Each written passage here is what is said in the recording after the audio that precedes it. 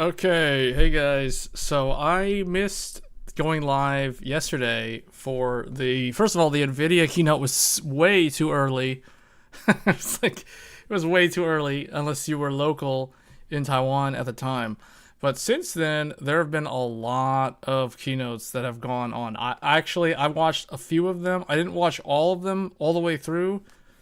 I watched the Nvidia one, most of it, and I watched the AMD one, most of it. And then I watched a little bit of Asus, a little bit of Qualcomm. I have not watched the ARM one, which is the one I'm about to go through right here. But there's a lot. So there was Snapdragon from Qualcomm. This is probably the most surprising one because I have not talked about Snapdragon and Qualcomm on this channel. Hey guys. Hey Nicholas. Hey Matt. Hey Flavored. You scan the Nvidia one, watch AMD and ARM. Yeah, the ARM one I have not watched yet, but I did watch the Qualcomm one. And the Qualcomm one is shocking. Like the thing that was very surprising was Snapdragon X Elite is going to be in a lot of mobile devices. Like, this is a huge push. This is probably the one that stood out to me the most. To be honest, it was the one with... So, Snapdragon... So, if you guys don't know, Qualcomm is very big in the mobile space, historically. Like, think of smartphones, specifically smartphones. But, historically, the ARM architecture that Qualcomm uses has not been well suited for consumer desktop or laptop. Basically, you think of the Windows operating system, and to a lesser extent Linux, but for all our discussion here, we're going to be focusing on Windows because the announcements from Qualcomm, basically, Qualcomm... communications company into a connected computing company and now bringing... See, exactly what the CEO of Qualcomm said. Cristiano said that they want to go from being a mobile-focused company to a communications company to a compute company, which means they want in on the AI market, like everybody else that's making computer hardware or semiconductor-based systems. They all want a part of this AI market. So the thing that surprised me here, and we'll answer viewer questions here in a little bit. I just want to get through some of this because the thing about Qualcomm is they are making a big push declaring that the PC is reborn, reimagined, built for the new generation. Right now. And not only the platform is being built to create this experience, but it's been optimized for this new workload enabled by Copilot+. So it's all about Microsoft's Copilot because what's making this happen is the Snapdragon X Elite has the NPU tops that are needed for running these AI, these LLMs natively on the local client device. Because when you guys think of ChatGPT and all these LLMs, historically, since it started becoming popular, they've existed in the cloud. So when you would interface with one of these, you'd interact with like a chatbot or something. It's all based out of the cloud, something running on a server. Well, to run it locally, and we've talked about this on the channel, to run an LLM, especially one that has parameters in the billions, if not trillions, requires a lot of processing power or a lot of dedicated ASIC hardware that is tailor-made for this sort of stuff. Hence, the entrance of the NPU, the neural processing unit, not to be confused with the network processing unit. If you're somebody who is from the routing and the switch world, the NPU is think of it like a new type of core that exists in a CPU that is tailor-made to handle like LLM-based instructions. So basically doing AI-related tasks. And Snapdragon, the X Elite, is one of the processors that is engineered to do this sort of thing. And that is the reason why, out of nowhere, Qualcomm is like back on the map. Microsoft, with their Copilot, is going to partner with Qualcomm and start putting all these different new laptops with, they're calling them AI PCs. If you guys watch the AMD presentation, AMD was all over this as well, because AMD has the whole Ryzen AI and Strix and all that stuff, and we're going to cover that in a little bit. But the Snapdragon one is surprisingly good, and the way you can tell it's good is the fact that all these different ecosystem partners are actually teaming up with them. So Microsoft, I think Pavan, the SVP from Microsoft, I forgot which group he's from, he came on stage at the Qualcomm show talking about the partnership with Qualcomm and Microsoft, bringing the Snapdragon X Elite to the Windows platform, and that's enabling Copilot plus PC. Hence, the PC is now reborn.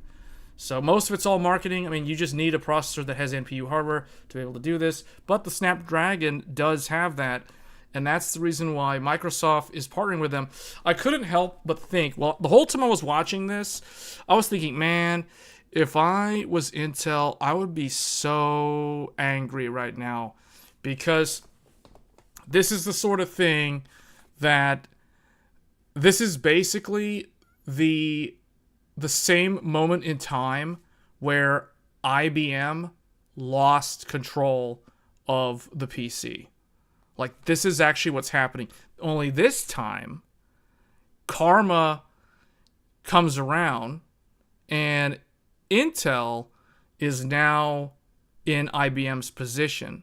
Because years ago, IBM had the PC all locked up. It was like basically IBM had it locked down, and they had Intel making their chips, and they were doing their thing, and they had Microsoft writing PC DOS, and it was basically IBM was the head honcho that everybody went to if they wanted to buy into this ecosystem. Well, what ended up happening was Microsoft and Intel behind the scenes went behind IBM's back and partnered up with all these small OEMs, which are today, we know them as Dell, HP, Lenovo. Well, Lenovo not really, because Lenovo didn't exist back then, but it was mainly HP, Dell, and some other ones.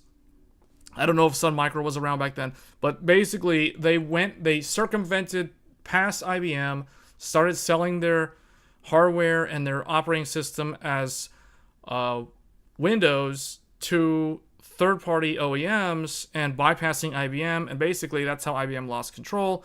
IBM ultimately left the PC space. They sold off their hardware division to a company called Lenovo. So that is who Lenovo is today. Lenovo was a Chinese-based company that was contracted by IBM to do the manufacturing for their PC parts. Think of their ThinkPads.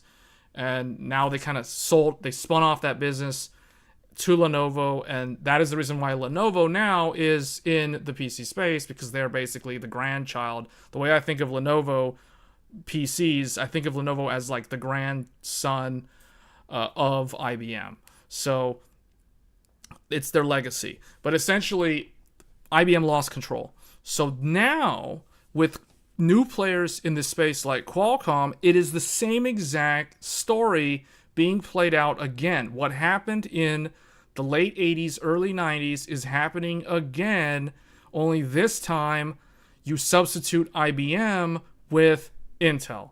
Intel is now the one in IBM's shoes. So Intel is now the one on the chopping block. All of a sudden, out of nowhere, Snapdragon is coming to Windows.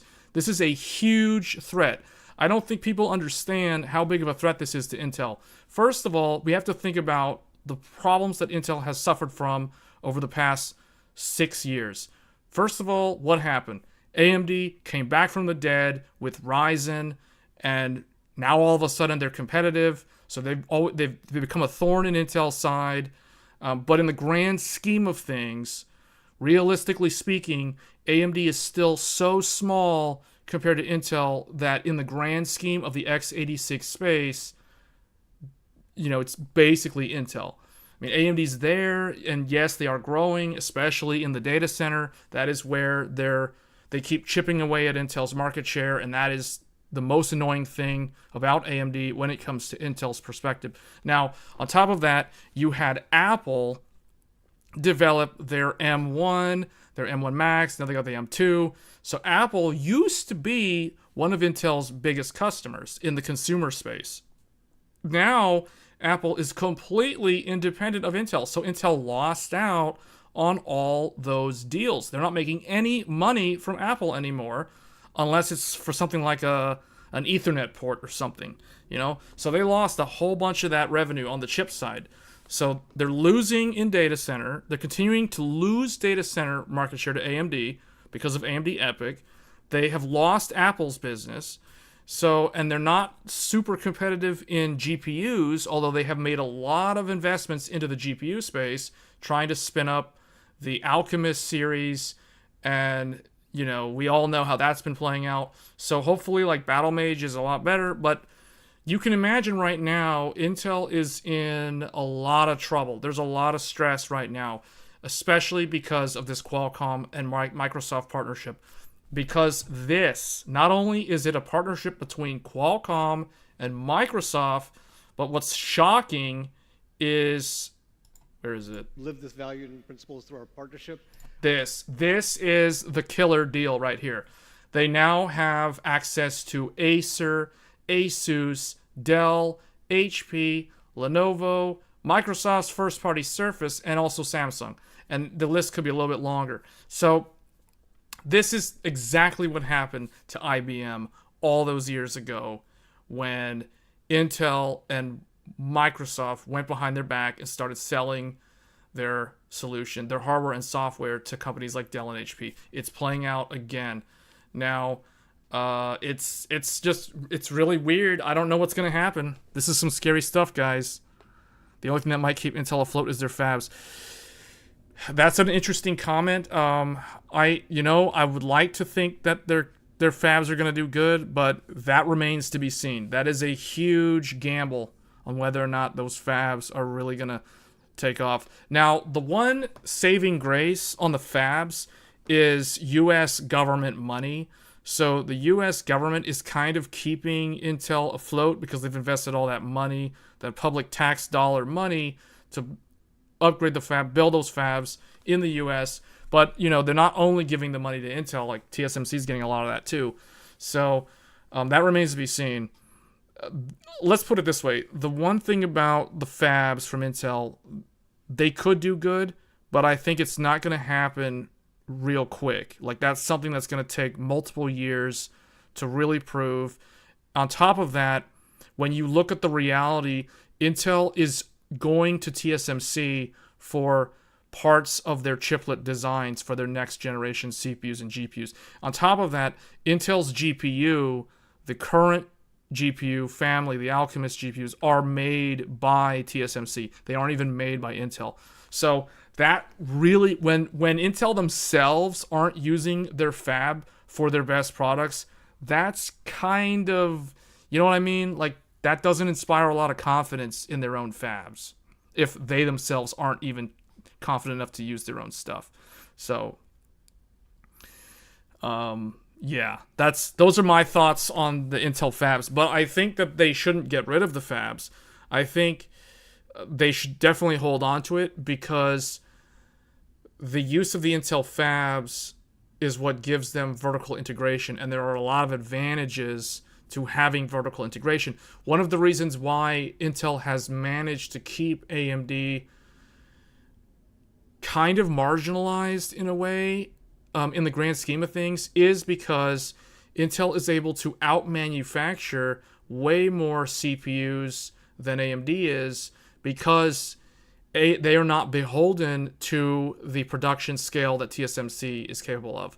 Because Intel manufactures their chips their own, historically, they have full control over how many they produce, whereas AMD is at the mercy of TSMC, and they have to buy the wafer capacity. And they're also having to compete with other players in that space, namely NVIDIA, Apple, Qualcomm, and now Intel. So it's going to be very interesting to see how things are going to play out. I'm very interested to see what Intel's long-term strategy is, or even short-term strategy, because this Qualcomm thing, like, this is some scary stuff, guys. Like, I don't think you realize how much of a big, massive threat this poses to Intel's business. Because right now, like, the enthusiast crowd is probably looking at this like, oh, you know, it's not 86, it's not going to be competitive for gamers. Well, we'll see how it does, you know, 2nd gen, 3rd gen, like how things will improve over time. These guys are not holding back. Qualcomm is very hungry for this market, and they're teaming up with, they've got HP, so HP. That's really appreciated.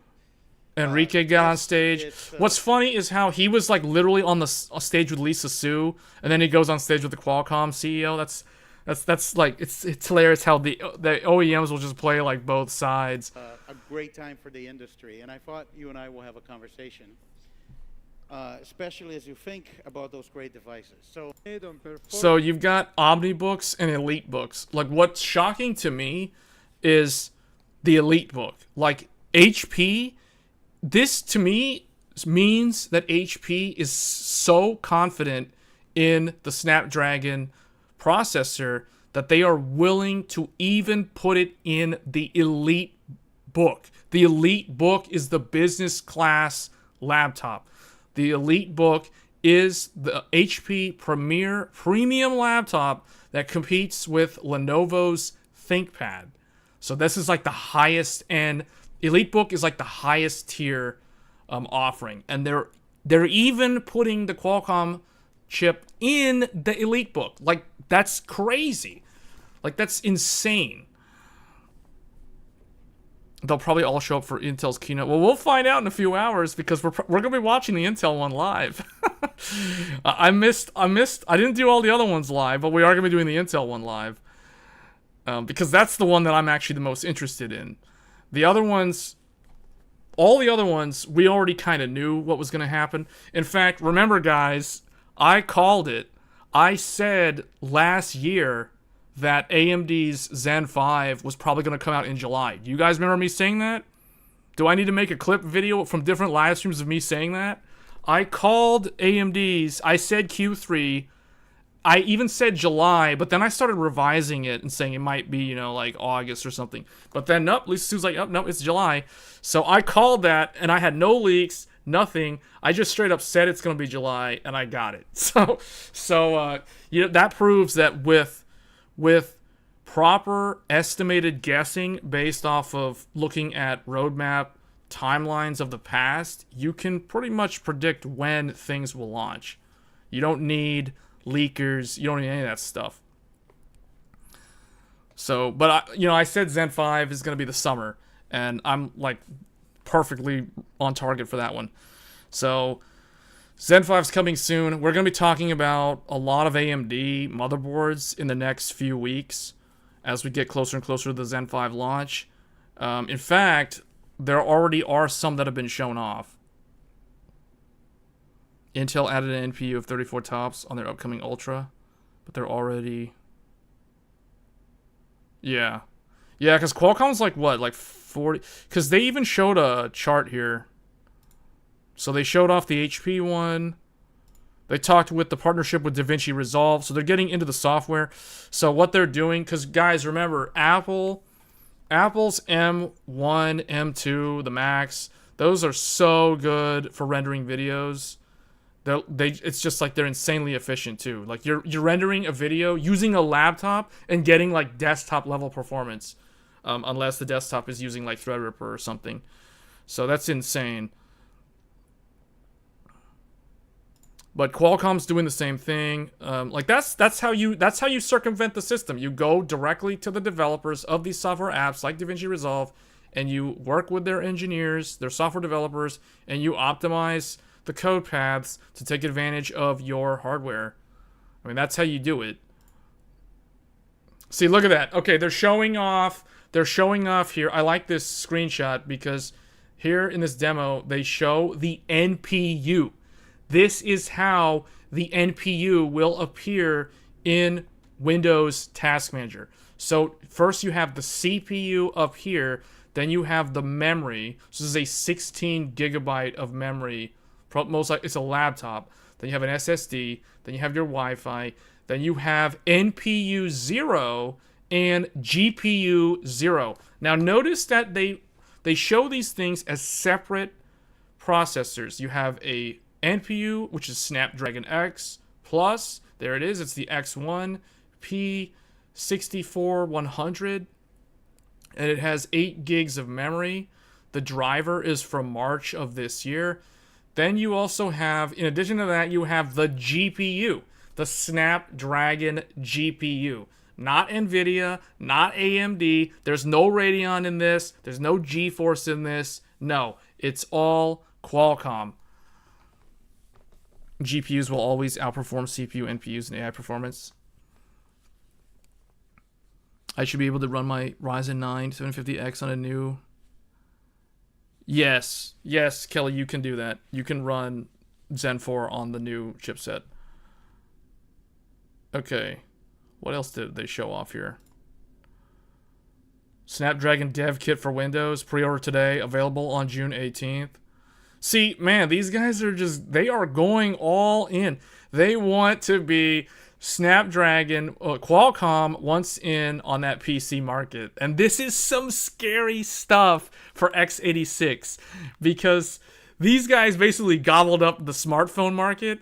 Now they're finally coming to the desktops and the laptops. At the very least, they're coming to the laptops. The desktop stuff, that's safe ground for AMD and Intel for now. But man, the mobile space is really, really interesting right now.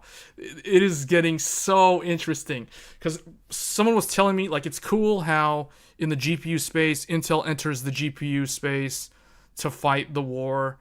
Man, the problem is Intel has no idea, man. This proves that Intel's like some kingdom that just kind of like sits there and it does battle. It goes to war with its neighbor, aka AMD, and it fights the armies of Ryzen every now and then, for dominance of the field. But they don't know how to fight a war on two fronts. They don't know. Their enemy, AMD, has literally been fighting a war on two fronts for pretty much eternity. Basically, they having to fight a war against Intel, like a never-ending war, the x86 war. And then on the other side, they're fighting in the GPU battle royale, and it's them, and then ARM is kind of there, and then NVIDIA's obviously the dominant player in that war, in that theater, if you will. So it's interesting. So it's like Intel's like, okay, we're gonna go in. We're gonna go in. Okay, yeah, they're getting obliterated. So it's like first of all, NVIDIA's just there, and it's like they can't do anything to them. Intel is in no way, as of right now, Intel's not a threat to NVIDIA at all. Seriously, do you really think that someone who has GeForce is gonna consider going to Intel Arc? That's not gonna happen. You know what I'm saying? Unless they're curious, and they can afford to just buy another GPU just to test, to be a beta tester essentially. But the reality is, once you're in the NVIDIA ecosystem, especially as a developer for things like CUDA, it is extremely hard, if not nigh impossible, to move away from NVIDIA. So NVIDIA basically has that walled garden, and they have a fortress, and you can't even get in. Occasionally AMD tries to siege the fortress, but it always fails. You know what I'm saying? So this is the way I see it. From my point of view, AMD is the kingdom. It's a small kingdom that's in the middle. And it's on one side, it fights the giant blue empire. On the other side, it fights the giant green empire. So they know how to do battle. But Intel, they clearly don't know what's going on. And now, you know what's happening? Now you've got Qualcomm. Qualcomm is like the Mongols just raging through. They're just coming in. They're going to try to conquer everyone. They're just going to come in and clean house. Goodbye x86. It's this could be one of those moments. This could be one of those pivotal moments in time. Jensen talked a lot about, we're at an inflection point where we're starting, like, the AI is the start of the next industrial revolution from his point of view. So, but at the same time, like, what does that mean if you're a silicon chip designer? You know, like, you want to be on that market, but like, how competitive can you be? And you better have a strong partnership with TSMC. On top of that, you better have a lot of money, because you're gonna have to buy up those expensive wafers, and the best ones aren't gonna be cheap. So it's a tough place to be. Like, if you're in that space, and one slip up, and you know, like, it's gonna be really, really hard to come back from that.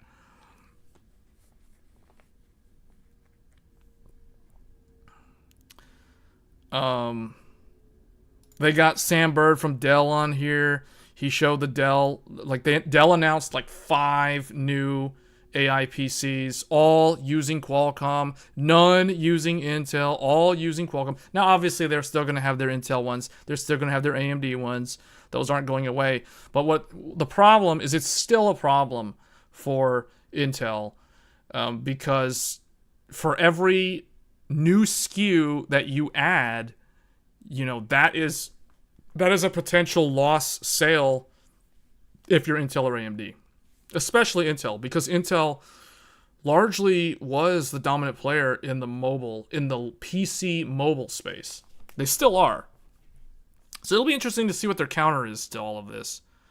Because, man, these guys, like, they've got the Snapdragon Connect, which isn't really anything different from what others offer. Snapdragon Secure, you know, that's basically like a TPM. You got Snapdragon Sound, lossless sound. You got Snapdragon Sight, advanced camera, ISP. So this is basically like the AI. You take a picture of something, the AI tells you what it is. So they've got all that stuff. It's all integrated in with Copilot. All this stuff, like, back-end connects to the Copilot stuff. But this is a big deal. And then, okay, then he also talks about gaming on Windows. Here's the thing, guys. If you thought, oh, x86 is still going to be the dominant one for gaming. Well, maybe today, but what about tomorrow? Time with many partners about the gaming experience. Many of us will use our PCs for games, and you need to have the benefit of high performance, extended battery life, lossless audio, which is essential for immersive in the action experience, and in addition to the GPU on Adreno to make the full use of the capabilities of the system. There's more than 1,200 games that are being tested. 1,200 plus games. 1,200 plus games. On X Elite and optimized, including many AAA games. We've been working with Activision. Okay, the first thing, when he said 1,200 games, the first thing that came to my mind was, what percentage of those games are actually like AAA games? Because there's probably a whole bunch of like Candy Crush and, you know, like Farmville and these mobile games and gacha games like Genshin and stuff that'll run on a potato. You know, like all those mobile games that work on the smartphone, obviously those are all going to work on the Snapdragon X Elite, no problem. So, but it's like, what are the games that are actually going to, like, is this going to run like Horizon Forbidden West, or, you know what I mean? And the other thing too is, how does the Adreno GPU compare to like the AMD, what is it called? The 780M. You know, like the mobile integrated graphics on an AMD APU. Like a 780M is basically the king of that domain right now. So it's like, how does the Adreno compare to the 780M? The 780M, for those that are wondering, the 780M is about as powerful as it's almost as powerful as a GTX 1060 and an RX 480. It's a little bit weaker than those two. Think of it like a GTX 970. That, and remember, that is a mobile integrated chip from AMD that is as powerful as a 1060, which means that you can already game at 1080p on a lot of different games with a Ryzen APU. So how does the Adreno compare to that? Because that is what I would consider the benchmark. That is like the mobile standard when I think of gaming on a mobile device. on a laptop without discrete graphics. Samsung started using RDNA in their mobile core. Yeah, because the RDNA stuff scales down really, really well. Like, that's the thing. And NVIDIA could be really good in that space too, but they don't care. Like, they finally gave up when I think it was the European Union court ruled that NVIDIA was not allowed to purchase ARM. Do you guys remember when NVIDIA tried to buy ARM? And, like, Intel and everybody tried to lobby against them and block that from happening, because, you know, like, the last thing Intel wants to deal with is NVIDIA making CPUs. Like, they don't want to deal with that. Like, can you imagine if you're Intel, do you want to deal with that? Like, do you want to go up against NVIDIA? Like, who wants to compete with NVIDIA right now?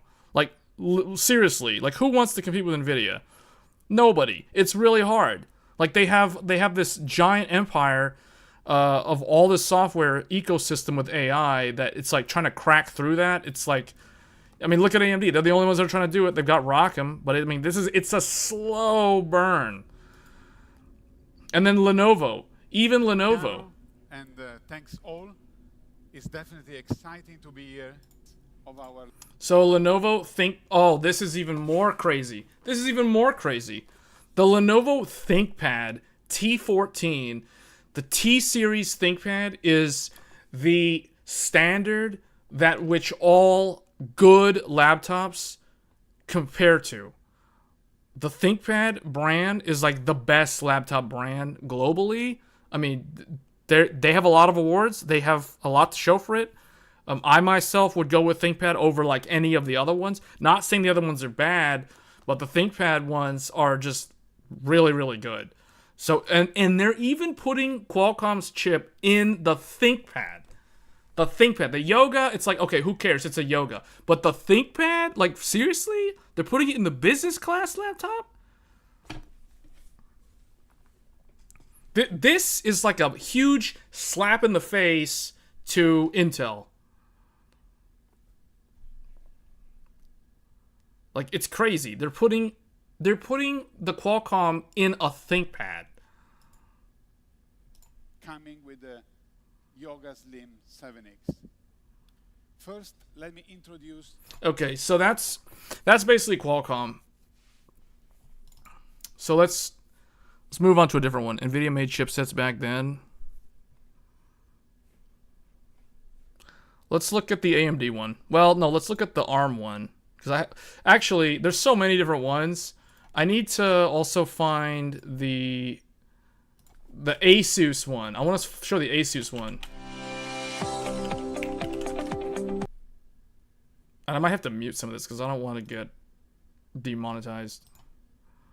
Hold on. So let's find Asus. All right, this one's Asus. Or sizes from ultra, large, medium. Okay, Asus. 35 years of incredible Asus innovation. 1989, the main board. 2006, the laptop Lamborghini. Then 2006 again. Why do they have two 2006s? EPC, Bamboo series, the robot Zenbo, supercomputer Taiwania 2, ZenBook Pro Duo 2019, ZenBook Fold OLED. So, Asus. Asus had their show. We're going to cover them. I know like a lot of people aren't happy with them right now with the whole ARM-A thing. But they still put on their show. So let's see what they talked about. Okay, so here we go, man. Here we go. Look, check it out. Powered by Snapdragon. Here we go. Snapdragon X Elite, Copilot plus PC, the Asus VivoBook. Now, Asus was not on stage with Qualcomm. When Qualcomm did their thing, they had the HP guy, they had Dell, and they had Lenovo. But Asus is also incorporating the Snapdragon X Elite in their laptops. Asus VivoBook S15 on the new Qualcomm Snapdragon X Elite processor. And the reason why this is happening these launches don't is because of tops. It's all about the tops. So let's take Qualcomm a look has at the what we've been doing tops. for AI in Windows. in their AI PC or the AI processor, and that's the reason We why. That's introduced what allows Copilot them to the get world in. and brought it right into the Windows experience. So millions. Let's hear from our long-term partner, AMD. Okay, so they brought Their AMD on here NPUs too. Have been lighting up modern computing experiences for decades. That's and kind of offering awkward. generation- That's kind of awkward when you have you show off the Snapdragon laptop, and then you announce AMD next. no dips across all fronts, from CPU and the GPU to the new exciting NPU. In an instant. First time in our history, we designed a next generation CPU core. So we've got AMD and Microsoft and Asus. So this is a Copilot PC. This is the AI PC. Man, everybody is talking about AI PC. Everybody's talking about AI PCs. A next generation GPU core. It's like everyone's talking about AI PCs and stuff and laptops and how AI is gonna like watch you and listen to you and and take screenshots of what you're looking at on the computer periodically. You're like, everybody's talking about this stuff. Meanwhile, Nvidia is off in La La Land talking about how like they're like Nvidia's off in a whole nother universe. Everybody here is talking about AI and PCs and how it's gonna help you and do all this stuff, and you can take a picture of something, it'll tell you what about it and stuff. Meanwhile, Nvidia, we're gonna talk about them in a little bit. Nvidia's off there in like the fourth dimension, talking about they created like Earth's digital twin and digital humans. like they're going even more abstract. They're like taking AI to the next level. You know, all these guys are AMD and everybody's talking about AI PCs. Nvidia's like AI everything. AI, they want AI in everything. In healthcare, in automotive, in financial services, in customer support, in oil and gas, meteorology, oceanography. Like they want in all these things, extraterrestrial. Like Nvidia's going off into all these different, that's why I said they're in the fourth dimension. They're like way out there. Like Jensen's talking about a digital clone, and then Earth has a digital twin and all this stuff, and the moon will soon have its clone or its twin. Like they're doing like way higher level stuff, whereas these guys are all like, yeah, we're putting like NPUs and everything in it, and it's all good, except for privacy concerns. Like forget about the privacy concerns. You don't have to worry about that. It's like it's not a big deal. Like it's an AI PC. What can it do? I mean, that's basically the narrative that everyone's pushing. The tera operations per second. Spyware plus PC. The only OS not droning on about AI is Linux. Not yet. The tech companies clearly never learned a thing from the Terminator. Yeah, that's a good one. Yeah, the Skynet. Yeah, that's exactly what it sounds like. It sounds like that's where we're headed. Especially from the Nvidia one, though. Like the Nvidia one, we're gonna look at the Nvidia one next. And create a whole new architecture for an NPU. If we have leadership. But see, the across problem is board soon you won't have a simultaneously choice. For the first time ever. Like, here's the thing, guys. The next time you're gonna buy a laptop, like, what are you gonna do? What are you gonna do? Are you gonna buy an old laptop? Are you gonna buy a used laptop? See, this is the problem. We're basically getting force-fed this solution. It doesn't matter if you're going with an AMD or a Qualcomm or even an Intel one, because Intel's gonna have theirs too at some point. So it's like they're all doing the same thing. Right? Of course, silicon alone doesn't get the job done, right? We then want to create the most disruptive system designs. Because we have disruptive system designs, it shows a differentiated user experience. And we did deep co-engineering with Asus to create designs that are thinner, lighter, sleeker. I will say, though, AI is such a dominant thing that it has kind of overnight reshaped the landscape when it comes to new devices by OEMs. because year after year, every year, Computex is basically, okay, here's our latest Zen book with the Ryzen Zen 3, or the Zen 3 Plus, or the Zen 4. Oh, and this is our first laptop to offer DDR5. Or, okay, this is our laptop with the new Intel 13th gen, blah, blah, blah, with the E-cores. You know, it's so efficient, even though it doesn't have that good battery life, but it's got more stuff in it. So, you know, like that's what it's been about. It's been like this every year. Every year, it's the same thing. I will say, regardless of whether you like AI or not, this Computex is way more entertaining than the previous ones, because it took what you thought Computex would be, and it basically flipped the script and it's like, nope, it's all AI, and it's like, okay, forget about Core i9s and i7s. Those things don't even exist anymore. Those are like ancient relics from a bygone era. Who cares about those things? It's all about AI. What are your tops? What is your AI benchmark? What's your AI metrics? Like, you know, like what's your the speed at which you can generate images in Stable Diffusion? You're like, that's what everybody's paying attention to now. Like, does your processor have an NPU? What's your tops? You know, yes or no. Like, this is the sort of thing. And now all of a sudden, you have like everybody announcing like AMD this, AMD that, when in the past, AMD was always kind of just there, like as an alternative choice.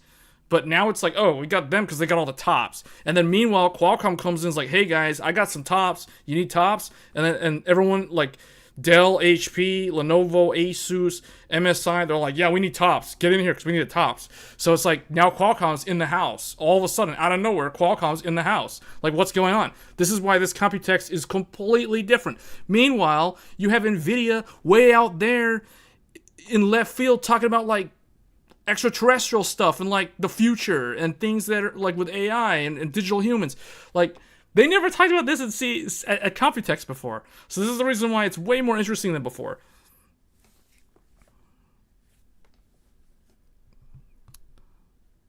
Asus chairman on the AMD presentation. And more beautiful than we have ever created. And of course, it would all be less about the experience, right? We then want to create it'll be less complicated if they just went back to calling it what it is, software. Partnership with Mark and Microsoft and with Adobe, Zoom, all well, that. you can't just call it software because that sounds boring. See, that's the thing. That doesn't see if you call it software, the regular people who don't do it, like they're not software developers, or they don't know, they can barely tell the difference between software and hardware, or they might be able to tell you the difference between software and hardware, but that's the extent of what they can tell you. Like, those people, they don't want to hear software. I mean, that's like, what? Like, hardware is always more interesting to look at and listen to than software. The thing that makes software cool is when you explain and tell stories about what the software is capable of doing.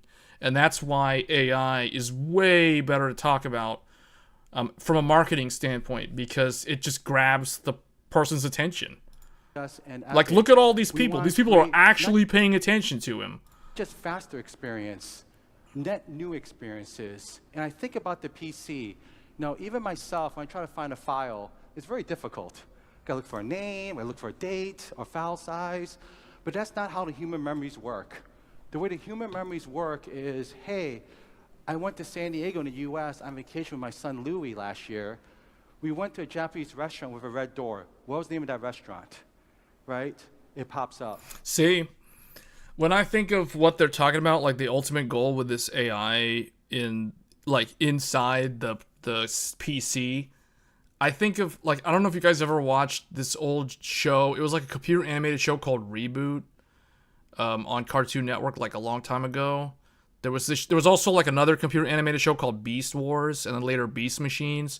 But there was another show called Reboot, and in the show Reboot, there was like this Guardian guy. His name was Bob, and he had this little, like, it's like a little gadget on his arm called Glitch, and he would always talk to, like, Glitch was like this tool that he could use to give him the answers to something or help him solve problems or transform into tools that he needed, when he needed them. But he would always like talk to you, be like glitch, and he would like give it a command, and it would like do something. That is kind of how I see this, the way they're talking about this AI gimmick, where it's like he just said, it's like I went to a Japanese restaurant last year. It had a red door. What was the name of the restaurant? He could show the AI like a picture of that event, and the AI would be probably able to do like an image recognition search and tell him what the name of the restaurant is based off of the logo or something. So they're turning Beast Wars into a movie for real? Man, Beast Wars was so much better than Beast Machines. Or I had a board of directors presentation 9 months ago on AI. Just saying, Beast Wars Season 1 and Beast Wars Season 2 were like so good. Beast Wars Season 3 got really weird though. To every human in the world. I think about our journey with Asus. Asus and AMD share the same Okay, see, this is okay. The only thing I like about this slide was he called out ROG Crosshair. See, so a lot of enthusiasts don't know this. A lot of PC enthusiasts have no idea that the Republic of Gamers brand originated between the partnership between AMD and Asus. That is where ROG comes from. The ROG Crosshair was the first ROG motherboard. Like, legit, this is real. Like, this is fact. This is not like me making this up. The Republic of Gamers Crosshair was the very first Republic of Gamers product from Asus. It was an AMD-based motherboard that I believe supported socket AM2. I think it was socket AM2. Maybe it was... I don't think it was socket 939. I'm pretty sure it was AM2. I don't think it was AM1. The socket, I'm not 100% sure. So someone will have to Google and tell me like what the socket actually was. But the ROG Crosshair was the very first Republic of Gamers branded product from Asus. So, and it broke the CPU overclocking record. In fact, the ROG Crosshair 5 Formula Z, or maybe it was just the regular Formula, but the Formula Z Crosshair 5 was the first motherboard to break the 8 gigahertz world record. The world record has recently been broken, but I think it's like 8.6 gigahertz or something now, or close to 9 gigahertz. But for the longest time, the Asus ROG had the world record for it was a FX 8350, an AMD CPU. An FX 8350, not an Intel CPU, not a Ryzen CPU. No, an old AMD FX 8350 had the world record. Now that's no longer the world record because it was recently broken by an Intel, I think a 13900K or something. But the world record for a long time, for more than 10 years. I think it was 11 years. The AMD FX 8350 plus the ROG Crosshair 5 Formula Z had the world record of, I think, like 8.53 gigahertz or something. That's like the world record for overclocking. So Asus is very proud that they hold the world record on one of their motherboards, the Republic of Gamers motherboards, and the AMD CPU for a very, very long time. The 14900KS hit. Yes, that's the one that broke the record. Yes, Marcel, you're correct. Yes. The 14900KS recently broke the FX 8350's 8.5 something gigahertz world record. Yep. The Intel one on one core. No, Max. I don't think neither one of them were on multiple cores. I think both of them were on like a single. Well, the AMD one I don't remember, but the Intel one was on one core. The FX 8350 might have been on one or two core. I can't remember anymore. It was not all cores though for the FX 8350. Neither one of them are on multiple cores for that speed. But think about that. Think about how long that was. The FX 8350 is a processor from 2012. 2012. So we're talking about, what is that? Almost 12 years, give or take, between the time that the FX 8350 set the world record, and then finally the Intel 14900KS manages to beat that. And what's funny is that was like a little $200 CPU. A little $200 CPU set the world record for like 8.53 or whatever it was, 5-6 gigahertz. For so long, for like for more than a decade, that had the world record.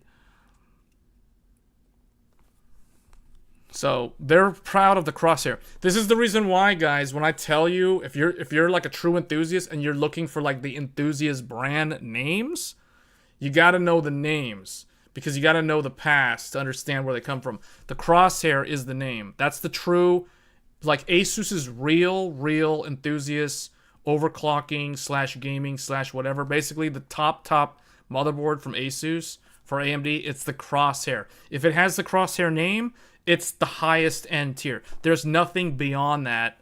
I mean, there's the Crosshair Extreme is basically the highest end offering from an Asus motherboard. So that's Crosshair. MSI has Godlike. Gigabyte has the Aorus Extreme with an X. ASRock used to have like the Fatality line, but I think they kind of dropped that one. It's I think for now it's like Tai Chi, if I'm not mistaken. So that's, yeah. DNA of innovation Asus. So they're coming out with, of course, new Zen books with the Ryzen AI. And maybe the best. I think some of this stuff was in the AMD one. With at all directions with cameras that look directly in oh yeah, view, this is the part that I found kind of weird about the Asus presentation. Asus's presentation was the only one that whenever they were going to show a product, whoever was the person who had to go on stage and hold the product, they forced them to do like, well, you'll hear. I'll just play the video. Center. Look, this is weird. Can you also look towards your left-hand side just a little bit? It's like turn to the left. And now slightly towards your right. Turn to the right. Back to the center. Okay. Ladies and She's like, gentlemen, oh, Asus okay. Zen book. Thank you, Caroline. And pretty much every time they would do this, they would have the person, like, whenever they were showing a product. piece of work in the recent years. In this new era, Like, where's the part with the AI tough? Tough gaming. Cause see, look, they do tough. And see, they pick the winning combination for mobile right now. Like, they show you, like, this is the thing.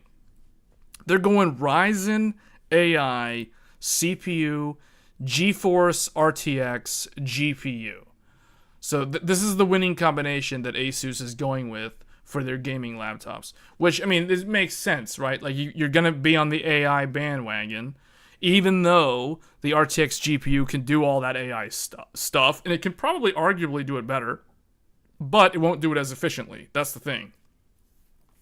The way I see it is these NPUs are basically like ASICs for AI workloads. So it's like, yeah, the GPU can do it better, but not at the same battery life.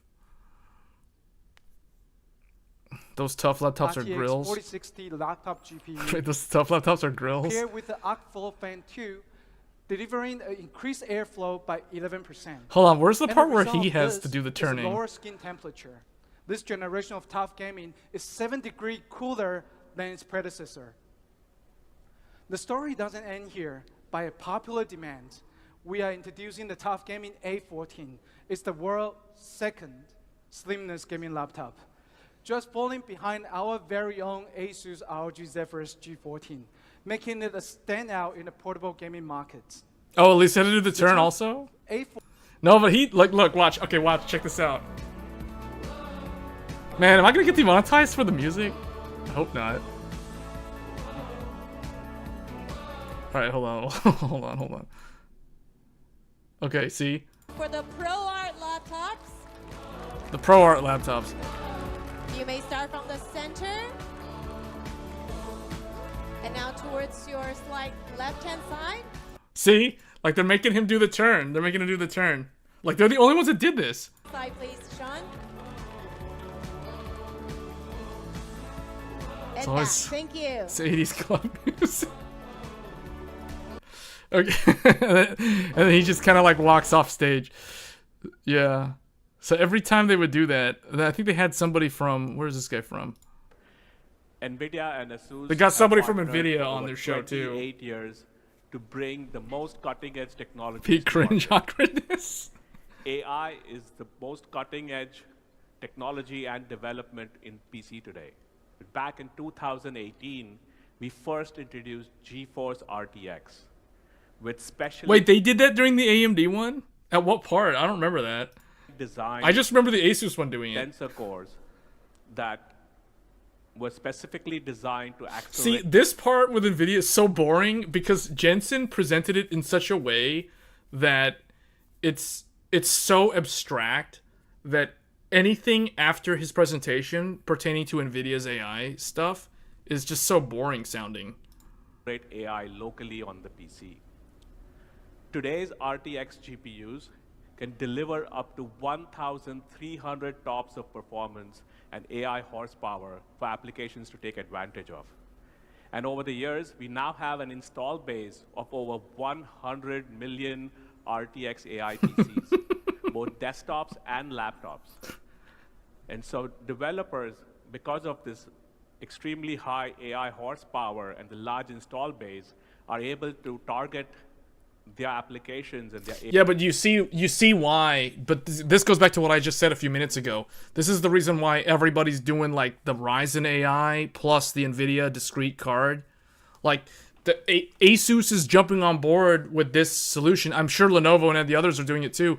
You're basically going Ryzen AI processor, so you're getting the NPUs with the tops for the battery life and all that stuff. And then if you really need to leverage, if you need more horsepower, essentially, for AI workloads, if you're plugged into the wall, then you have the RTX GPU in the laptop itself. So you can always fall back on that if you need more, if the application will support using the GPU for those things. So, yeah, like this is the reason why this is the winning combination. Basically, Ryzen plus GeForce RTX is the way to go for a lot of these laptops, or these next-gen AI PCs, as they're referring to them now. And that's basically what's happening here. You don't remember what the vendor he was telling Lisa to turn the way? Oh, okay. Well, we'll look at that one. We'll look at the AMD one next. Software solutions. We offer complete infrastructure system. Yeah, this is the thing that is... so, like I was saying, how Qualcomm going into the PC space is a huge threat to Intel. Also, it's also a threat to AMD, but it's more of a threat to Intel. Because if you're the largest player in the space and your position has never really been challenged, and now all of a sudden somebody who was very, very successful in the mobile space is entering, now you are in trouble. And that's why Intel stands to lose more than AMD does in the mobile space, because Intel's much larger, right? So if their ratio is larger to start with, then naturally they're the ones that stand to lose the most share when someone else enters the market. Now, in the GPU market, it's not the same, because NVIDIA is the dominant player, then there's AMD, and then Intel is entering the GPU market. Now, the problem is, in terms of hardware, just from a strict hardware standpoint, you would think that, oh, NVIDIA is the largest one, so therefore, by that logic, they stand to lose the most market share by having a third player. Well, the problem is the third player is not that strong compared to Qualcomm. And on top of that, NVIDIA is able to leverage that ecosystem, the big software ecosystem, the CUDA, the cuDNN. They have all that stuff that Intel doesn't have, and AMD doesn't have either, or it's at a much more fundamental level. So the problem is, that's why things don't change in the GPU space. That's why everything just stays the same, regardless of what happens. Yeah, we're going to be watching... wait, is it 9... oh, wait, really? Hold on. So... oh, but what I was going to finish off my thoughts on this. Asus is making a big push into the data center market, the cloud market. And this is a big threat to companies like HPE, Cisco, IBM, people who exist in the data center market selling traditional servers. They're the ones, Dell, HP, and Broadcom, and Cisco, and I guess there's some other ones too, like Arista. They stand to potentially be disrupted by Asus, Gigabyte, ASRock RX, and these guys that are coming in with their own server chassis that house these GPUs. So that's basically the last thing on them that I think stood out. Let's look at the AMD one real quick.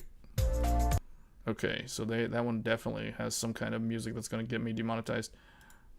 Thank you so much. Thank you. With the rapid innovation around AI and all of the new technology everywhere, it is actually the biggest and the most important Computex ever. Of course, you have to talk about AI within the first 2 minutes. Otherwise, you're doing it wrong. Now, we have a lot of new products and news to share today, so let's just go ahead and get started. Now, at AMD, we're all about pushing the envelope in high performance and adaptive computing to help solve the world's most important challenges.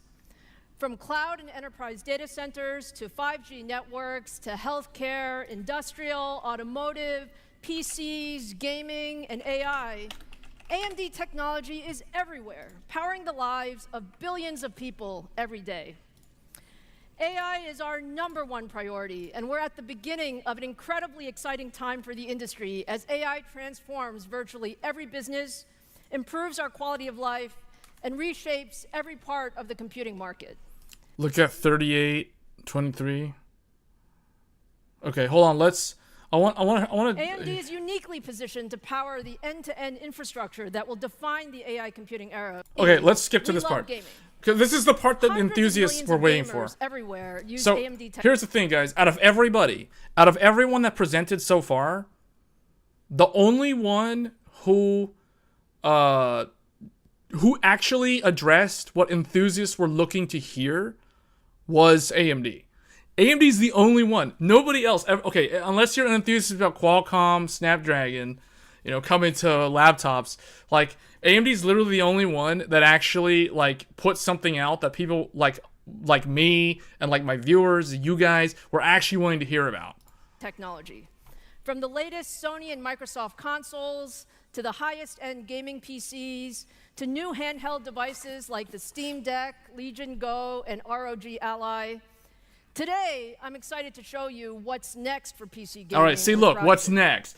PC gaming. Here we go. There it is, right there. There it is. We said it. We said it here like months ago. We declared it would be Ryzen 9000. For some reason, people kept thinking that Zen 5 was going to be Ryzen 8000. I told them that's wrong because that's not how they've done it. That's not how AMD's done it. Look at Zen.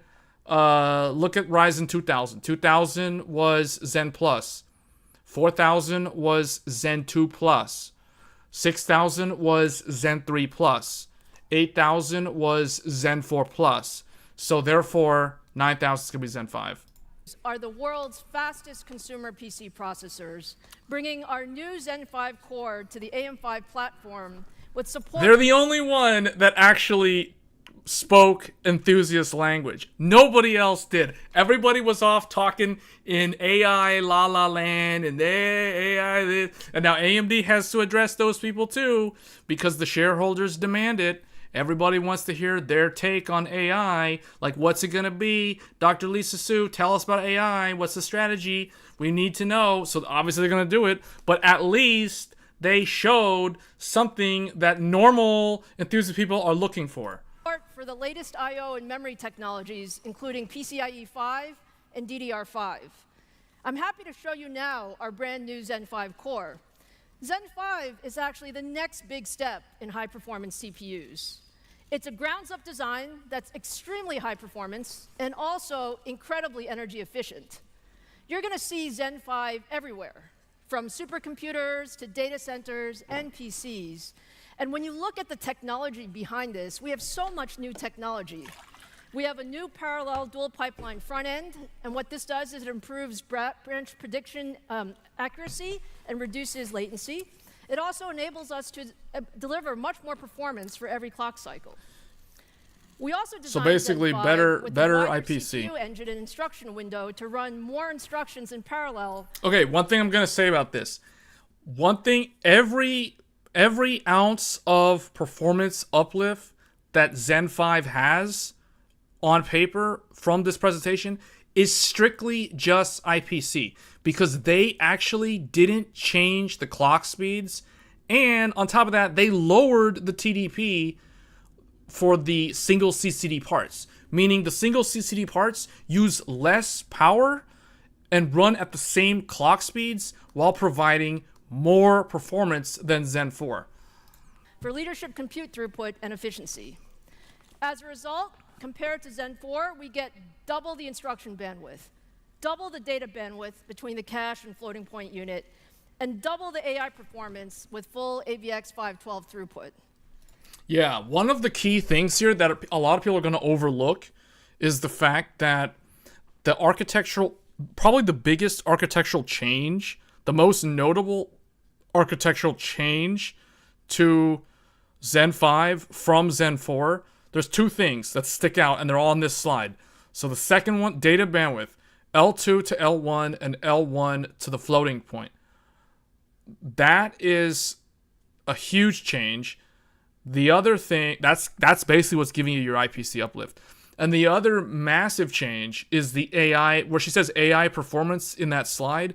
It says AI and AVX 512 throughput. The big difference here is with Zen 4, the way AMD does AVX 512, they basically in 2 clock cycles, or in each clock cycle, they'll pass a 256-bit word or instruction. So that means you got 256-bit on one, and then the other half of it, 256 on the other, and that's how you get your AVX 512, because you got 256 plus 256, that equals 512. That's how they do it on Zen 4. Now, with Zen 5, that all changes. They go to a full 512 in a single cycle, in a single pass. They're doing the full 512 instruction. So what that means is the AVX 512 implementation on this is basically how it runs in the server world, and how it's always run in the server world. It's very similar to Intel's 11th gen Rocket Lake's implementation for AVX 512. So it's like a full-on, true, 100% native AVX 512 throughput in terms of how it does the instructions. So that is another huge thing that changes.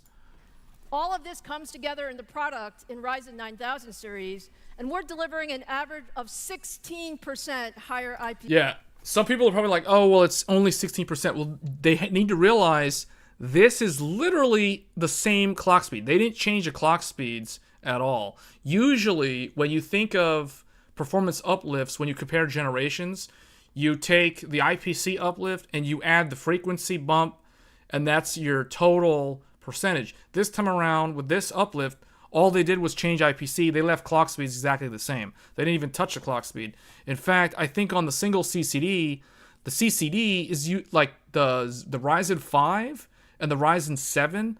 Those things are like 65 watts on Zen 5. That's down from 105 on like a 7700X, which means, so here's the thing, guys. This means that the new Zen 5 Ryzen 7 with no 3D V-cache uses less power than a Zen 4 3D V-cache. And the 3D V-cache was already extremely efficient. So that shows right there that there is an architectural change. And it's running at that lower clock speed. PC across or a the same broad clock range speed of application benchmarks and games compared to Zen 4. The 8 So and 6 now, have let a me show you the top 0.1. of the line Ryzen 9 Yeah, on the boost. 9950X for the very first time. There you go. But do you know what that means?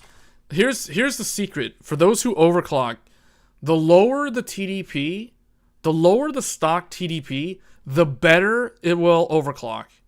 Because it goes back to the way CPUs used to be. You used to be able to take a 77 watt Intel 3570K, an i5 3570K Ivy Bridge. You could take that thing, the stock was 77 watt TDP, and the default base clock was 3.4 gigahertz. The turbo boost was 3.8 gigahertz. You could overclock that thing all the way to like 4.3, 4.4, maybe even 4.5 gigahertz. And the power consumption would go, it would balloon to like 100 watt, 110 watt TDP. But think about that. For like 30 watts, 30, 40 watt increase in power TDP, you gained like half a gigahertz in uplift over your turbo speed on all core. So back then, overclocking was possible because the TDP was low enough that you actually had headroom. So my thoughts on the single CCD is if these things start at 65 watt, that means you can have a field day with things like Curve Optimizer and PBO because, I mean, you can just tune that thing up to like 120 watt TDP. And on top of that, there's no Vcache, there's no 3D Vcache, so you don't have limits with not being able to do voltage changes and things like that.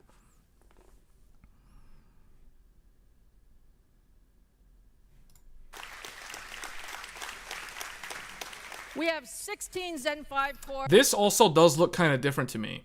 I couldn't help but think when I was looking at this that the shape of the CCDs looks different than, or maybe it's the IO die looks a little bit more wide to me, but this physically looks different from the way I remember.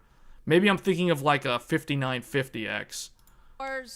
32 threads, up to 5.67 gigahertz. Yeah, the IO die looks wider, doesn't it? I think it looks wider.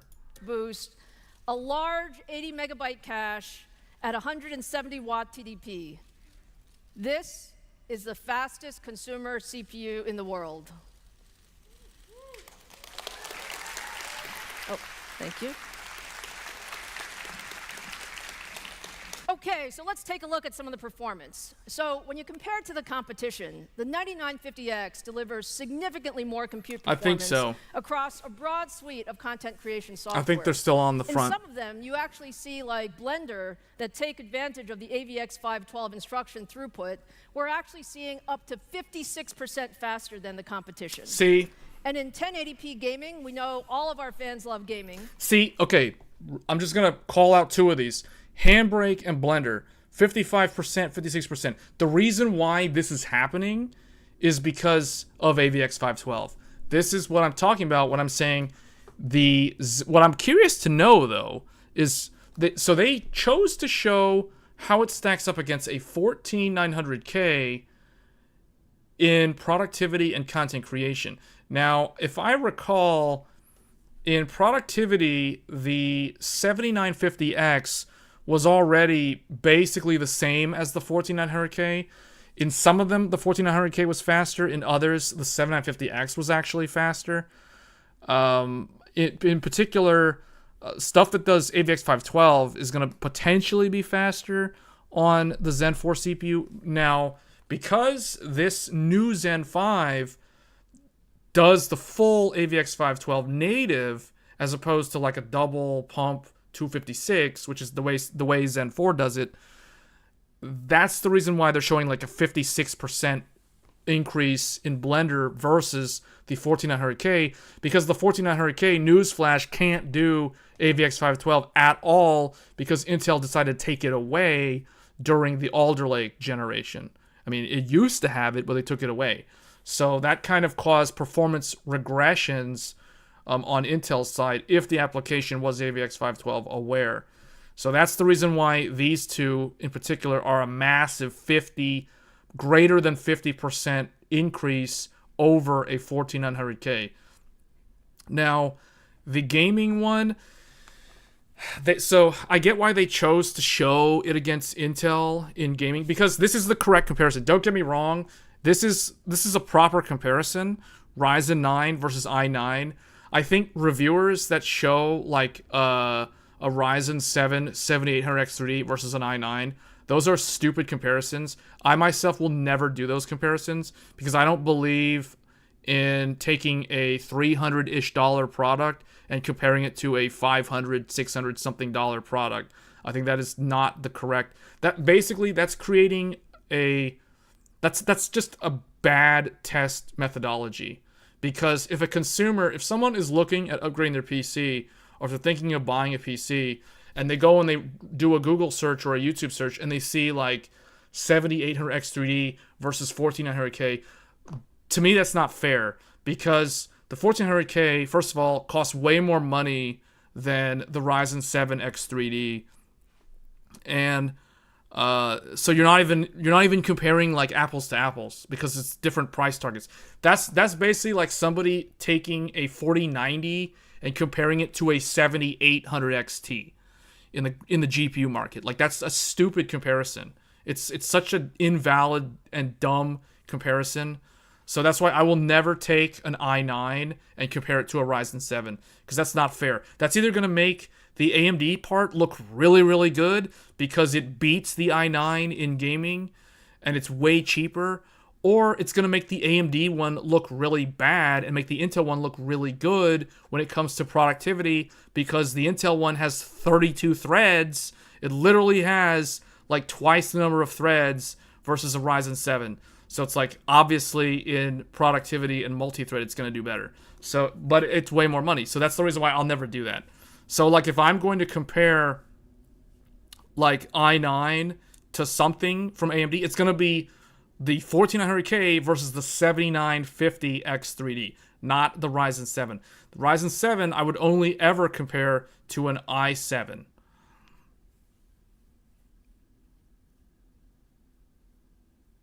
The 7800X3 does beat the most of the time. Yeah, it does. It does, and that's exactly my point. Like, it's making a stupid comparison, because it's like, okay, why would somebody even consider a $550, $650 CPU for gaming? Why would they do that? If the AMD, if the $350-ish Ryzen 7 does it better and it uses way less power, like, what kind of idiot would go with a way more expensive, power-hungry processor that has worse gaming performance? You know what I'm saying? Like, this is the reason why I will never do those type of videos, because those are stupid videos. The X3D nukes, well, yeah, but the thing is, the point is, if I was doing the comparison, it would be i7 versus Ryzen 7, because those two exist in the same price category. They exist in the same product tier. It's like a 4070 and a 7800 XT.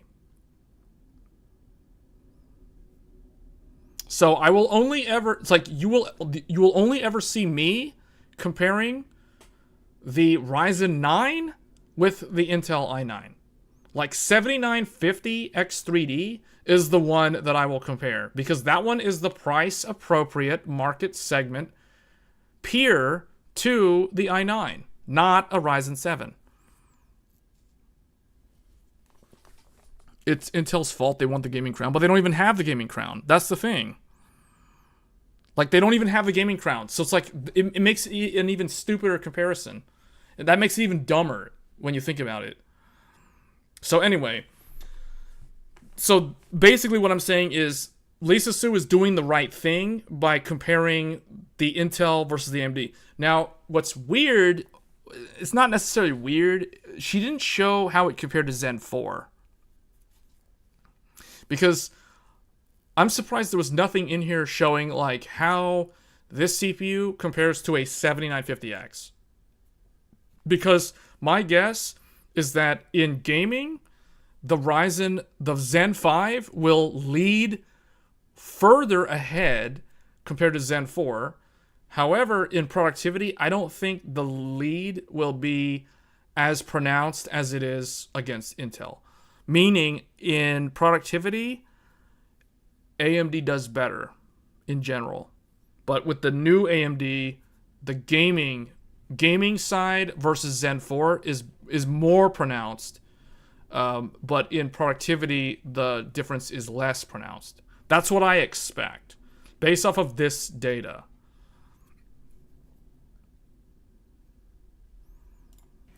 the 9950X delivers best-in-class gaming performance across a wide range of popular games. Now, with desktops, we know that enthusiasts want to have an infrastructure that let you upgrade across multiple product generations. And with Ryzen, we've done just that. Our original Ryzen platform, Socket AM4, launched in 2016. And now we're approaching the 9th year, and we have 145 CPUs and APUs across 11 different product families in Socket AM4. And we're actually still launching new products. We actually have a few Ryzen 5000 CPUs that are coming next month. And we're taking this exact same strategy with Socket AM5, which we now plan on supporting through 2027 and beyond. So you're going to see AM5 processors from us for many, many years to come. Now, in addition to the top-of-the-stack Ryzen 9950X, we're also announcing the 12, 8, and 6-core versions that will bring the leadership performance of Zen 5 to mainstream price points, and all of these go on sale in July.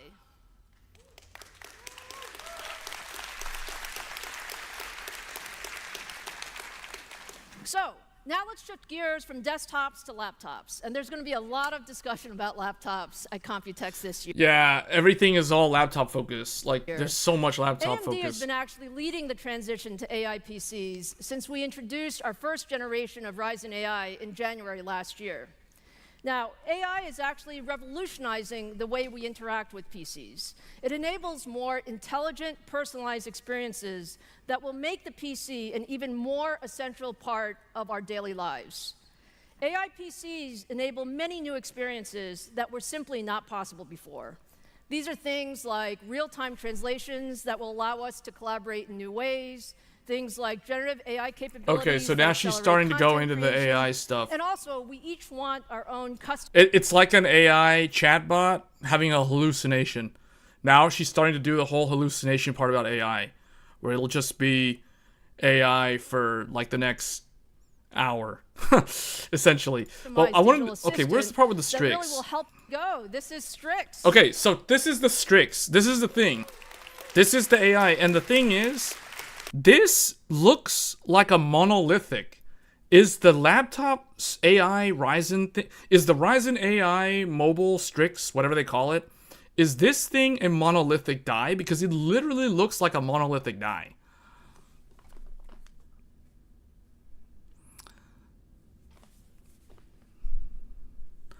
So, is this monolithic? 7800X3D greater than 1400? I think we already established that. But yeah, AI this, AI that.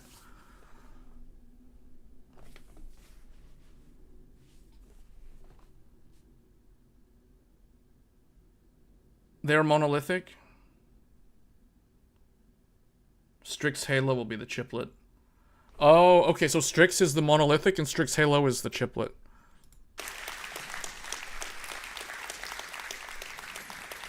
Strix is our next generation processor for ultra-thin and premium notebooks, and it combines our new Zen 5 CPU. Hey, what is everybody, like, what is all these comments about Intel,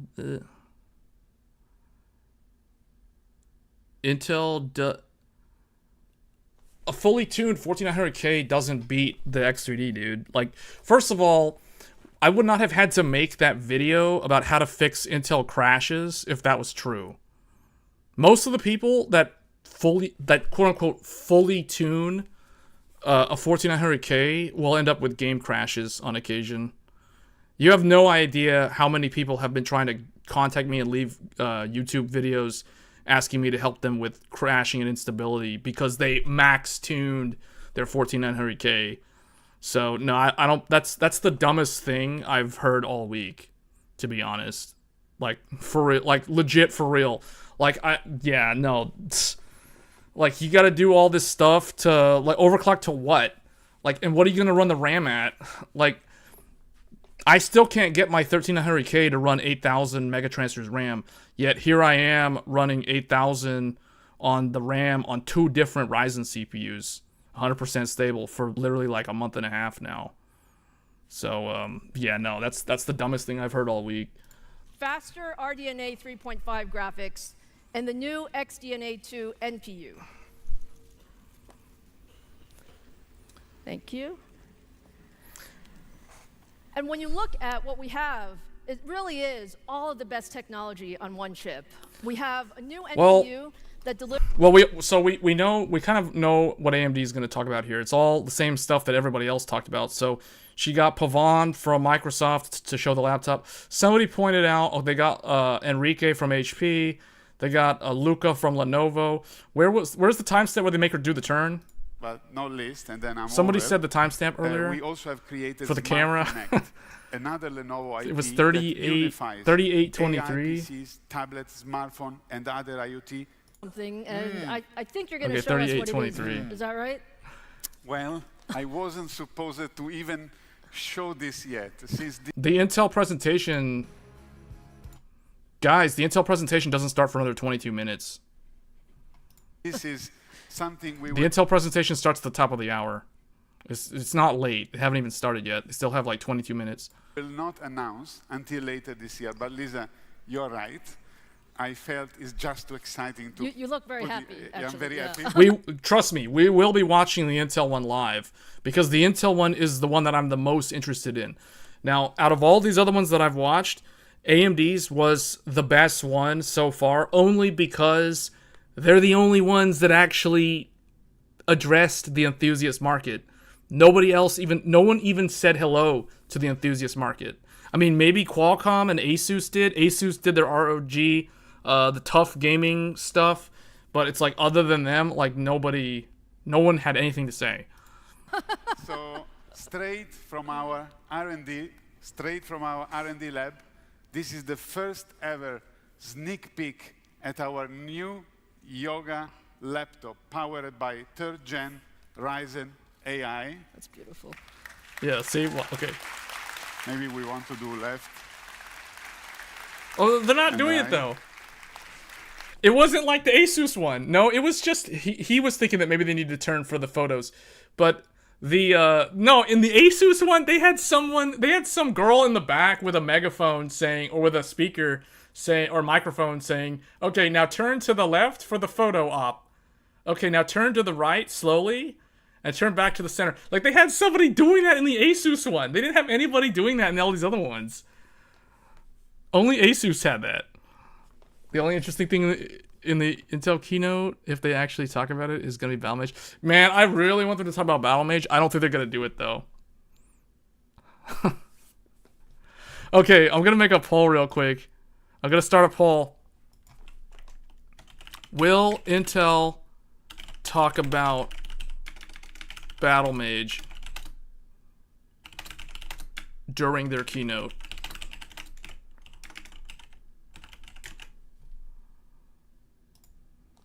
It's a simple yes or no. Will Intel talk about Battlemage during their keynote? Let's see how many people vote yes, how many people vote no. And then we'll see who's right and who's wrong. Because we will be covering them live. They're the only one that I'm going to cover live, because the other ones, I kind of figured, okay, Zen 5 is going to get announced. They're not going to tell us, like, pricing. I'm surprised that they said July. Like, I didn't even expect them to say, I expected them to say Q3. So technically, they said Q3 because July is Q3. But, I mean, they haven't given us an actual day, so that was expected. I did not expect them to tell us an exact day. I said there was going to be X870. I said it was going to be Q3. That's what I've been saying for months now. Yeah. So I can share more for today, but I can... Stop, I Ace. can tell you this device represents a significant leap forward in next generation AI computing. Will include some of the Lenovo exclusive IP AI features that I mentioned. So some people said yes. 13 votes out of 21 viewers, and 23% out of 13 thinks that Intel's going to talk about Battlemage. This is just the beginning. We cannot wait together to share more and bring these transformative AI PCs to the world very soon. Lisa, thank you for having me, and thanks everyone. Thank you so much, Luca. Thank you. Thank you so much. Thank you. No, I don't think that's fair. I don't think that's fair to say that 23% have smooth You brain. can see we get very excited about our products. Next, I'd like to welcome one of the most important the visionaries and 23% are innovators the in Taiwan enthusiasts, I ecosystem, guess. and a very, very close partner. They're the true Johnny enthusiasts. Shi, chairman of Asus. Oh, anytime there's music, I gotta like turn it off. Including super, like the 1.8 trillion parameters with MOE. Big, medium, small, and even tiny. They're right More with than 1 Battlemage billion logo. parameters.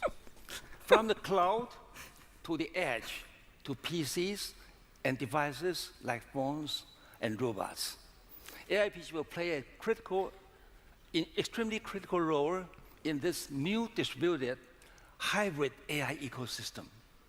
Imagine an AI PC with small language model types of AI brains capable of acting as a personal agent who can understand and help you with your personal needs, preferences. What did he say? And even I didn't even notice what he was while saying. complementing the super brain in the cloud with local Complimenting the super brain in the cloud. advantage of local latency. He's talking about Skynet. Asus is building Skynet with all these AI GPUs and NPUs. High security and personalization. But it has high security. Yes, it's AI. It's an AI PC and it has high security. All the while, uploading the cloud computing needs, especially for inferencing. Isn't it incredible? Ubiquitous AI. This will benefit user productivity like video editing, design work, and scientific computing, and a lot more. This vision is amplified and possible because of our partnership with AMD and the launch of the third-gen Ryzen AI. We are definitely co-innovating at the forefront of AI PC together. I want to see how many push-ups Pat's gonna do on stage at the Intel keynote. That's the only thing. Like, if he doesn't do any push-ups, then I'm kind of like, okay, then the best that they can do is like a 9 out of 10 on this presentation. If he does push-ups, even if it's only like 2 push-ups or 1 push-up, then at least they check that off, because he's done the push-ups at the keynotes or at their presentations before, at the very beginning of the thing. So it's like, if he's kind of known for doing the push-ups now, kind of how Steve Ballmer was known for the developers, and come on everybody, cheer for me. Like, he was known for that. Like, Steve Ballmer was known for that. Pat Gelsinger is known for doing push-ups on stage right before he starts talking, like in front of the whole crowd. So we'll see what he does this time. As long as he does something crazy at the beginning. It is so inspiring, Johnny, to hear you talk with such passion. I think we all can feel your passion going forward. So can you tell us a little bit about your new portfolio of AI PCs with third-gen Ryzen There's AI? Skynet with a bunch of Evo books taped together. I think later today, at 4 p.m., we'll be unveiling a range of cutting-edge AI PCs across our portfolio with brand new ZenBook, ProArt, VivoBook, Asus TUF, and ROG laptops, powered by the third-gen AMD Ryzen AI processors. These new lineups are equipped with the world's most powerful NPU with 50 TOPS and the superior AMD Zen 5 architecture. But see, this is what I mean. This is what I mean by AI has changed the landscape for mobile PCs, at least mobile PCs, because, and that's pretty much whenever the average normie person who's not a tech enthusiast thinks they hear PC, they think of one of these. They think of laptops. They don't think. You think any normal person thinks about a desktop, unless they use one for their job, like if they're in graphic design or something, and they do that for a living. No, nobody uses like desktop PCs unless you're like a hardcore gamer or you're a hardware enthusiast. Like you don't use one of those desktop things. So when people think of PCs, they think of laptops. Like just like legit. This is for real. Like I'm spouting facts right now. Like when someone thinks of a PC, they think of a laptop. They don't think of a desktop. Like the only people that think of desktops are like PC gamers and hardware enthusiasts. Like that's it. That's the only people who think about desktops. So yeah, all the normies, they buy the laptops. So this is the PC lineup. And when I say the AI market has changed, or the AI AI has changed the PC landscape. First of all, I don't think AMD, well, definitely not Qualcomm, but let alone AMD, I don't think they were in all of these different product lines from Asus. Like, AMD was in the ZenBook, they were in the ROG Zephyrus, and they were in the TUF. I don't think AMD was in Vivo and ProArt. I think those were used to be Intel exclusive. Now, AMD is basically in Asus's entire product stack. And why? One word. Tops. Tops. They bring the tops. If you bring the tops, you're in. That's how you get through the job interview. The job interview is literally one question. Okay, it's two questions. Do you have tops? Yes or no? If no, goodbye. I'm sorry, you're not qualified for this job. If yes, you have tops, then the second question is, how many tops do you bring? That's how you do it. And AMD's like, we bring the top, we have tops and we got lots of them. So it's like, okay, here you go. Here's all laptops. You're in. That's how you get in. They literally, it's like someone applying to an Ivy League school, or somebody trying to get into their PhD school or whatever, like postgrad or whatever, like they're gonna get interviewed. You're getting a job interview. Like that's how it is. So AMD is basically now in the premier role. They're basically the industry leader, and now Qualcomm is kind of trying to leapfrog in there because they bring the tops with the Snapdragon X Elite. So this is the reason why I'm very, very interested in the Intel keynote, because this is the biggest disruptor. AI has been a massive disruptor to this PC market in ways that the hardware enthusiasts aren't even really aware of, because the hardware enthusiasts don't really pay attention to laptops. So they're not really, it's like they're just kind of sleeping and not paying attention while this stuff's all happening, because eventually this stuff will go around and get to the desktop market, because that's how you consolidate your product lines over time. So we'll see. It's coming up real soon here. We got about like 10 minutes for the Intel one. That leads the industry in compute and AI performance. The third gen Ryzen AI product. Man, Linux is even more niche. Linux, that's even more a niche within a niche, because like we're talking about normies who think that when you say the word PC to them, the type of normies that we're talking about will think of one of two things will come to their mind if you say PC. They'll either think that you're calling them out on some kind of political correctness, or they'll imagine a laptop. They'll imagine an Asus ZenBook or a VivoBook, not a Zephyrus, because that's too... ROG is like too far. That's too exotic, man. Like ROG Zephyrus is way too exotic for a normie when it comes to a PC. Like, no, they're not going to envision that, or a TUF. No, they're going to think of a ZenBook or a Vivo.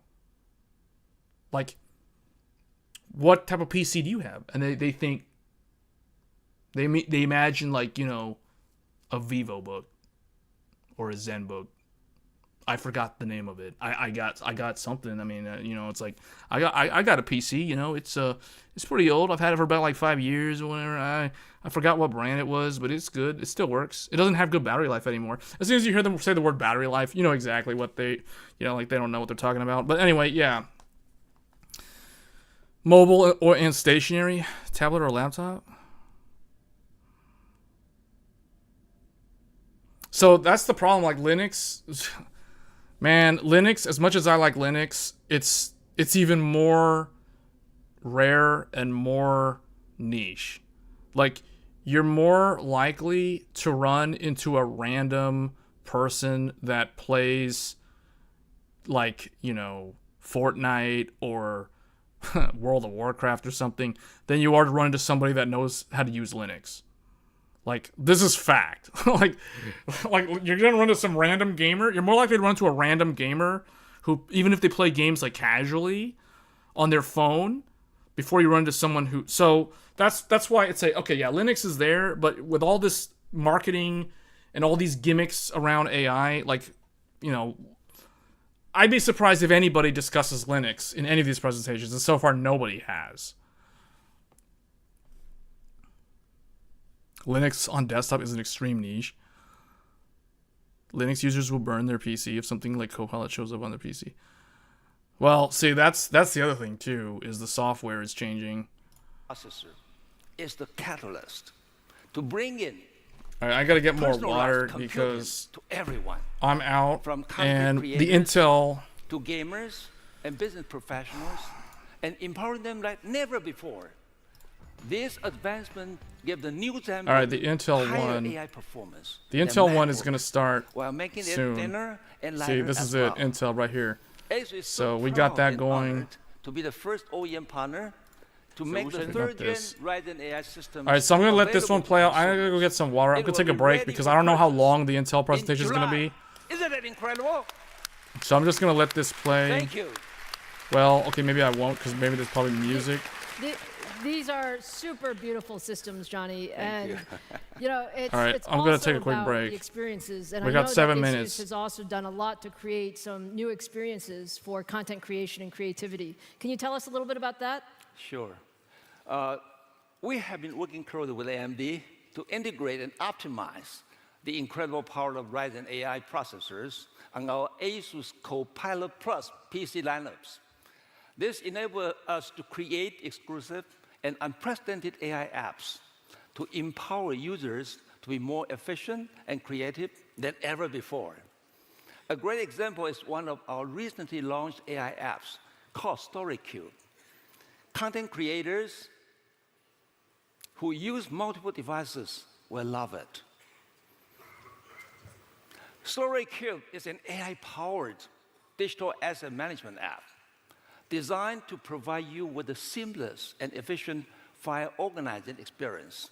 It can act as a handy assistant by automatically identifying your loved one's faces and even detecting and sorting your media into various scenes, such as scenic road trips, skiing adventures, or adorable puppy moments. With the 50 TOPS capability of the Ryzen AI NPU, StoryCube can drastically shorten AI categorization time from the tens of seconds running only on a CPU to just the blink of an eye. Thank you. You know, Johnny, look, it's really exciting what we're doing on AI PCs, but AMD and Asus have also had a very long history of partnering across motherboards, graphics cards, and embedded systems. And as we go forward, Went to can go you get some comment water about and I some found of this that going random forward? CPU. It has been Just a great found this history random together, CPU just laying creating around. Incredible products like the original I think it's, Corsair what is motherboard. it? It is a, Asus was even the first I can barely to read push what the Ryzen thing gaming says. system, which received an incredible response from users. Last year, Asus introduced the first ROG Intel- Ally handheld device. Intel which also Xeon. adopted the It's an AMD Intel Zen Xeon chip.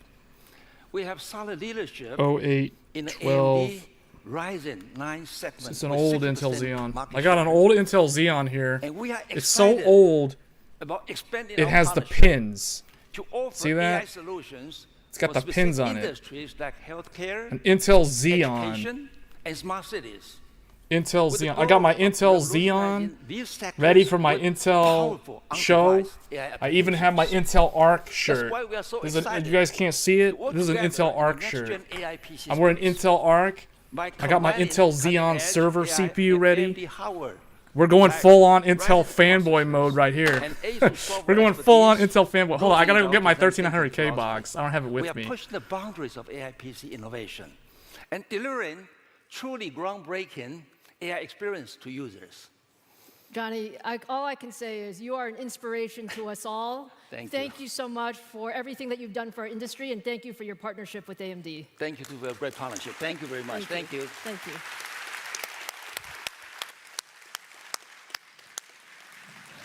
So I hope you got a feel for all of the customer excitement around third-gen Ryzen AI PCs. I'm very happy to say that the first notebooks will be available in July, And we have more than 100 consumer and commercial notebook design wins with Acer, Asus, HP, Lenovo, MSI, and others. So lots of things to come. So now let's transition from PCs to the edge, where our embedded and adaptive solutions are bringing AI to a diverse set of markets and devices. AMD AI platforms are already broadly deployed at the edge. In healthcare, AMD chips are improving patient outcomes by enhancing medical imaging analysis, accelerating research, and assisting surgeons with precision robotics. In automotive, AMD AI solutions are powering the most advanced safety systems. And in industrial, customers are using AMD technology for AI-assisted robotics and machine vision applications. We are #1 in adaptive computing today, and thousands of companies have adopted our XDNA AI adaptive and embedded technologies to power their products and services. Let me just give you a few examples. So Illumina is a global Heard there was going to be some HEDT. And they use I need to hear about my HEDT. You know how I am with HEDT. With their Splice AI software. We are streaming this from a Threadripper right now, by the way. In patients with this is on Threadripper. In automotive, Subaru is industry's leading EyeSight ADAS system, uses Versal to analyze every frame captured by the front camera, and that allows them to identify and alert the driver of possible safety hazards. Hitachi Energy uses AMD adaptive computing products in their widely deployed this is what we're streaming on. direct current solutions. AMD Ryzen Threadripper 7960X 24 core 48 thread all P cores 24 P cores. To power the AI right there, check it out. Viewpoint video system that captures high resolution 128 gigs of RAM. 100 cameras simultaneously. I took out my second GPU, but right now I still only have like one GPU in here. I might actually. Now, AI at the edge is I might actually move the. Ability to do I might actually move the. I'm thinking of moving the 4090 into my Threadripper PC. Because I might pair 4090 up with Threadripper, because I almost never use the 4090 for gaming. I've realized that now. So and I use Threadripper most of the time. Like Threadripper is the most common PC that I use as a daily driver. Oh, Intel's live. Is it? Oh, it is. Oh, here we go. Here we go, guys.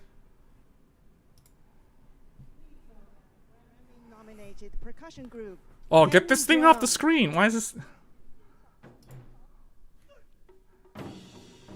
Am I gonna get demonetized because these guys are gonna play this music? This is some kind of live thing. I hope not.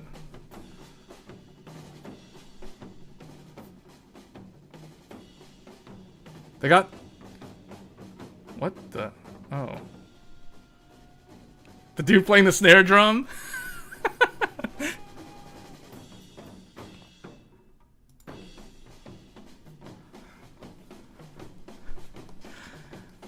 Well, okay, I'm gonna give them the point. I need to end the poll. Alright, it's starting, so I'm ending the poll.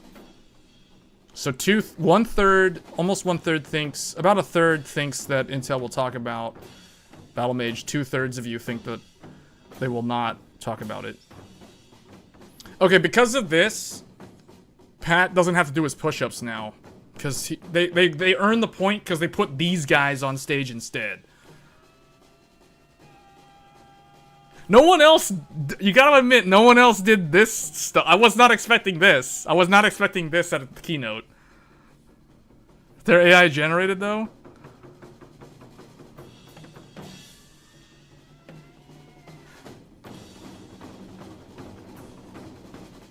It's definitely a more memorable intro than everyone else's intro.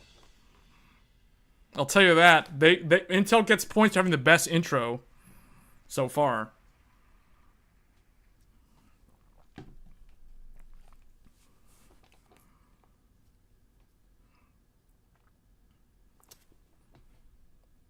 What happened?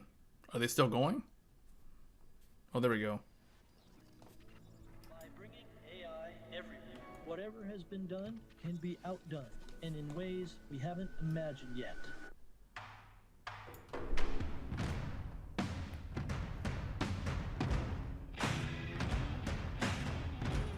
Man, am I gonna get demonetized? This song...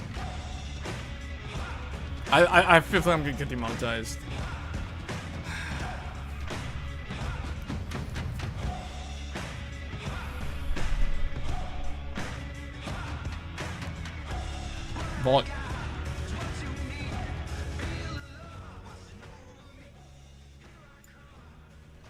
The volume's low? Volume low or make the volume low?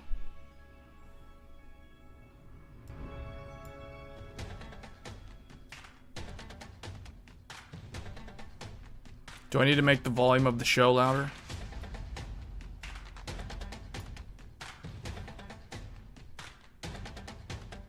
You guys should be able to hear it. Of Intel Corporation, Pat Gelsinger.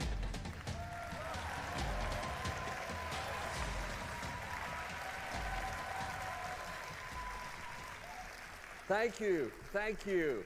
大家好. 大家好. Great to be here in Taipei.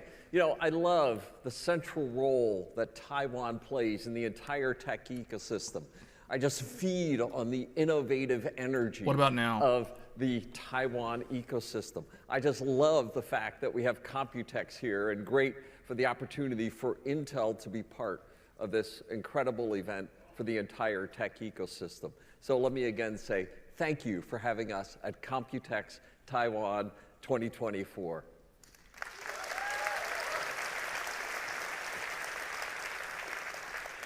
You just heard a famous quote from Gordon Moore in the video, and if you looked at that, we actually, with the permission of his family and the magic of AI, we trained a model on Gordon Moore in his 70s and brought that back to life. And this famous quote, whatever has been done can be outdone. And isn't that the very essence of Computex? This event isn't just about what's happening today, it's about what's happening next. And the things we'll talk about today will shape our future for years to come. As we've seen time and again, and at the first Computex, which, by the way, do you know when the first Computex was? 1981. And we were working on introducing the next year, right, a technological marvel called the 8286. Yeah, 100,000 transistors on a chip, and that was a big deal at the time. PGA Today, too. It's a relic. It's got one the of pins those on many it. relics that I worked on in my career, right? As we look now to have 1 billion transistors on a single chip, and even looking to 1 trillion transistors in a single package by the end of the decade. And unlike what Jensen might have you believe, Moore's Law is alive and well. NVIDIA says Moore's Law is dead. Intel says Moore's Law is alive and well. Taiwan continues to play a central role. You know, Intel has had its operations in Taiwan since 1985, and next year at Computex, we're going to have a little 40-year birthday party for Intel and Taiwan. IT, Intel and Taiwan together.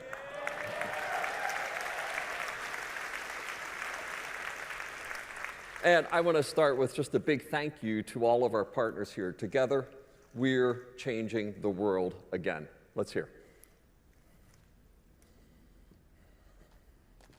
Intel has been our vital partner.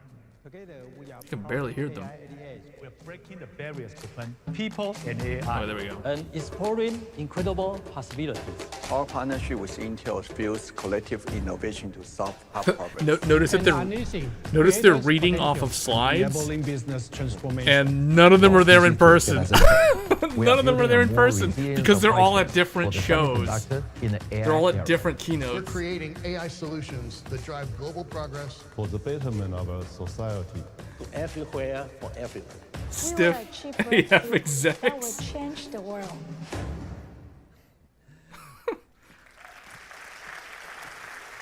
I think they got to have one or two of the OEMs what a great at the group, show. and I'm just very grateful for the partnership now for many decades. Some of you were younger when we first got to know each other.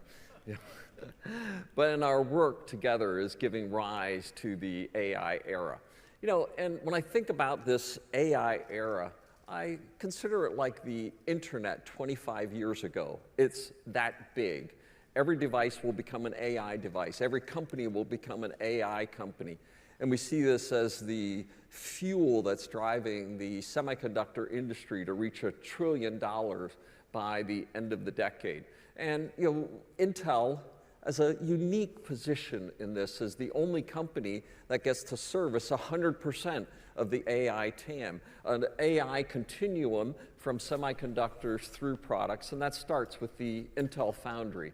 And chips are the heart of the global economy, and the world needs more flexible and resilient supply chains. And this has given rise to us creating the world's first system foundry for the AI era.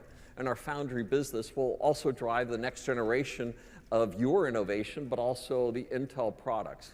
And today I'm going to focus our attention on the Intel products portfolio and how it is enabling it had the best intro, but now it's just like rambling. It's the most consequential era, potentially the most consequential era careers that I and we have been able to have.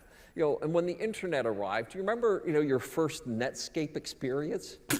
It's like, yeah, man, this morning I got on the internet. Wow. Now, you're on the internet every minute. Put your phone away. Listen to me. I mean, okay, he's true. He's correct. That's true. You know, and if you're a teenager, you're on it like every 10 seconds.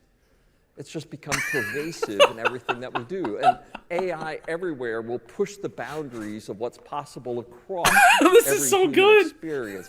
You know, what we this do is so good in such a bad way. What we do in the edge, what we do in the PC, and notice how he's walking back and forth. I keep seeing the giant font of the slide. Sustainability at the center. So let's start with the data center.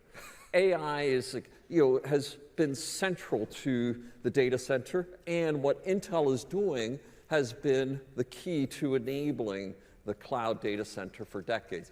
We have a stunning 130 million Xeons powering data centers around the world. And this installed base is a huge advantage and a huge opportunity for us collectively. Our customers need infrastructure that's scalable and flexible. They need standard platforms to integrate with existing systems, to run those decades of software, right? Those exabytes of data that they have in place. And they need an open ecosystem to maximize choice and value. Of course, they also need more compute and performance, greater density, greater energy efficiency, greater server capacity. Well, you definitely need better energy efficiency in the data center. Issues that they have to deal with as they have more and more demands for those power and energy solutions. And today, we're launching the solution for this next era. Today, we're launching Xeon 6 with E-cores. Whoa! Xeon 6 with E-cores. And we see this as an essential upgrade. Hey, look, it's got chiplets. Data center, a high core count, high density, exceptional performance per watt. You know, it's also important to note that this is our first product on Intel 3. And Intel 3 is the third of our 5 nodes in 4 years as we continue our march back to process technology, competitiveness, and leadership next year. And this enables us to have the choice for high-density, scale-out workloads for the future. In simple terms, performance up, power down, and drastically smaller footprint. So let's just give you some visual demonstration of what this means. And with that, Chuck, if you could come on here. And what do you have here, Chuck? Now Chuck is going to show up. I've got 2 racks here. Now in this first rack, it is full of Xeon 2nd gen scalable processors. So we've got 20 of them in here, all loaded, ready to go. Over here, well, it's basically empty. Okay, so why don't you do this, Chuck? And I know you didn't get enough workout time. There's someone behind it. There's somebody behind that rack. Right, with the equivalent compute capability of the Gen 2. There's somebody standing behind the rack. Give me a minute or two, I'll make it happen. Somebody get with standing. It. Come on. What? Up to it, buddy. Okay. And it's important to think about the data centers. Every data center provider I know today is being crushed by how they upgrade, how they expand their footprint. Chuck needs to be careful because he could throw out his back. He could throw out his back. Those things are heavy. For AI in the data Unless those are just empty chassis. Man, dude, rack servers can be really heavy. You can mess up your back if you don't lift those correctly. Gives them the ability to both but Chuck's got some pretty good arms. He looks strong. Workloads as well, with he's tough. Performance and efficiency that was never seen before. So, Chuck, are you done? I'm done. I wanted a few more reps, but you said equivalent. I even put a little bit more. Okay. So yeah, okay, he's got the arms. We don't have to worry. Chuck's good. It has become that. Now, there's a lot of leftover space here, Chuck. There is. I mean, if you're going to reimagine the data center, right? Yeah, you can want tell the he best lifts power racks. He efficiency can lift the possible. servers. But there's all those new workloads you want to run, so left some extra space for those. Well, This is an So Asus. we showed it space-wise, No. but can you give us a demonstration of what this looks like? Absolutely. Now, depending on who you listen to, the data, the internet is roughly 60 to 80% media. Yeah, right? incredible 60 amount to 80% of the bandwidth, media incredible is the amount internet. of the workload is media workload. Exactly. So in the lab right Media now, workloads. I've got one 2nd gen, and I've got one of the brand new Xeon 6s. You can see them up on screen, and they are transcoding like crazy. Dude, this is what YouTube is doing to my It's video hard to right see now. them, right? Yeah, okay. So let's do a visualization of that in real time. Now, the Xeon 2nd It's transcoding the video to different resolutions. 56 videos at one time. Xeon 6, however, 144 videos at one time, and doing them much, much faster. So you can see the frames per second, each of those, 628 on the 2nd gen, almost, over 2,600 on the Xeon 6. I mean, a 4.2x or up to 4.2x performance gain on Xeon 6. Yeah, So this is he pretty is making a incredible. good point. What does it mean for every data center? I'm giving props to Time Intel on this though, because they're upgrade actually to Gen doing 6. like a Thank pretty you so good much. demonstration. That's a pretty good demonstration. They show you the difference in space savings. And what you just saw and was what it's eCores capable of delivering this doing. distinct advantage for cloud native and hyperscale workloads, 4.2x in media transcode, 2.6x performance per watt, and from a sustainability perspective, this is just game changing. You know, a 3-to-1 rack consolidation over a 4-year cycle, just one 200 rack data center would save 80K megawatts per megawatt hours of energy. And Xeon is everywhere. So imagine the benefits that this could have across the thousands and tens of thousands of data centers. Well, in fact, if just 500 data centers were upgraded with what we Epic just saw, this Epic would is better power because it's almost more dense. 1.4 million But keep in Taiwan mind, households for a year.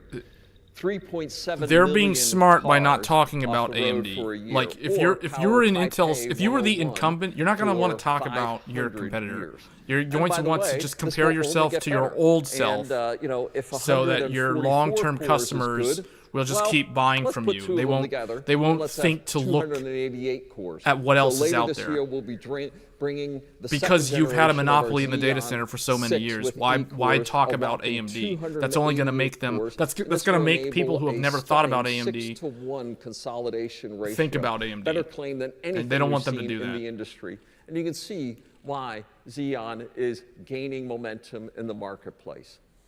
And we're hearing from our customers as well. And for instance, eBay, you know, and they're already seeing 25% performance per watt improvement over competitive solutions, greater than 90% performance per watt improvements over their 3rd gen installed base. Let's hear from another customer. Look at those fingerprints on the die. And key infrastructure software provider, SAP. See, notice how it says. At SAP, we are passionate about building a greener future. Together with Intel, we are crafting solutions that care for our planet. Our collaboration with Intel notice that extends they to said enhancing the energy efficiency current. of modern data centers. They're For comparing SAP with HANA current gen, Cloud, which it is key to fine. provide I mean, industry-leading that's exactly what performance AMD is and doing scalability. when they compared Intel's the Xeon 6 CPU with 9950X to the efficient cores is an important 1400K. and effortless step for SAP HANA Cloud to optimize performance. But the thing is, AMD tests was on showing SAP like HANA and 55, SAP HANA Cloud, 65% we were gain able over to their achieve a similar current performance Epic. and scalability while reducing But that's the because power AMD is consumption going by up to so 60%. dense Thank you, on the Intel, for a cores strong collaboration and trusted that there partnership isn't over really the much many of years. a, like it's, I don't know, it's almost like apples to oranges. Thank you to our friends at SAP, and look at the ecosystem momentum. Simply put, performance up, power down. And that's why Xeon is driving strong adoption across the ecosystem, and more to come. And in Q3, we'll introduce the E-Core's big brother, the P-Core version. The P-Core Granite Rapids, version. Our next generation of the Xeon 6 family of processors. Xeon back on its way in a big and powerful way for the industry and the ecosystem. Thank you very much. More to come. He said that in like a haiku or something. Xeon back on its way in a big, powerful but way. clearly, the conversation is about AI. and how these next generation workloads evolve. And not only can Xeon be part of today's cloud workloads, but critically, your databases already run on Xeon. And increasingly, what we're seeing is that the LLMs are being complemented by real-time database environments, or RAG, retrieval augmented generation. And when you think about it, here we are in year 22 or 23 He said the thing? of cloud computing. And today, What was over the thing? 60% of workloads now run in RAG? the cloud, but over 80% of the data remains on-prem. What was it again? Wow. Real-time augmented this generation? extraordinary amount of data that's retrieval, unmonetized and unleveraged by augmented businesses. Xeon plus RAG changes that. RAG becomes, in our view, one of the most important enterprise workflows, combining your data and databases, many of those real-time time series data, with LLMs. LLMs may be trained on data Retrieval that's a month, a augmented year, generation. or years old, but combining that with real-time time series embeddings makes an extraordinary combination. And not only is it powerful Xeons like Xeon Gen 6, but it's also being complemented by our AI accelerators, turbocharging that with Gaudi. And customers are looking for high performance, cost-effective Gen AI training and inferencing solutions, and they've started to turn to alternatives like Gaudi. They want choice. They want open software and hardware solutions. Yeah. No, he's right, though. And see, this goes back to what I was saying earlier. Dramatically lower NVIDIA's TCO. got this walled garden. And that's why we're seeing customers like Naver, Airtel, Bosch, Infosys, and Seeker turning to Gaudi 2. And we're putting these pieces together. We're standardizing through the open source community and the Linux Foundation. We've created the open Hey, he said platform Linux. for enterprise He said Linux. AI He's the only one to that's make mentioned Xeon Linux. and Gaudi a standardized AI solution for workloads like RAG. So, But let's it's take a all look. in. So, Diana, it's all what do we in have the here? context of AI. All right, so I thought we'd do a quick demo of that AI appliance that you mentioned. Okay. So this is running on Xeon and Gaudi 2. They are doing with a lot of components from demos. OpenEA, Intel has Redis done vector probably. database. I expect them to And do we the have most here demos. an example that's RAG plus LLM. And I should mention that the LLM we're using is based on Lava. Live which is demos can multimodal always be LLM. nerve-wracking for So the people will that come are into play as conducting we the do this demo. So let me start with maybe So a props to quick them for medical doing these live query. demos. Okay, so this is Xeon and Gaudi working together on a medical query. So it's a lot of private, confidential, on-prem data being combined with a open source LLM. Exactly. Okay, exactly. very cool. All right, so let's see what our LLM has to say. So you can see, like a typical LLM, we're getting, the text answer here, standard, but it's a multimodal LLM. So we also have this great visual here of the chest X-ray. Okay, I'm not good at reading X-rays, so what does this say? I'm not great either, but the nice thing about, and I'm going to spare you my typing skills, so I'm going to do a little cut and pasting here. The nice thing about this multimodal LLM is we can actually ask it questions to further illustrate what's going on here. So this LLM is actually going to analyze this image and tell us She's a little on bit Windows more about 10. this, hazy opacity. She's using Windows 10. She isn't even using Windows 11. I think that was Windows 10. So once again, just a great example. That was the old LLM. notepad that didn't have the Real-time, tab. This is how healthcare providers could be taking advantage of AI solutions today. Their demo is on a Windows 10 machine, not a Okay, Windows 11 so machine. what else do you got for us? Wait, are they this is not Copilot then. They're running RAGs, this off of of. course, as you said, are great for up-to-the-minute information, also confidential Mhm. on-prem data. Okay. So They're I using know a this RAG different. is super up-to-date. They're using probably So I some thought maybe I OpenAI would ask thing it a or question whatever. I've been wondering about recently. Okay, what do you got? Okay, so it's actually. Oh no, you're has to do right. with Never the, mind. prices I of take the that back. Look at the Gaudi middle. Look at the and Gaudi taskbar. 3 It's kits. So I some figured I'd version of just Windows ask 11. that But to those our- aren't to publicly our RAG. disclosed. I thought I just It's not said- Windows 10 what? because I Those saw her aren't publicly taskbar, available and information. the start menu was in the middle.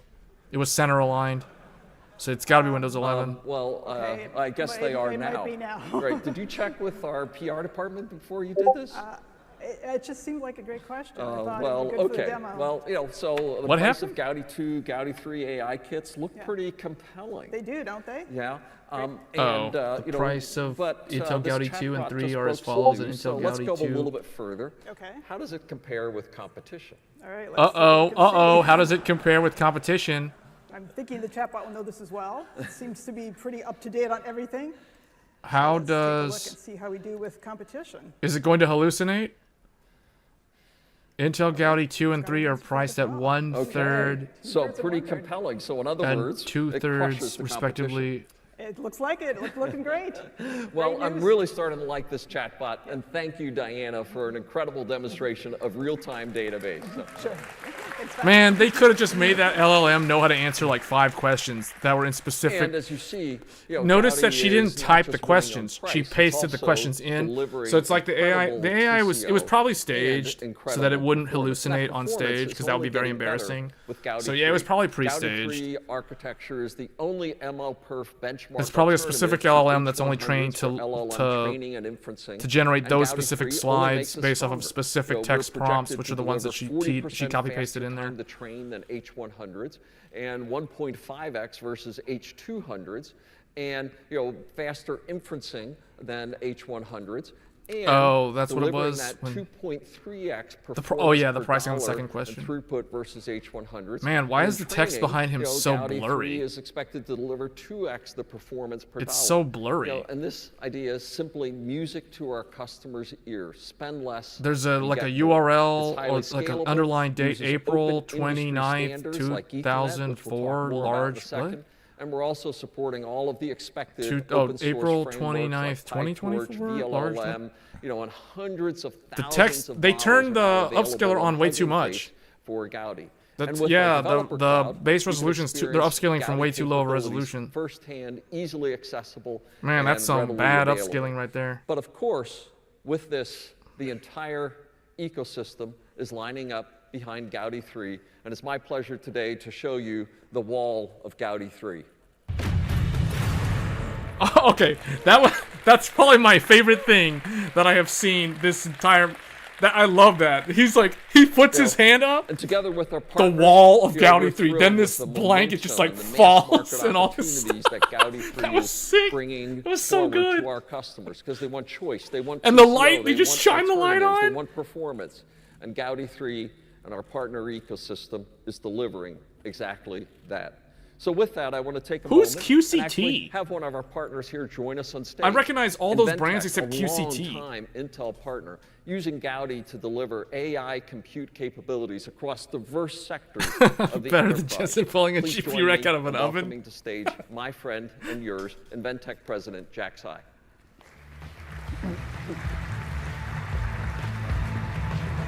Inventec. That's the one in the middle.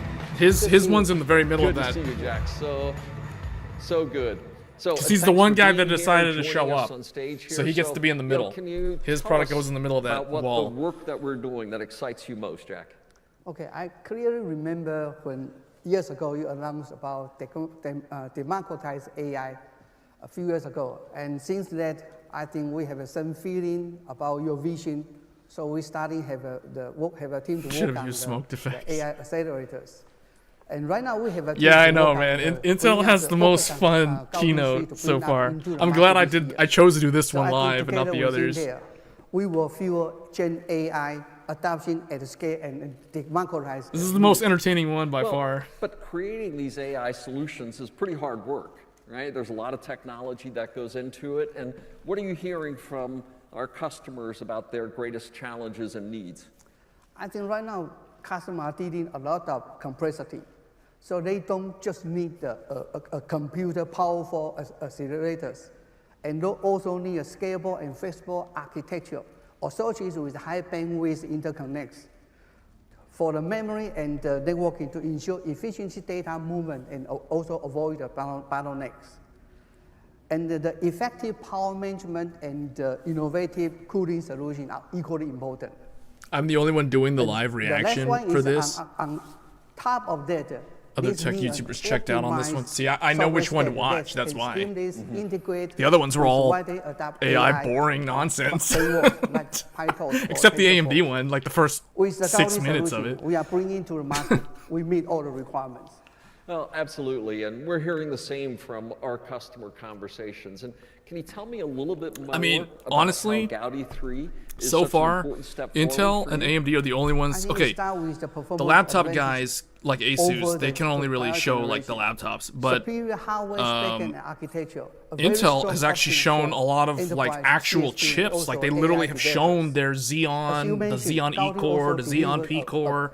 terrific Like the cost Gaudi 2, performance, they just showed that. efficiency, They showed all these value products. Like for the Intel's AI actually training and showing inference. like And, physical stuff. One of the biggest advantages is it built on industry standard solution. Computer resource demand. I mean, will AMD drive showed their chip too. essentially Like Lisa Su like held growth up the in Zen AI as a 5, service the market. flagship. And the solution like Gaudi that allow customer to easy scale out and scale up. Qualcomm This didn't is really super show Well, you know, I'm getting anything pretty like they didn't show a excited for chip. They delivering just, our I mean, they Gaudi had 3 guys like solutions get on together stage in and the show marketplace, laptops and take later this year. photos. And thank you for joining us here at Computex, and most important, for our Gaudi 3 solutions. Thank you, Chad. Thank you. Thank you.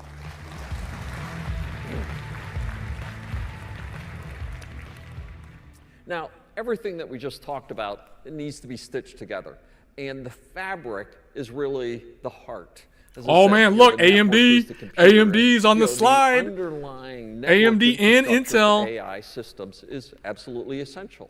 And customers are asking They're for joining open forces. Do you know what's going on, technology. guys? Proprietary islands in their AMD data and centers Intel for are their AI joining solutions. forces And to take through on the NVIDIA. Ultra Ethernet Ultra consortium, Ethernet is Intel an attack working on with a broad NVIDIA. ecosystem It's of not attack on players is Titan, it's introducing, attack on NVIDIA. AI optimized, scale out, Ethernet based, you know, the venerable Ethernet This is the standard. war of the And we're worlds. delivering that both as a network interface card as well as foundry chiplets. They formed a And we're working consortium have to our defeat IPs NVIDIA. available for enterprise support, and this includes people like Microsoft, Oracle, Google, all partnering with us, and partners like Red Hat making I that told you, I available. talked about this last year. And, you know, I that said deals everyone with was the going to scale-out combine and join networking forces requirements, to defeat but also, NVIDIA. just last And week, this is it. we This is announced the proof. I creation said it a of year the ago, and it's Ultra happening now. Accelerator link for scale up as well.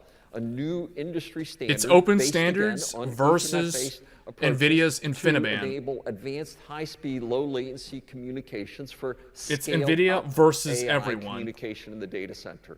So critical is establishing the open standards, not just at the Because they figure if you can combine all of their stock prices together, they'll be stronger than NVIDIA's stock price. With the industry to enable scale up and scale out networking. So that addresses the needs of the data center, of the cloud environments. But we're also enabling choice for enterprises across the edge use cases as well. And we see AI in the edge as being a critical, explosive use case. You know, Intel has a strong foundation in the edge space. We have 90,000 edge deployments, 200 million CPUs over the past decade. And together, you know, we've talked about things like IoT and how they're going to revolutionize the edge. And, you know, they've opened up more use cases for the edge deployments, but not dramatically. We see AI as a game changer for the edge. A video telemetry. I can't help but think that whenever it's him just talking like this, it's so boring. He's probably the most boring one talking about AI. But because they're doing the live demos and the gimmicky stunts, like the thing with the curtain and all those like rack servers with Gaudi 2s in them. Like, this one ends up being the most entertaining one. Even though, like, this part where he, like, rambles on about AI, it's so, like, who cares at this point? Like, we've heard about AI from everybody all day. And we're tailoring that for a variety of key vertical use cases. He keeps like, and it's just one example AI, of the and we're many tailoring it vertical for the use data cases that we center, and see then we got to have is AI at in the healthcare. edge and the And with cloud. that, you know, we're harnessing AI to better We're harnessing AI. deliver better patient outcomes. Better and a patient great outcomes example for of that is medical Samsung care and medicine and their ultrasound solution. Together, we're putting AI into the hands of doctors to capture images that are easier Dude, and faster he said than ever. AI We're doing probably this like with Core Ultra 15 times in the last 30 and combining that seconds. with OpenVino, and we're enabling doctors to capture 10 ultrasound cross sections of a baby's heart. Talking in about AI, real it's just time, raising the delivering 20% increase in AI throughput, performance, and frame rates. And for those of you here at Computex, check it out in our booth and that of Samsung for this and a ton of other applications that you'll get to see this week. And again, to me, this is the heartland of the I agree. ecosystem for edge use cases. He's rambling, right but here it's in moving Taiwan. along And I see well a for some tremendous set reason. of opportunities it is. for us together to bring these edge solutions to the marketplace. But beyond the edge, we see an even bigger opportunity. This is it, guys. Here we go. PCs. Core Ultra. And when I think about the PC market, this is the PC most exciting market, moment this is in it. 25 years. And about 25 years ago was Wi-Fi. How many of you remember Wi-Fi? Yeah. I mean, how many of you remember Wi-Fi? Like it's a thing that died off. And then what happened in the marketplace? What? Nothing. And about 2 years after the standards were in place, Centrino was launched. And this unleashed energy in the ecosystem. And all of a sudden, every coffee shop had to have a hotspot, and every hotel room had to have it. And our application for the PC moved from productivity to internet. And similarly, we see the AI PC being that Centrino-like moment. We expect that by 2028, 80% of all PCs will be AI PCs, and Intel is leading the way. Core Ultra is already providing AI capabilities. We have 300+ applications, 500+ AI models. We've already shipped 8 million Core Ultra devices since our December launch last year. And we're working with the entire ecosystem to drive this capability into the marketplace as we enable the AI PC into the marketplace. The entire ecosystem. The lighting got real dark for a second. Somebody messed up the here. lighting. What?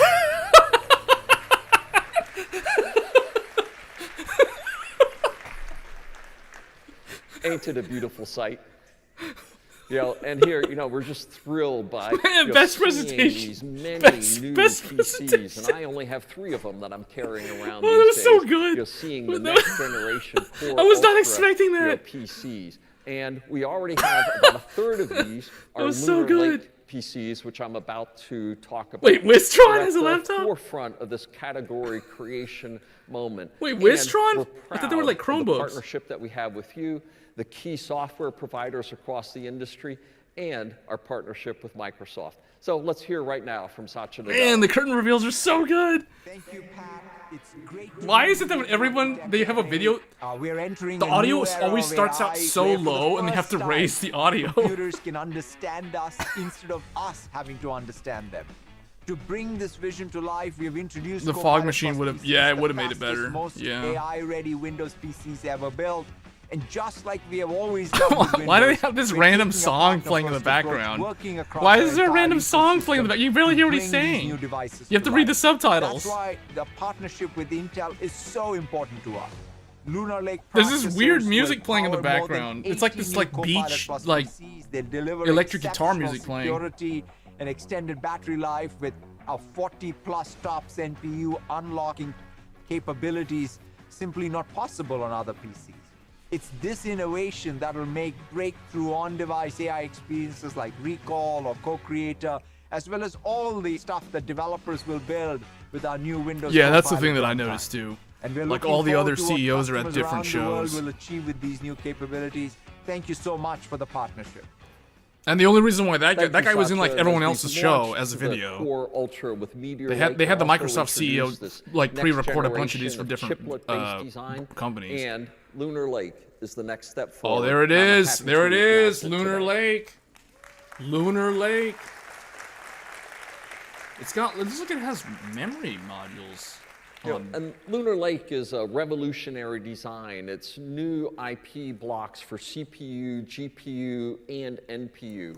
He's It'll basically power the saying Lunar Lake largest is using number of chiplets. next-gen It's revolutionary AI PCs design. in the industry. We already have over 80 designs with 20 OEMs that will start shipping in volume in Q3. I also want to say, particularly here in Taiwan, a special thanks to our friends at TSMC, which were critical to help us with many of the core technologies that were required to make Lunar Lake possible. This is a great example of the collaboration They're that having we to see use in the TSMC foundry like industry everybody with else to Intel stay and competitive. TSMC and enabling new standards like UCIe as well. So let's dig a little bit more into why Lunar Lake is such an important step Lunar Lake, for the industry, enabling flagship this next SoC generation of thin for the and next gen light AI PC. PCs. First, it starts with a great CPU. Man, it And with looks that, it this looks is our like next Vega. It generation looks like Vega Lion 64. Cove processor that has Those two things up there look like significant HBM. IPC improvements and delivers that performance while also delivering dramatic power efficiency gains as well. So it's delivering core ultra performance at that thing has a nearly Battlemage half GPU? the power that we had in Meteor Lake, which was already a great chip. You know, the GPU Why is the text also behind a him so huge blurry? step forward. It's based on our next generation SHI-2 IP, and it delivers 50% more graphics performance. And literally, we've taken a discrete Whoa, graphics up to card 120 and we've shoved tops? it into this amazing chip called Lunar Lake. Lunar Lake Alongside has this, 120 we're delivering tops? strong AI compute performance with our enhanced NPU, up to 48 tops of performance. Oh, 48. And as you heard Wait. Satya talk about, our collaboration with Microsoft and Copilot. He said Plus, 48 tops. And along with Why does the slide 300 say- other ISVs, did I read something wrong? Incredible software support, more applications than anyone else.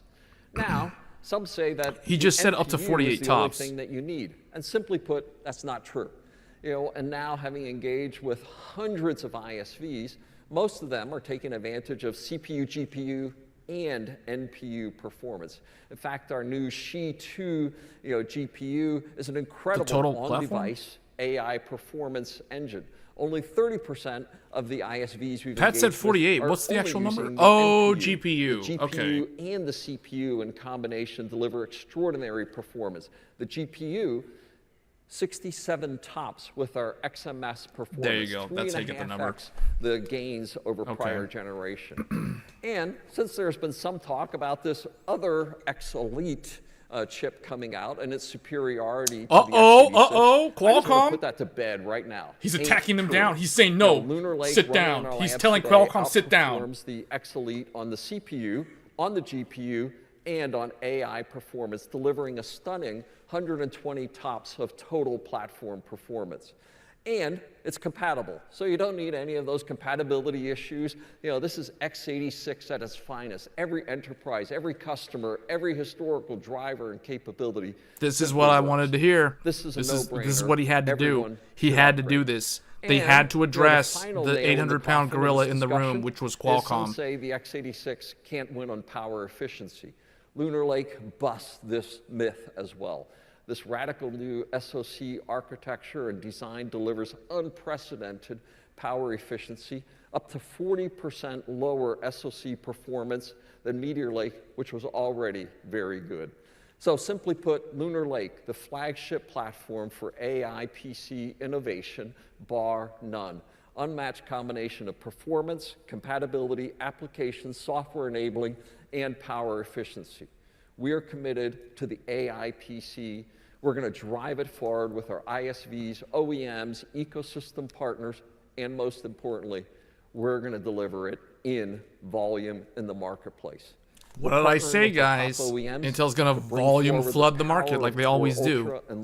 That's how they maintain their market share, even if they have We've enjoyed a long-term an inferior relationship product. with so many of you, and one of those that I enjoy the most has been Asus, its chairman, Johnny Shi. Please have you join me in welcoming him to the stage. Oh, Johnny? the Asus guy. Okay, so he was actually at all of them then. Hi, Pat. Johnny, it is just a pleasure to have you here joining us today. And I know you're really excited about the work that we're doing together in all areas of the data center and Gaudi, but most importantly for today, the AI PC. So tell us about it. Yes, Pat. I'm indeed super excited about this unprecedented paradigm shift. For the first time in this industry, we can envision the future will be the era of ubiquitous AI. The world will be full of AI brains in different forms and sizes, including super, big, That's probably medium, super loud. small, Edgardo Mendes just like subbed to the channel. billion parameters. You can barely hear what the From Asus cloud guy is saying. to the edge, to PCs and end devices like phones and robots. This is what has been keeping me awake at night. Awake with excitement. The incredible possibility This of is AI. the most entertaining one out of And all with of them. this unprecedented paradigm shift, AI PC plays a very critical role in this new distributed hybrid AI ecosystem. Imagine an AI PC with a small but intelligent brain that can act as a personal agent who can understand and help you with your personal needs, preferences, and even work, while complementing the super brain in the cloud with local advantages of low latency, high security, and personalization. All the while, uploading the cloud computing needs, especially for inferencing. And now, you have just unveiled your ultimate weapon, Lunar Lake, which indeed has an exceptional architecture that delivers unrivaled performance.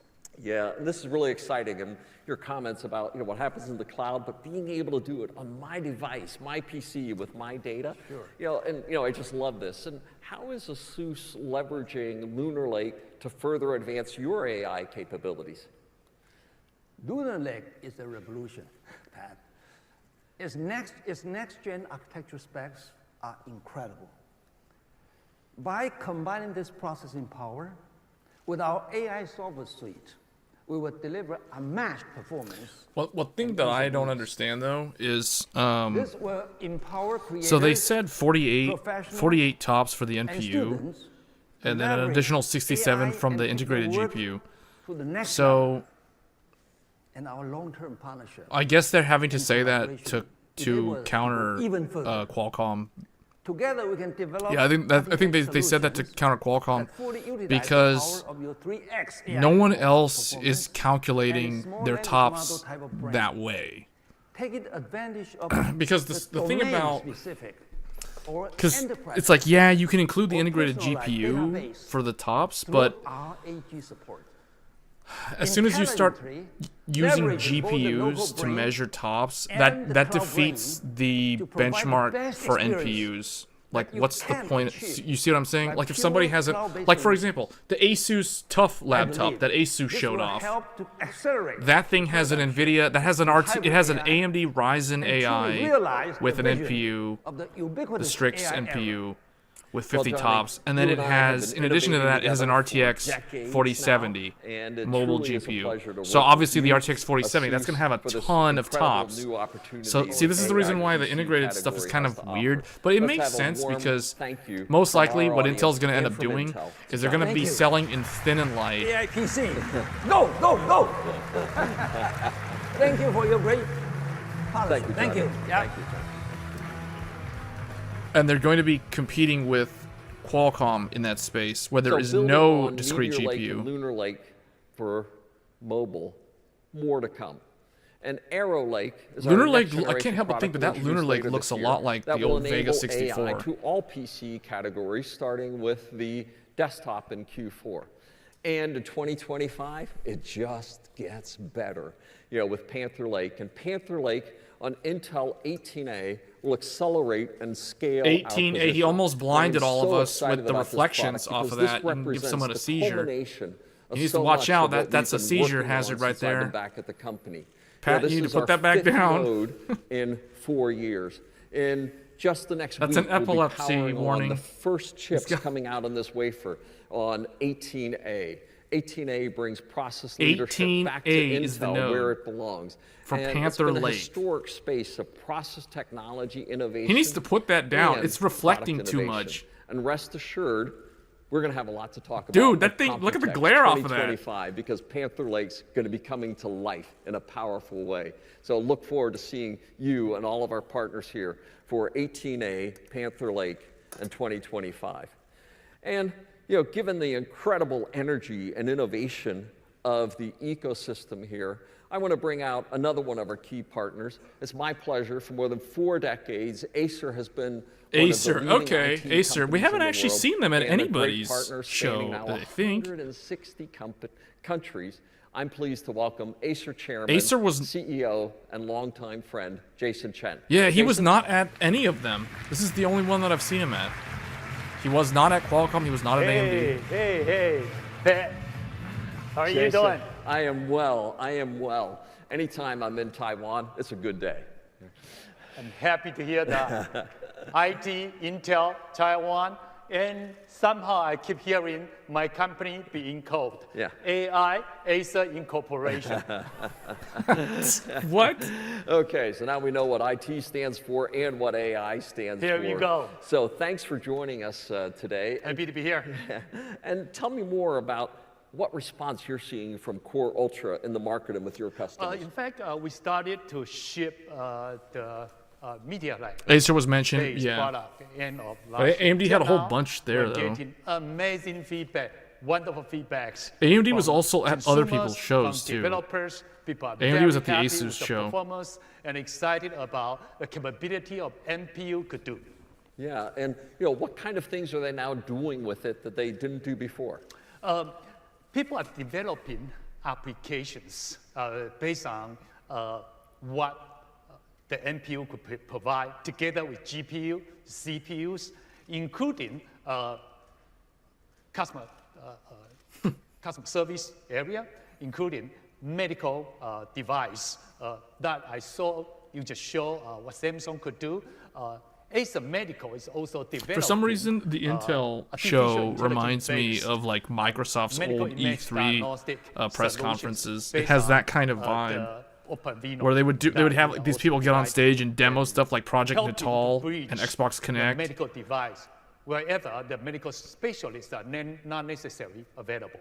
Yeah, and I love what you say that customers are shifting from search to ask. Correct. Right? The usage model has been changed Salary from sticks. Search to ask. And also, when we were talking last night, first time ever, we see people have to learn about the computer. Now the computer is adapting to people. We are very excited to see that happening. Yeah, and the ability for hardware and software coming together, are critical for these experiences and new edge experiences. And what do you think is next? Smells like celery. We think this is just a beginning because usage model. It's the most random thing I've heard all week. Search That smells like celery. From computer learning computer to computer learning about people. Now the next, what we believe will be usage model innovation. There will be more. Well, he did push-ups on stage last time. According to Bloomberg magazines I just read over the weekend, there are more than 12. I guess people didn't like that, so this time they had people with drums play the drums at the Their beginning. business model based on artificial intelligence. We believe the new usage model will eventually prevail based on AI and become part of everybody's life. Yeah. So, I'm a geeky kind of guy, and I love hardware. I'm a sales guy. Yeah, yeah. So, but What? What are you selling there? Oh, I'm a sales guy. He's like, I'm a geeky guy. And then the guy's Acer's like immediately like, I'm a sales guy. Lunar Lake base computer, a sleek design, sleek product line.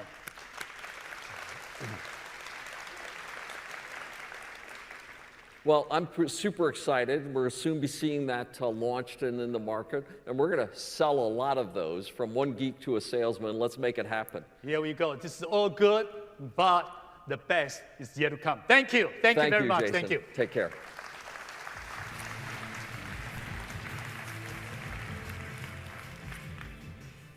He's definitely from sales. I've had an incredible career, incredibly impactful in so many different domains. But this is the most consequential time of our careers together. The amount of innovation that we're seeing and the impact that it will This is have the most critical across, time of our industries. careers We showed together. the Who is healthcare he example. exactly? Who's he addressing? Powerful example. Careers? We're working on AI-powered SoCs for automobiles In jeopardy? and changing the entire vehicle experience with Zeekr.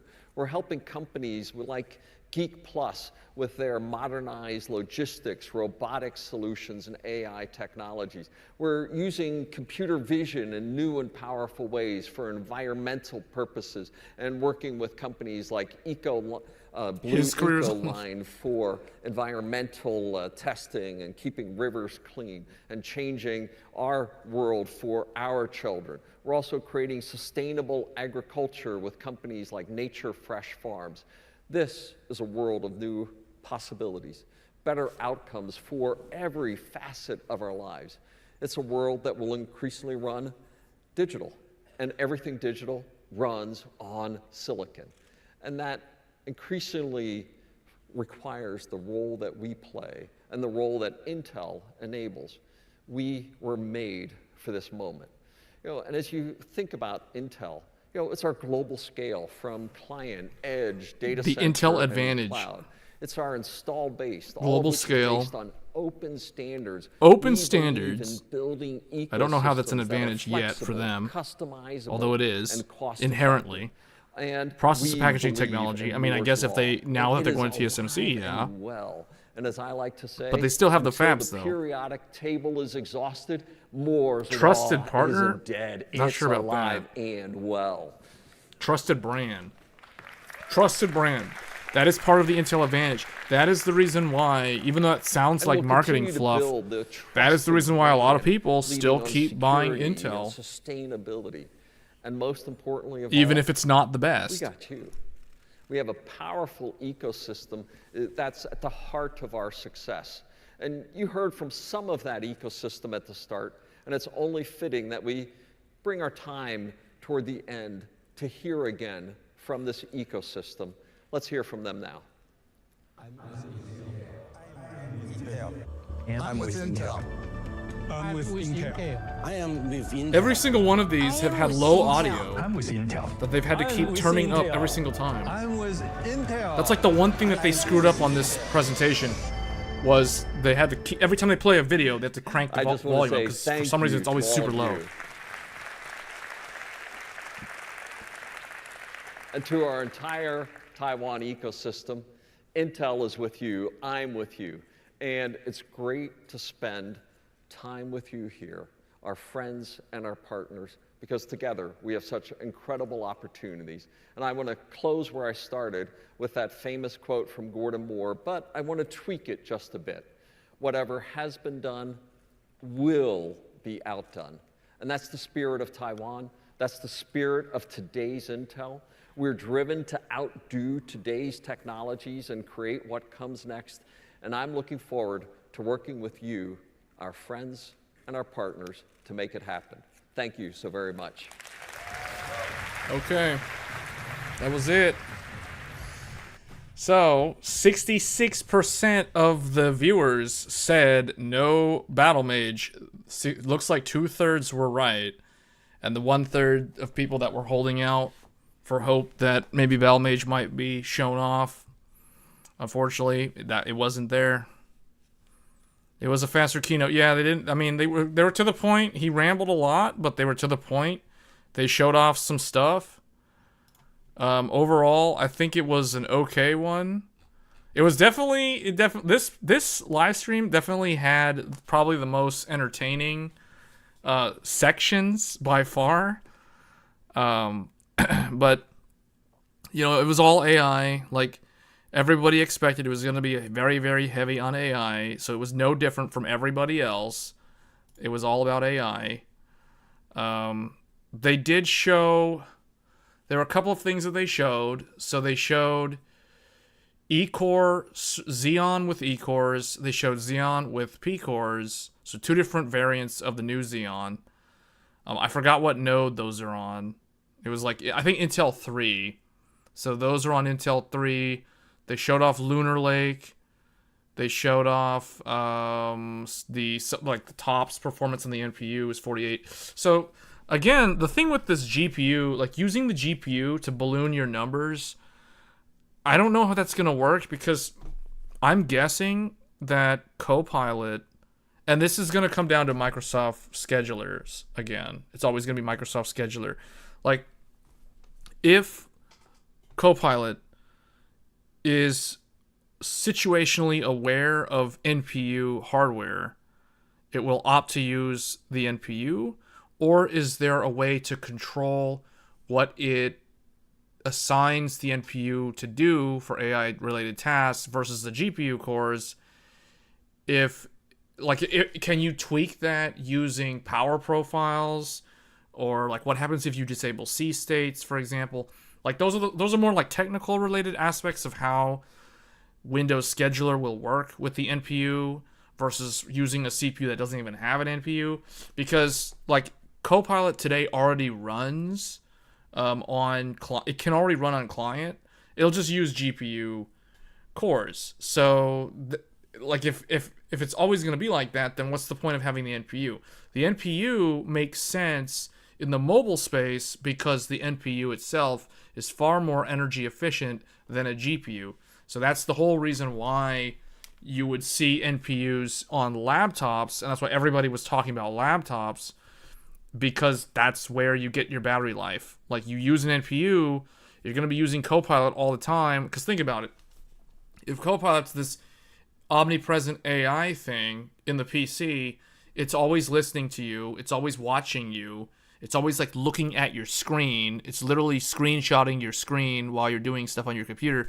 So that's going to use up a lot of power. That's going to drain the battery if that's running all the time on a GPU or the CPU. And that's the reason why the NPU exists, because with the NPU basically being a dedicated ASIC for Copilot, that's essentially what it is. Now the battery life is extended. So that whole thing about 120 tops, that's kind of a jab at Qualcomm more than anybody else, because Qualcomm doesn't have that. So Qualcomm is reliant. Now Qualcomm does have a GPU. See, the thing is, Intel made that sound like they have a GPU and Qualcomm doesn't. That's not true. Qualcomm, if you watched their show, Qualcomm showed off the Adreno. Like, he had there was a really good screenshot in one of his slides. I want to go back and find it in the Qualcomm one, where they showed the Windows taskbar.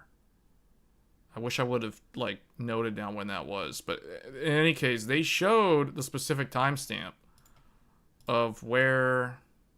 Was it the HP one? No, it was a DaVinci Resolve one, wasn't it? Oh, wait, there it is. Somewhere in here.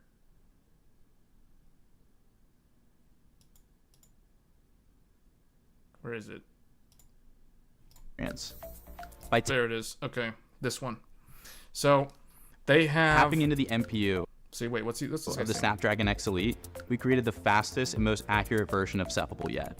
See, so Snapdragon has the CPU, obviously, and then it has an NPU, and then it has a GPU. So it does have a GPU. So the way Intel was trying to present that was that Qualcomm doesn't have a GPU. So basically what they were saying was, okay, well, Qualcomm is saying they have these many tops, but we have these many tops, plus we have the GPU tops. So, like, Qualcomm can always come back and just count their GPU tops as well. So, but I think that's kind of I mean, it's interesting, because I think the software is ultimately what's going to determine if the software is aware of how to tap into NPU and GPU simultaneously for an AI workload. That is how it will be done.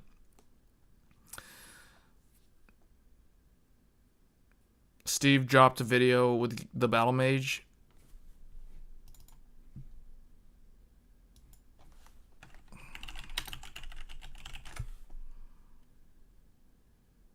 Okay, so well, this is super loud. Gotta turn this one way down, because these guys know how to use the audio. These guys know how to do audio. Apparently, Intel didn't know how to do audio. I gotta turn this down. Intel has official Battlemage information for its next GPU architecture. It is 4 a.m. in Taiwan. We've wandered into this park because the story is important enough to film right now. You said that 30 minutes ago, but we're watching the Intel show. I'm not gonna stop watching the Intel live stream just to watch this. This is one of the first motherboards with Xe2 on it, which is what's going into Battlemage in discrete. Oh, well, this is the Lunar Lake, isn't it? GPUs for desktop later. This board was stealthy. Wait. Is this Lunar Lake on a PCIe? What is this? At the show with the Lunar Lake integration on a future laptop motherboard. Oh, this is a laptop mobile motherboard. Silicon. It still features the architecture that'll build the next generation desktop GPUs for Intel. Intel unveiled the basics of its Battlemage architecture. It has a keynote technically going up around the same time as this video, but we're gonna skip all of the AI-infested keynote discussion from the CEOs and instead just focus on the engineering discussion for architecture. Now, on the CPU core architecture side, Intel also has some news. The biggest one is that it is ditching hyper-threading, or SMT. Okay, it's official now. It's official. We already kind of knew this, guys.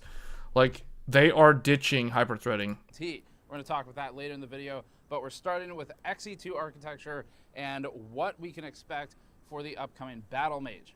Before that, this video is brought to you by the Fractal Torrent. Hey, I've got this. I've got this case. This is the case, the full Fractal Torrent, not the compact.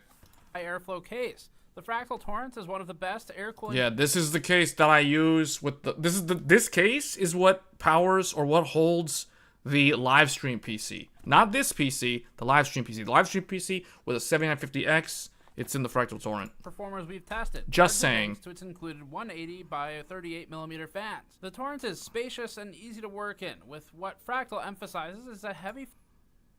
Gamers, no, they were there. They were at the Intel show. They were at all of them. Focus on function. The case uses. At least I think they were at all of them. I don't see why they wouldn't be at all of them. Like, this stuff was probably pre-filmed yesterday. Front panel to add some flair without a major impact to performance. And they did the editing today, and they put the video out. We'll start off with one of Intel's first-party charts. So, Intel showed some charts with clock-normalized uplift against specific functions of the GPU, like a 12.5x relative increase in draw XI, 2.1x normalized increase in pixel blend rate, which comes from some changes we'll cover today as well, a 4.1x increase in mesh shader. Well, the advanced info is really not that advanced. They're literally one day ahead of us because they're literally there right now. Dispatch, and then some lesser areas of uplift like tessellation. Intel also showed its new XE2 render slice officially for the first time. Oh, there he is. Okay, I knew he was going to be there. Tom Peterson had to be there. I was like, man, if I don't see Tom... Because when Matt said, oh, Intel or Gamers Nexus put a video out, I was thinking... I read that comment earlier, and I immediately thought, okay, that's going to be the video with Tom Peterson. Because if it's not Tom Peterson, then I don't know what the video is going to be about.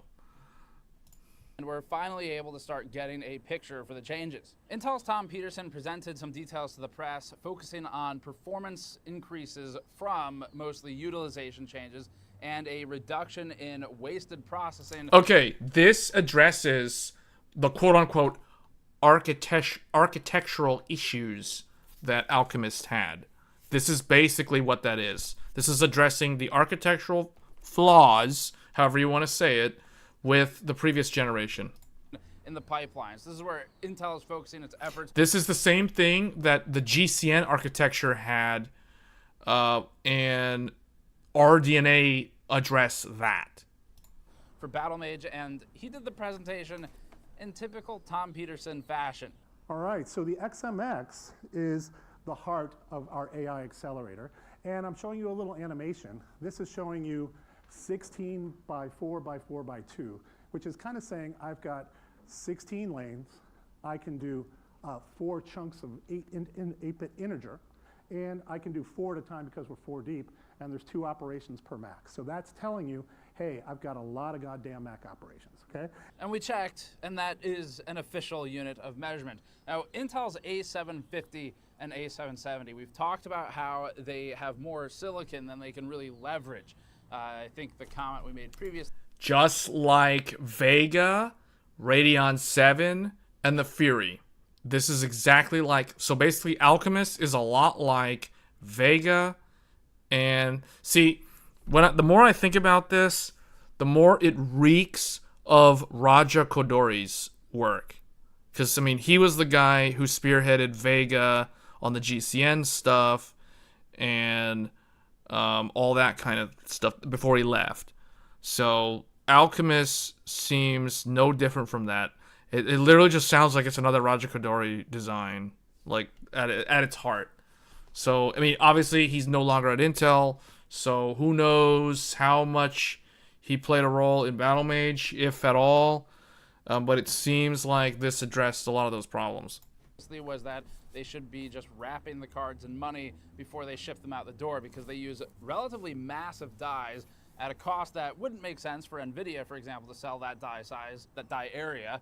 But the problem Intel has run into is a mixture of driver optimization, and then they also made some architectural choices early on with Alchemist that have limited some of their ability to scale. So the same exact problem that affected AMD's previous generation, the GCN architecture. GCN architecture, so AMD made some big bets with GCN back in the day for compute workloads because they figured that gaming would trend in the direction of using compute and being compute heavy for the workloads.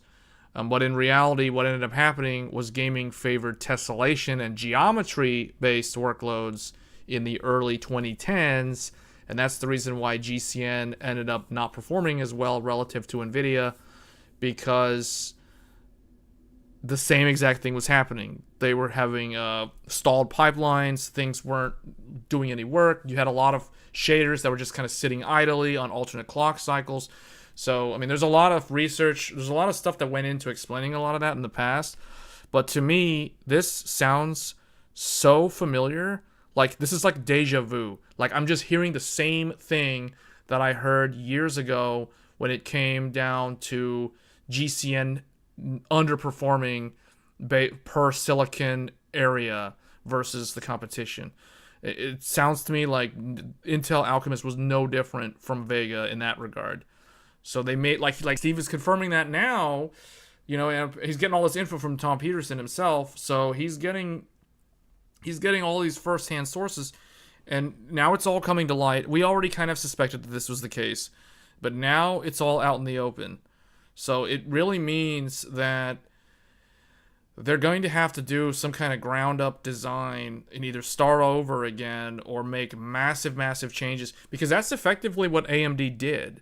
Like, RDNA was so vastly different from GCN, and that's the reason why you could take a 5700 XT, which was relatively small compared to a Radeon 7, and both GPUs were relatively the same in terms of their performance, even though one had a much larger die and even was coupled with like HBM2 and a whole bunch of like memory bandwidth, and it still could only really tie you know, like a 2-year-old GTX 1080 Ti, and the new RDNA 1 5700 XT was almost exactly the same in terms of performance. It was like a little bit less, but it was significantly less power and it was significantly smaller die. So Intel will have to do something similar here. That's what Intel's trying to fix. This is a render slice from the original Intel Alchemist architecture. Each render slice is pictured as containing 4 Xe core blocks, and each of those itself contains the vector engines. There's also XMX hardware, load and store, and cache hardware. The render slice also contained 4 ray tracing units, samplers, high-Z, geometry, rasterization hardware, and a pixel backend. This is the new Battlemage render slice. There's some color changes, but you can ignore those. They're not important. One of the larger changes that Intel made is re-architecting the GPU to SIMD16 instead of SIMD8. SIMD means single instruction, multiple data. Moving to native SIMD16 for the engine was promoted as a key change architecturally, and Intel described the change like this, quote, basically there's 8 lanes of computation for every instruction. We've moved that architecture to be 16 wide, which has a lot of efficiency benefits, but also compatibility benefits. More and more often, you'll see games running right out of the box, end quote. Now, this change also means that Intel's XVE or XE vector engine core count has reduced per Xe core and render slice, but this was an intentional change, of course. The new Xe core for Gen 2 is halved for vector engine count per Xe core. However, Intel tells us that this is countered with the increase in width to SIMD16 from SIMD8. We'll be curious to see if this leads to a reduction in performance anywhere else in the pipeline in rare scenarios, but overall, the biggest improvement should be compatibility. The claimed upside being better day one support for games is really what Intel needs right now for ARC.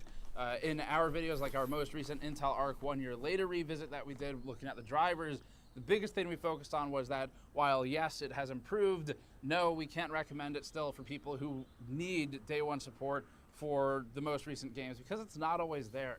So moving to... Yeah, I agree. Like, the thing is, I can't recommend Intel's GPUs because there's too many. Like, the other thing too is if you play mostly just like AAA titles and you're on an Intel GPU, you won't really find any problems. But if you're trying to play like all these other type of games that review channels don't really talk about. Like, for example, Wuthering Waves or Honkai Star Rail, or these like mobile games that you can play on PC, or these Japanese games or Korean games that may or may not run on Intel, at least not well, or might have weird graphical bugs, like the colors are wrong, or there's literally shaders that aren't rendering things, so you literally have artifacts in the game. That's the reason why I can't recommend Intel GPUs. And then every now and then there'll be like an Intel GPU, or there'll be a game that comes out and the Intel GPU just can barely run the game, you know, like for whatever reason, compared to their peers. Like a 7600 can run the game fine at 1080p, but the Intel is like, for that GPU is supposed to be better than a 7600, and in most cases today with AAA games that's true, but with all these niche titles that's definitely not true. So it underperforms, and it's due to these architectural problems, and maybe it's just driver things, but see, realistically, that's the reason why I can't really recommend the Intel GPUs.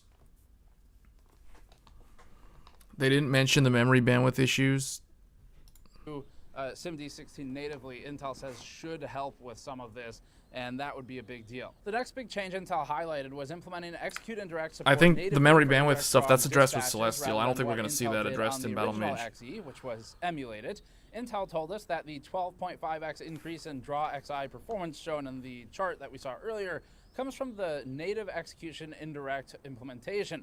Intel stated this, quote, "This is used by engines like Unreal 5 extensively. Having support for this in hardware is a need for the next generation games." Intel also noted improvements to several other areas. Rapidly, those areas include the geometry block, mesh shading performance, out-of-order sampling and execution, fetch, high Z, and triangle culling, and also render target prefetch on L2 cache, and even the clear behavior has changed. They've also made improvements to blending and to ray tracing. Intel says that these changes will result in better utilization. Our interpretation of that statement is that it's a waste reduction instead. So now Intel is going to be focusing on, for example, clears. If we take that one, instead of writing zeros to everything, they're marking a bit to say, get rid of all this. We're going to start from scratch on a new frame. And that's just one of the examples where previously, from what Intel was saying, they were wasting resources and burning time on something that could be done in a much more efficient way. And then those resources could be used elsewhere, or just the performance could potentially increase. Changing high Z and culling behavior is also specifically a waste improvement. Culling isn't a new concept. So Intel stated this, quote, "We've redone our high Z. If you think about fixed function, it generally starts with reading geometry, then you're translating geometry using matrix multiply and world space." Okay, this right here should fix a lot of those day one problems where games don't render correctly on Intel GPUs. Like, what was the recent example? Well, I'm forgetting the name. It was some niche game that I had. But I remember at launch, Witcher 3 had this problem. Witcher 3 had a problem where the geometry was rendered, but the color data was wrong. So you would end up, like, everything appeared overly dark in the launch driver. I remember this. I mean, even Linus, when Linus did that side-by-side video comparing a 3060 to the A770, or maybe it was A750, regardless, like, they did a side-by-side, and The Witcher 3 did not render correctly in that video. And I saw the same thing on some other games, too, like Lightning Returns, Final Fantasy 13. That was another one. Lightning, the character, her eyeballs, her eyes were literally black. Like, the Intel GPU didn't render and didn't color the eyes correctly. The white part of the eye and the pupil and the iris were literally just a full black thing. It looked like she was walking around in the game and someone literally removed her eye sockets from the model. It was creepy looking. But that's how it looked on the Intel GPU. So stuff like that should be fixed by changing the high Z. You're moving these triangles around eventually you have to get to a point without where having to you do draw a driver pixel. updates every time. You're going to convert a triangle to a fragment, which you're going to shade to draw a pixel. Yeah, That this is fragment the problem that processing they is very had. important for the I remember order of this. those triangles in the final Yeah, scene. I remember this because there was a remembers bunch which of triangle is closest. DX9 If it ever games sees a that had this triangle that's further problem. away, it will instantly cull it from the And pipeline. earlier, to older reduce pressure on DX11 your games had later this shading. problem. So the way they're handling this is a little different, and we'll get into that. But the very basics of culling that basically everyone does at this point would be something like, right now, I am obstructing geometry, if this were 3D space, behind me. Yeah, so basically, like, Steve is like the eyeball of the character, but for some reason, the launch driver on ARC was basically culling the whole thing, so the eye wouldn't even show up. Like, it's invisible. The eye doesn't show up. It's being culled, so the whole thing is gone. So it's like if this was the Intel driver problem, Steve would be talking, but you wouldn't be able to see him. It would just be this weird, like, black outline where he's not there. It's like someone just cut and pasted him, photoshopped him out of the shot, or he'd be culled and you would just see the background behind him, and he just wouldn't even be in the shot. Maybe it is. We'll find out one day. If I move a little bit, that geometry is now revealed. Yeah. When I step back in front, it's hidden. There's no point rendering it if I'm blocking it. Yeah, so that's good, because they needed to do stuff like that, because every single time they'd run into a game that had this problem, they would have to custom fix the driver, and it was super annoying. And that's the main reason why I could never recommend their GPUs. To the foremost object that would affect but still show the rearmost object, and if not, get rid of the rear one. It's not going to be seen anyway. Save that geometry processing for something else. So that part's not new, but more aggressively culling triangles or fragments that won't be seen means, as Tom Peterson said here, later processes can focus. Man, this is a resources long elsewhere. video. The improvement should be lower resource utilization on wasted shading to instead allow higher performance or more appropriately spent resources on visible parts of the scene. Okay, well, this is Pixel all backend good has also news, I improved guess. I when mean, this there is are something they had to transparencies in the do. scene. The GPU has to do math to blend So the first multiple part layers of fixes a lot of, like, the transparencies. driver And Intel has problems. and we're hearing rumors that it's probably fall of this year. Because some of these also apply for Intel's future Arrow Lake solution, which is going to be the next desktop part, and we're hearing rumors that it's probably fall of this year. I said it. Q4. Remember what I said, guys. Intel CPUs, Q4 of this year. 15th gen. This is the reason why I told people do not buy 14th gen. Do not buy 14th gen. For this very reason. Because 15th gen is going to be way more interesting. New everything. New socket. We already knew that. But just new everything. Intel gave us a deep dive along with other media on its architectural changes for the core. The next gen E-core E-core. for Lunar Lake, but this also scales to Arrow Lake in a lot of situations. So these micro-architectural changes, Intel says, are supposed to set them up for better scaling going forward, and their focus was on efficiency and on IPC, but they also, again, talked about dropping hyper-threading and SMT. So Lion Cove P-cores will show up first in Lunar Lake mobile CPUs, and those are the ones that overhaul fundamental design to allow for that scaling going forward. Intel refactored its internal CPU design process and core architecture IP, which it says will continue to give benefits across multiple generations and markets, saying, quote, "Our new development environment allows us to insert knobs into our design to quickly productize the SoC derivatives out of our baseline superset P-core IP. And indeed, the Lion Core version that goes into Lunar Lake is different in several aspects than that which will go into Arrow Lake later this year. So it's not completely shared, but there are some things that we're seeing across both. Getting back to the removal of hyperthreading, Intel says that in general, hyperthreading gains roughly 30% IPC in the same core area footprint in the silicon, which is why it's been used for about 20 years now. It's not free though. Intel says that hyperthreading necessitates duplication of many architectural elements.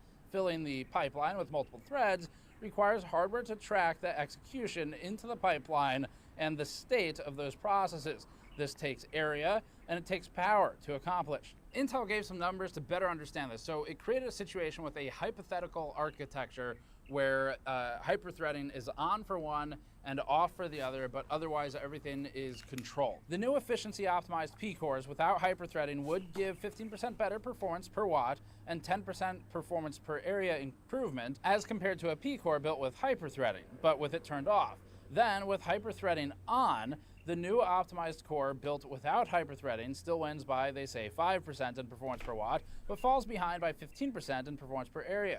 That loss is where the new E-cores would come in, which we'll get to shortly, and platforms that purely consist of P-cores would still benefit from hyperthreading in this situation. Now, buzzword warning here for AI. So Intel has updated thermal and power controls.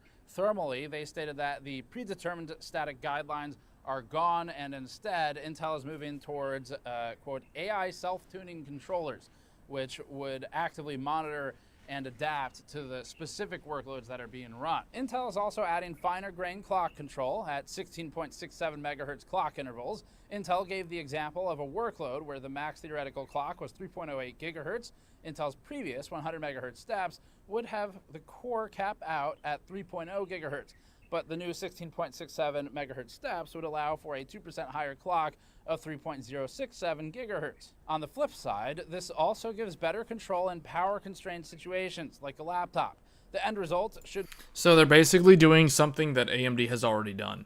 So this thing, because I wanted to call this out, AMD already does this. This is the reason why when you overclock an AMD CPU and you say like 5.8 gigahertz, you will see like in CPU Z, you, depending on the workload that's running, you'll see the clock speed give you this weird number like 5.783 or something, or 5. You know, like it's like a rounding error because it's doing it in megahertz versus the full gigahertz. Whereas with Intel, historically, when you overclock Intel, you literally, in CPU Z, you see the whole number. Like, if you do 5.8 gigahertz, you literally see 5,800 megahertz, or sometimes it's 5,799 or something like that. It's like one off. Whereas with AMD, you see more, it's more granular in terms of how the clock can adjust based off of the workload. So this basically makes them be more in line with how AMD's done their clock granularity for a while. Would be higher sustained clock speeds for given power budgets and thermal constraints anywhere on the curve.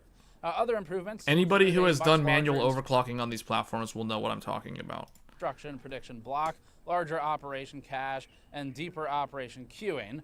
Vector and integer operations, Intel says, are now in separate pipelines with separate schedulers for out-of-order execution. Updates to the memory subsystem were detailed by Intel as including reduction in latency of the nearest L0 cache and adding an intermediate L1 cache to create a 3-level hierarchy. Total per core cache capacity is slightly up overall. Some really quick notes here as well. So Intel threw a couple numbers out there. For one, they claim an average of 14% more performance at the same frequency for one P-core in Lunar Lake versus Meteor Lake. And remember, some of this will scale to Air Lake, but not all of it will. Ultimately, mobile is a different thing. Performance per watt ranges between 18% more at the low end of the power range and 10% more at the higher end versus Meteor Lake. And once these updated P-cores make their way to the desktop platform, we'll obviously thoroughly benchmark them and look at how they perform in Air Lake. But for now, some quick notes on E-cores as well. So these are called SkyMont. Are we back to... Please don't bring us back to Skylake, Intel. We got away from it. SkyMont. This one is the biggest change from the previous generation. SkyMont. And it's upping the core count from 2 to 4 cores per cluster with the removal of hyperthreading on the P-cores. Intel is betting that its new E-cores are good enough to pick up the slack on multi-threaded workload. Quote, our E-cores are getting so good that we can deliver better than SMT or better than hyperthreading performance without hyperthreading. That's the key motivation for making the P-core wider and extracting more performance out of every megahertz. The updates to the individual cores themselves are similar to the changes in P-cores. Instruction caches are larger, queues are deeper. The core is much wider in general, with vector capability being roughly doubled. Intel says vector is generally the type of compute that AI leverages as well, so it wanted to focus on that. The E-core memory subsystem was also updated. There's also more cache available overall, with 4 megabytes of shared L2 between each 4-core cluster, with double the bandwidth compared to the previous generation. For performance, Intel gave some single-threaded performance numbers between the low-power islands of the previous generation Meteor Lake and Lunar Lake mobile CPUs. Integer functions were up by an average of 38%, and floating point vectors up by 68% claimed on average. though Intel's graph has one outlier. Overall, in a single-threaded scenario, Intel says the new E-core uses 1/3 the power at the same performance. It says 1.7x more performance at the same power, and 2 times the performance at the top end, with the new core using more power. Moving to multi-thread, Intel says total performance uplift on the low-power island is heavily increased due to 2 things. The cores are faster, and the increase from 2 to 4 E-cores per cluster also contributes. Integer performance is again 1/3 the power at the same performance, 2.9x more performance at the same power, 4x more performance at the top end, using much more power. And Intel gave an interesting performance comparison for desktop, where it put the new Skymont E-core against the outgoing Raptor Cove P-core. This is inherently an uneven comparison, since P-cores scale higher with higher power and frequency, but the bottom half of the curve is interesting. There are a number of other improvements as well, like bottom-up scheduling, thread director changes, but we'll talk more about this once desktop starts shipping. Wait, they didn't show, so they talked about it, but they didn't show the slide? They didn't show the slide that he was talking about Raptor Cove. Where's the slide that shows that, though? See, the problem is Meteor Lake saw performance regressions on mobile versus Raptor Cove on mobile. So that's the reason why no one really talks about Meteor Lake in mobile. And that's the reason why basically everybody always talks about AI PCs as starting now, even though technically they have been a thing for a couple of years now. Like AMD put out the 8040, and then prior to that they had the 7000 series on mobile, which also had AI stuff. So the AI stuff's not new, really. Now it's like everyone's just marketing it like crazy, and Intel's no different. But Meteor Lake was actually weaker than Raptor Lake, even though it was newer. So I'm very curious to know. They've hidden it well, or they've told them, or they may have told Steve not to show that slide for whatever reason. But I want to hear what he says again about that. Desktop, where it put the new Skymont at the top end, using much more power. And Intel gave an interesting performance comparison for desktop, where it put the new Skymont E-core against the outgoing Raptor Cove P-core. This is inherently an uneven... Wait, did he just say they compared E-core Skymont versus Raptor P-core? E-core against the outgoing Raptor Cove performance comparison for desktop, where it put the new Skymont E-core against the outgoing... Oh, okay. Okay. So yeah, that's a weird comparison. So they basically are comparing the new E-core Skymont versus the old 14th gen P-core. Raptor Cove P-core. This is inherently an uneven comparison, since P-cores scale higher with higher power and frequency, but the bottom half of the curve is interesting. There are a number of other improvements as well, like bottom-up scheduling, thread director changes, but we'll talk more about this once desktop starts shipping. So that's going to be all we have for you on this for now. It's a huge amount of work to not only read and study and write this type of content remotely, but also do all of the editing for it. So we put together Yeah, the guys that are doing the video content like this, it's much harder than if it's a review site that just writes written articles, because the written articles, that's still very time consuming, but the video stuff is like even more time consuming. In-depth detailing as we can using Intel's Architecture Day information. They had a ton more information out there. There's probably another 4 or 5 hours of content that we need to work our way through and see what we want to detail for you all in future architecture pieces. But for now, that gets us started, and for us at least, the XE2 future desktop Battlemage implementation is going to be the most interesting out of all of this, and it sounds like the biggest changes are going to be possibly to early support for games, alongside the improvements overall in reducing wasted processing time, or as they call it, utilization improvements. So that's it for this one. Thanks for watching as always. Subscribe for more. We're going to skip the keynote. Maybe we'll come back and cover it in news or something. Oh, so they did not attend the Intel keynote. They missed out, man. Steve totally missed out on that. It's interesting enough. But I've had enough AI buzzwords this week. I think between NVIDIA and AMD, we had around or over 200 instances of the letters AI. So we're just skip the Intel one for now. You've got the information that really matters, though, for the core audience. Okay, so that's going to be a wrap. Yeah, they've got some interesting stuff planned. I think this video from Gamers Nexus is probably the most interesting one so far on. It's the one that seems to have had the most interesting info regarding Intel's upcoming architecture, because I mean we kind of talked about it from Meteor Lake last year. Late last year was like December, and they're dropping hyperthreading. That's interesting, but they're making some big bets on the E-cores being able to pick up the slack by losing the hyperthreading. And the other thing too is the Windows scheduler. That's the other big wild card here, because it's all going to boil down to how the Windows scheduler assigns those workloads, because they can't do like 2 per 1 physical core anymore. So we'll see how that goes. Now we know why Battlemage didn't appear in the keynote. Well, see, I think the reason why it wasn't talked about is because it doesn't fit into the narrative. I mean, technically, yes, it does fit into the AI narrative because it's a GPU and GPUs can be used for AI, but that's not what people are there to hear about. Like, they have to push laptop. I mean, they did talk about Lunar Lake, and that has Battlemage as the architecture for the GPU, the integrated GPU. So they did, I mean, it was kind of there, sort of, but not in the capacity that we wanted to hear about it.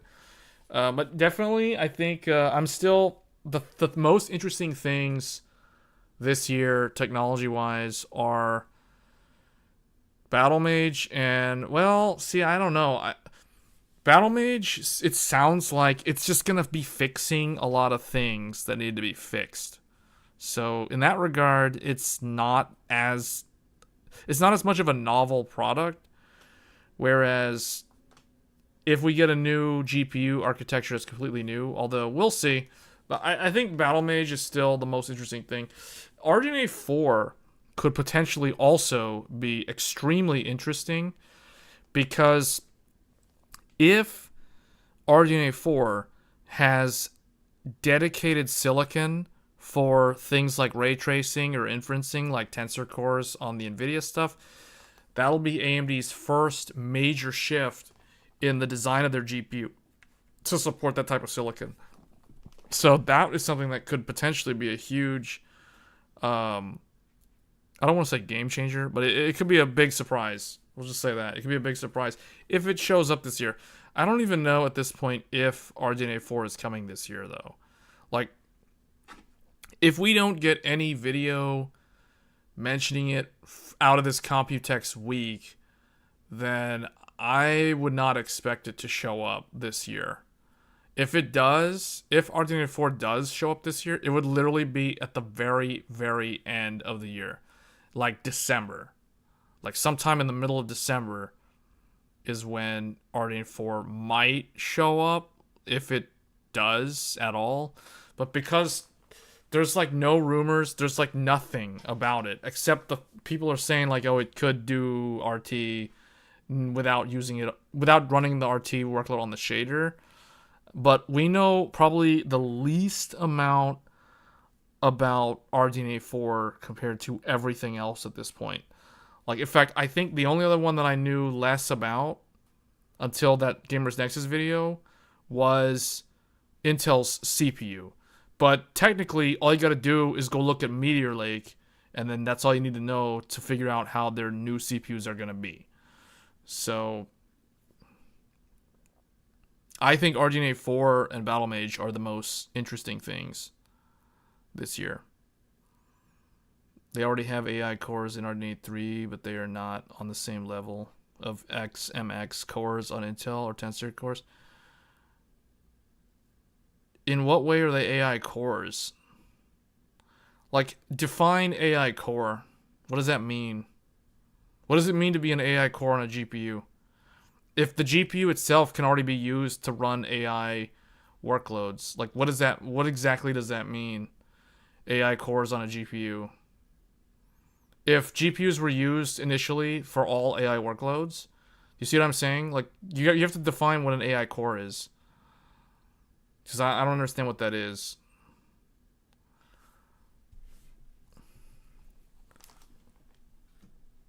But anyway, as far as I'm concerned, AMD doesn't have AI cores on dedicated silicon with RDNA 3.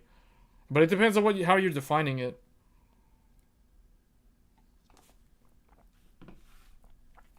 You're basically saying, like, what, tensor cores? They don't have tensor cores.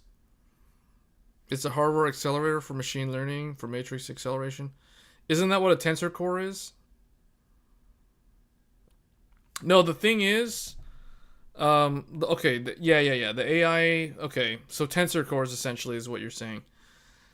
They don't have tensor cores, as far as I know.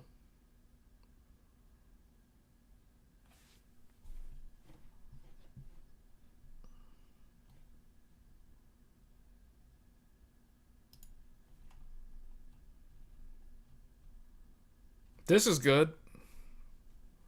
ASRock, check this out. ASRock has a 7900 XTX and a 7900 XT workstation GPU that adopts the 16-pin fire hazard connector, although this one's supposed to be less so. Look at this. ASRock has a GPU, an AMD GPU, that uses the NVIDIA and Dell power connector. Check this out. And it's a blower style. It's a blower style. AMD Radeon RX 700 XTX workstation 24 gig with the NVIDIA power connector. See, this is an example of when I say ASRock is the most innovative out of the motherboard manufacturers. This is exactly what I'm talking about. Like, not only do they do the blower style, which is desperately needed in the high-end GPU space, there are not enough companies making blower style desktop GPUs that are readily available, because only the professional cards have blower style. There's a reason why professional cards use blower style. The reason is they're the most reliable. The fan lasts literally forever, so you never have to worry about the fan failing. And you don't have to worry about airflow in your case. You can stick this in anything and it'll perform the same regardless of the airflow in the case. So this is the reason why professional cards use the blower design. I myself am a big fan of this design. I call this the impeller design. Or no, not the impeller design. The radial fan design. This is a radial fan. Radial fans are the same fans that are used in cars' air conditioning systems. So automotive HVAC systems use these type of fans. And everybody knows that you can have like a 20-year-old car and the AC fan never dies. It still works after like 20 plus years. And that's the reason why the blower style is better. For reliability reasons, it's better. So props to ASRock for innovating in what should have been a no-brainer, but they took it one step further. They went ahead and put the 12 plus 4 on an AMD GPU when it wasn't even necessary. They went ahead and did a custom PCB and put the NVIDIA power connector on an AMD GPU. That is hilarious.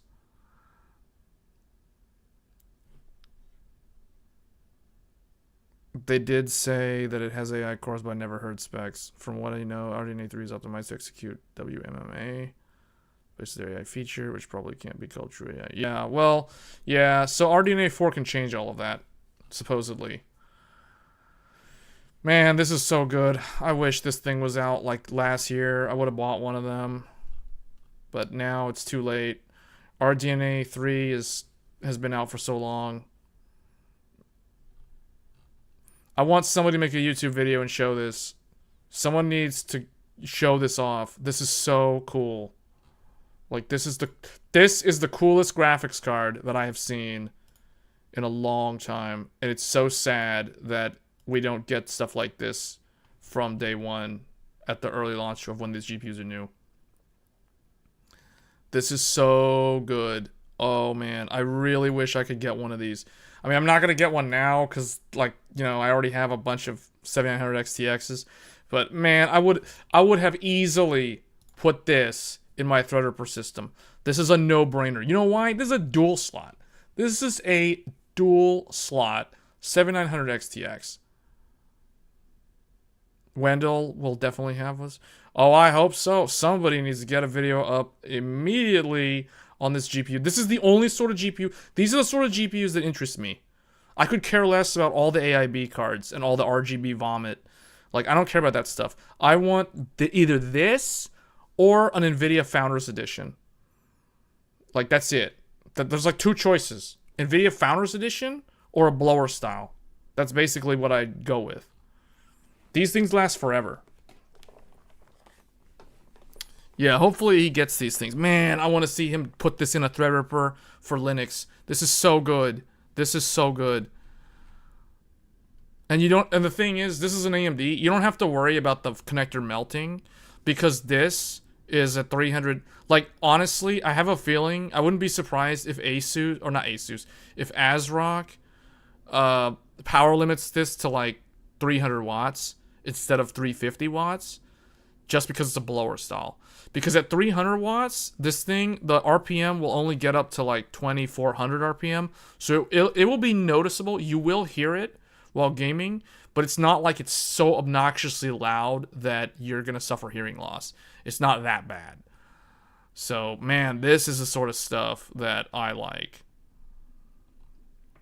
I don't like triple slot, quad slot, super thick, like, GPUs, because those are dumb. Like, from a practical standpoint, those things are stupid. Like, if all you do is play games and you're only going to use one PCIe slot in your PC, then yeah, then those are fine. But if you're actually building a PC for real work, like for actual things that are not just playing games, then stuff like this is way better.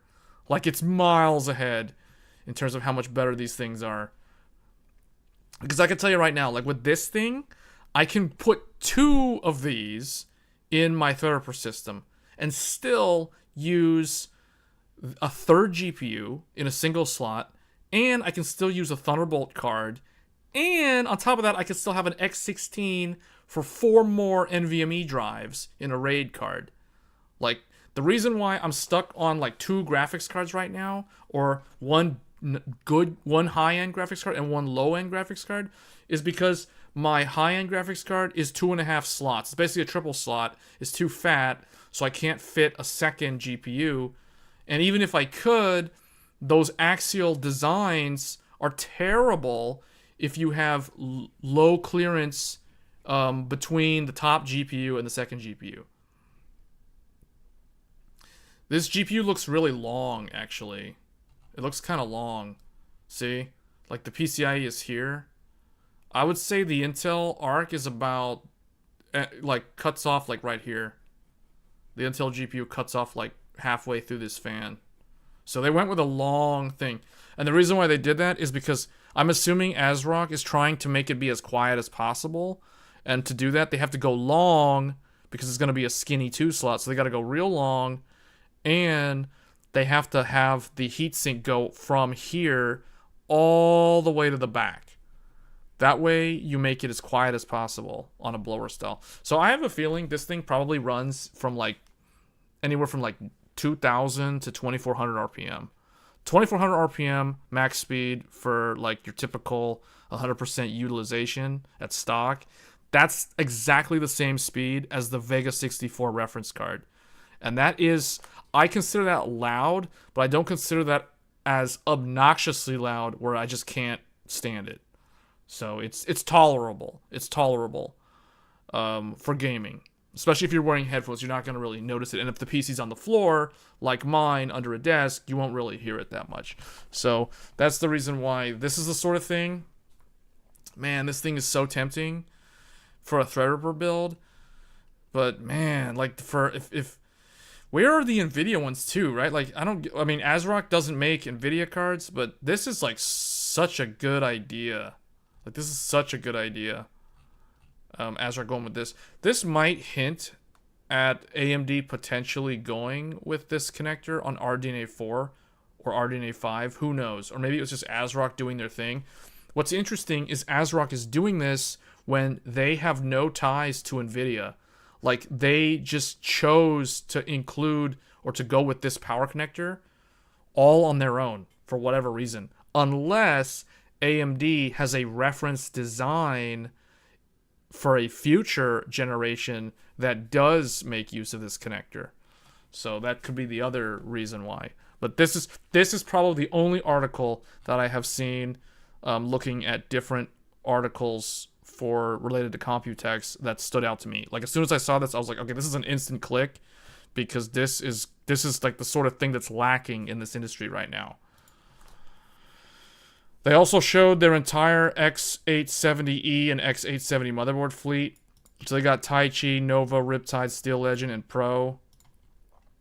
Someone was asking last time, like, what is the Pro Art version for ASRock? I'm guessing it is the Nova or the Pro. But I know the Pro is not super expensive, so it's probably the Nova. Because Pro Art is typically one tier down from the Crosshair, and the Crosshair is like the flagship, so the Taichi would be like the flagship. So, but looking at this, it's like, this is the Taichi. If we look at it here, the one thing that I noticed right off the bat is ASRock copied Gigabyte and Asus with their quick disconnect latch over here, which is really good. They added that. It looks like they've got one Gen 5 NVMe on the top right next to the RAM. Then they have another NVMe above the first PCIe slot. Then they have two more between the second and the first PCIe. Just like the previous Taichi, though, this one still only has two PCIe X16 physical connections here. So the top one is X16. The bottom one is probably X4, if I had to guess. Or it might be an X8 that then splits the top one into an X8. So that remains to be seen. It looks like they are including USB 4. So they've got dual USB 4 ports for Thunderbolt 4 and Thunderbolt 3 compatibility here. So this is one of those motherboards that are using the ASMedia 4242 chipset for USB 4.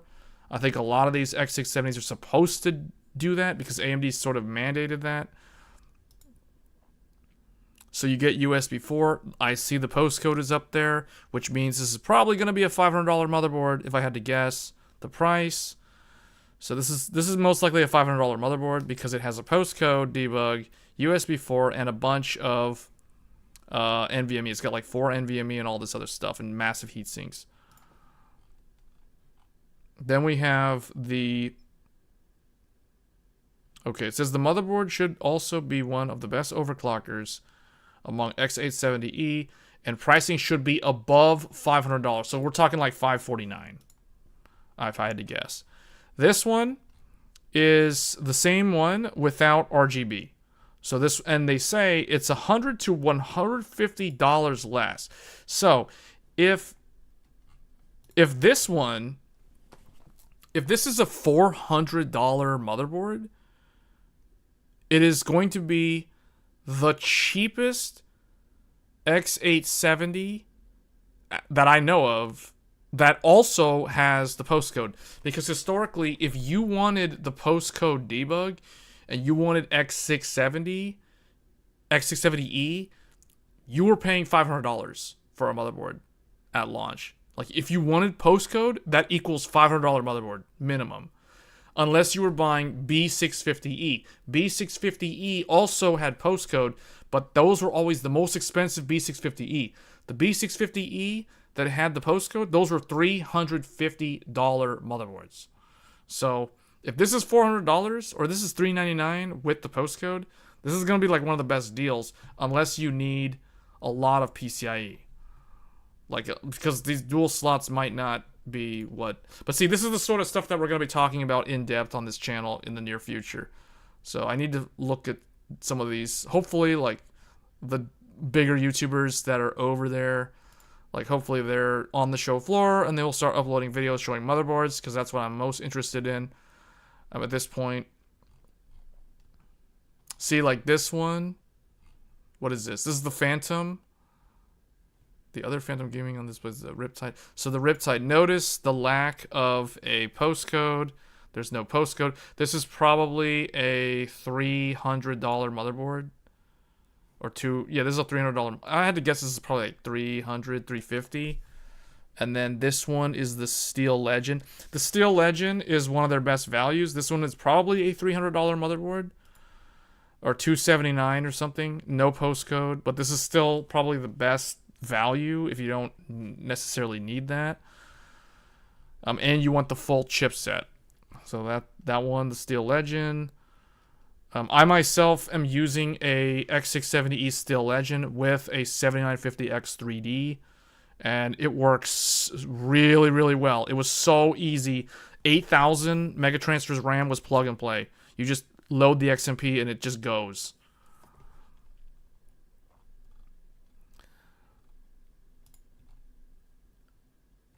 Yeah, and then I guess this is the Pro. So this is probably like the 200. If this is X6 or this is X870, so this is probably like a I don't know how they're gonna price these differently. Steel Legend historically is around $300 though, so this one's probably like $260, $269, somewhere in there.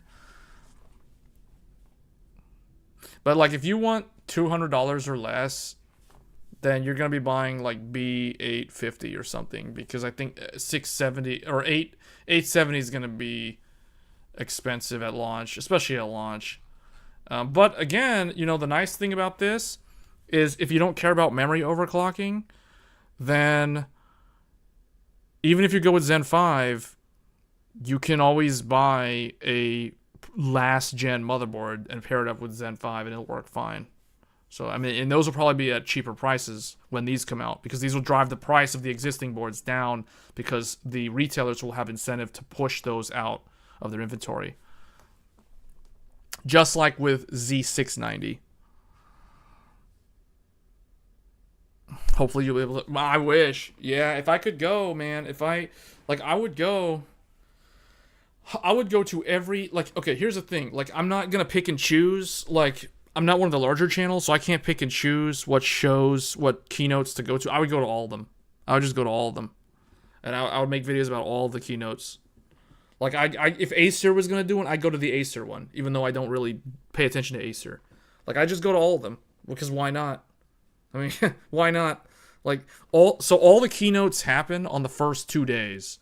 Then, day 3 and 4 is basically the show floor. So, let's think about this right now. So, what time is it in Taiwan? So, it is what, like 1 in the afternoon? It's about 1 in the afternoon. It's Tuesday afternoon in Taiwan right now. So all the keynotes are done. All the keynotes happened on Monday. So there may be like 1 or 2 lesser known ones happening today, or they may have happened this morning. Like the Intel one happened this morning in Taiwan. So and that was one of the later ones. So all the keynotes happen on the first day or first and second day, because Tuesday's the second day. So then now what you're going to start seeing are a lot of the YouTube channels like Linus and these guys. They're going to start cranking out the videos of the different booths. Because day 2, day 3, day 4, that's where they go around to all the different, like the Asus booth, the MSI booth, you know, etc. All these different ones, ASRock. So we're going to start seeing more video format of stuff showcasing these things. And this is what I'm most interested in. Because I do plan on doing a lot of content next month, funnily enough, because Zen 5 is coming next month. So I do plan to buy the Zen 5 CPU. I don't know which one yet. That remains to be seen. I haven't decided if I want to get the single CCD or the dual CCD. We'll see how that goes. But definitely I will be getting one of the Zen 5 CPUs at launch, just to test it and do content regarding it. So, because I'm curious to play around with a memory controller, look at the F clock, look at how curve optimizer is different from. And the reason why I'm very interested in the lower, like the Ryzen 7 and even the Ryzen 5, is because those things are like 65 watt. 65 watt TDP. Can you imagine the efficiency of that? It's faster than Zen 4 and it's like half the power. Like, what? So now if you crank up the power, what does that mean? If you start at 65 and the base is already, you know, like 16% on average better than the previous generation, then now you just, if you overclock it to match the previous generation's TDP, now how does it perform? See, so that's the thing. There could be more interesting overclocking gains to be had at the lower end of the stack because the TDP is set so low at stock, which means that it might be more interesting to overclock a Ryzen 7 or a Ryzen 5. I definitely expect BuildZoid to be looking at overclocking those Ryzen 5, Ryzen 7 CPUs because they have such a low TDP.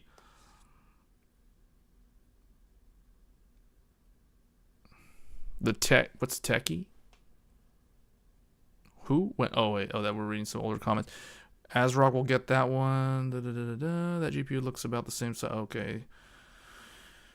I wish I could go to Computex, man. I wish I was there right now, to be honest. The ROG Strix B650E-E looks good. Yeah, that's one of the better ones. That's a good one. It's below 300 in Europe, and it has the postcode debug. That's a really good one.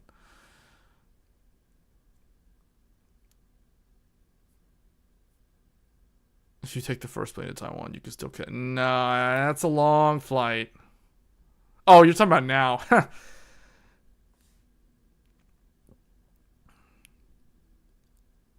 I don't know. That remains to be seen. I have no idea what they're gonna do with non-X parts. Non-X parts might have like a 45 watt TDP, like a laptop, essentially, in terms of the power. It would be like a high-end laptop, but it's a desktop port. Or, you know, honestly, AMD might just not do anything. Like, AMD might not launch the non-X parts. I mean, like, PCWorld... Hold on. Like, PCWorld went to the... Let me see. Yeah, look. Check this out. Hey PCWorld fans, Adam here at Computex 2024 covering the new announcements from AMD, and I'm able to chat with Donnie from AMD about some of that. So Donnie, first tell the fine folks at home your role at AMD. Of course, Adam. So my name is Donnie Wologroski. I'm the Technical Marketing Manager for Consumer Processors at AMD.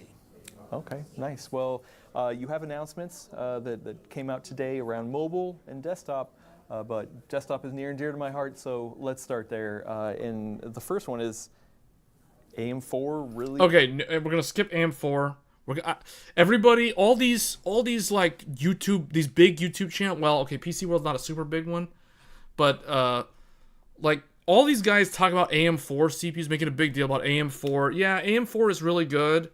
It's great that they're doing that, but let's be honest, the true enthusiasts are not really interested in new AM4 CPUs. I'm not saying that they shouldn't do more AM4 CPUs. It's just like there's so much, like people are spending so much time talking about AM4 CPUs. It's like, okay, we're going to skip that. And we're going to skip the AM5 support because we already know. I want to go straight to the 9000. And 6-core CPUs.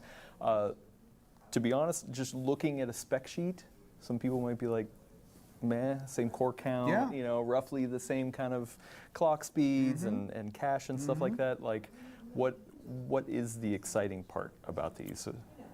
This is, I mean, it's a, you're absolutely right. If you look at the specs, it like, well, that looks similar to last gen. What was the thing that I was trying to find from this video? There was something that I found in this video. This is a pretty major architectural upgrade. We're talking about 16% IPC. So not only see, this is what's interesting. 16% IPC. So if you take a 65 watt part and you overclock that to like 120 watt, like what happens? Like how fast is it then? You see, this is why this is cool. Do we have more? I feel like these could potentially, now it's all going to depend on the TSMC node. These could potentially be way more fun to overclock than what we've seen in recent years.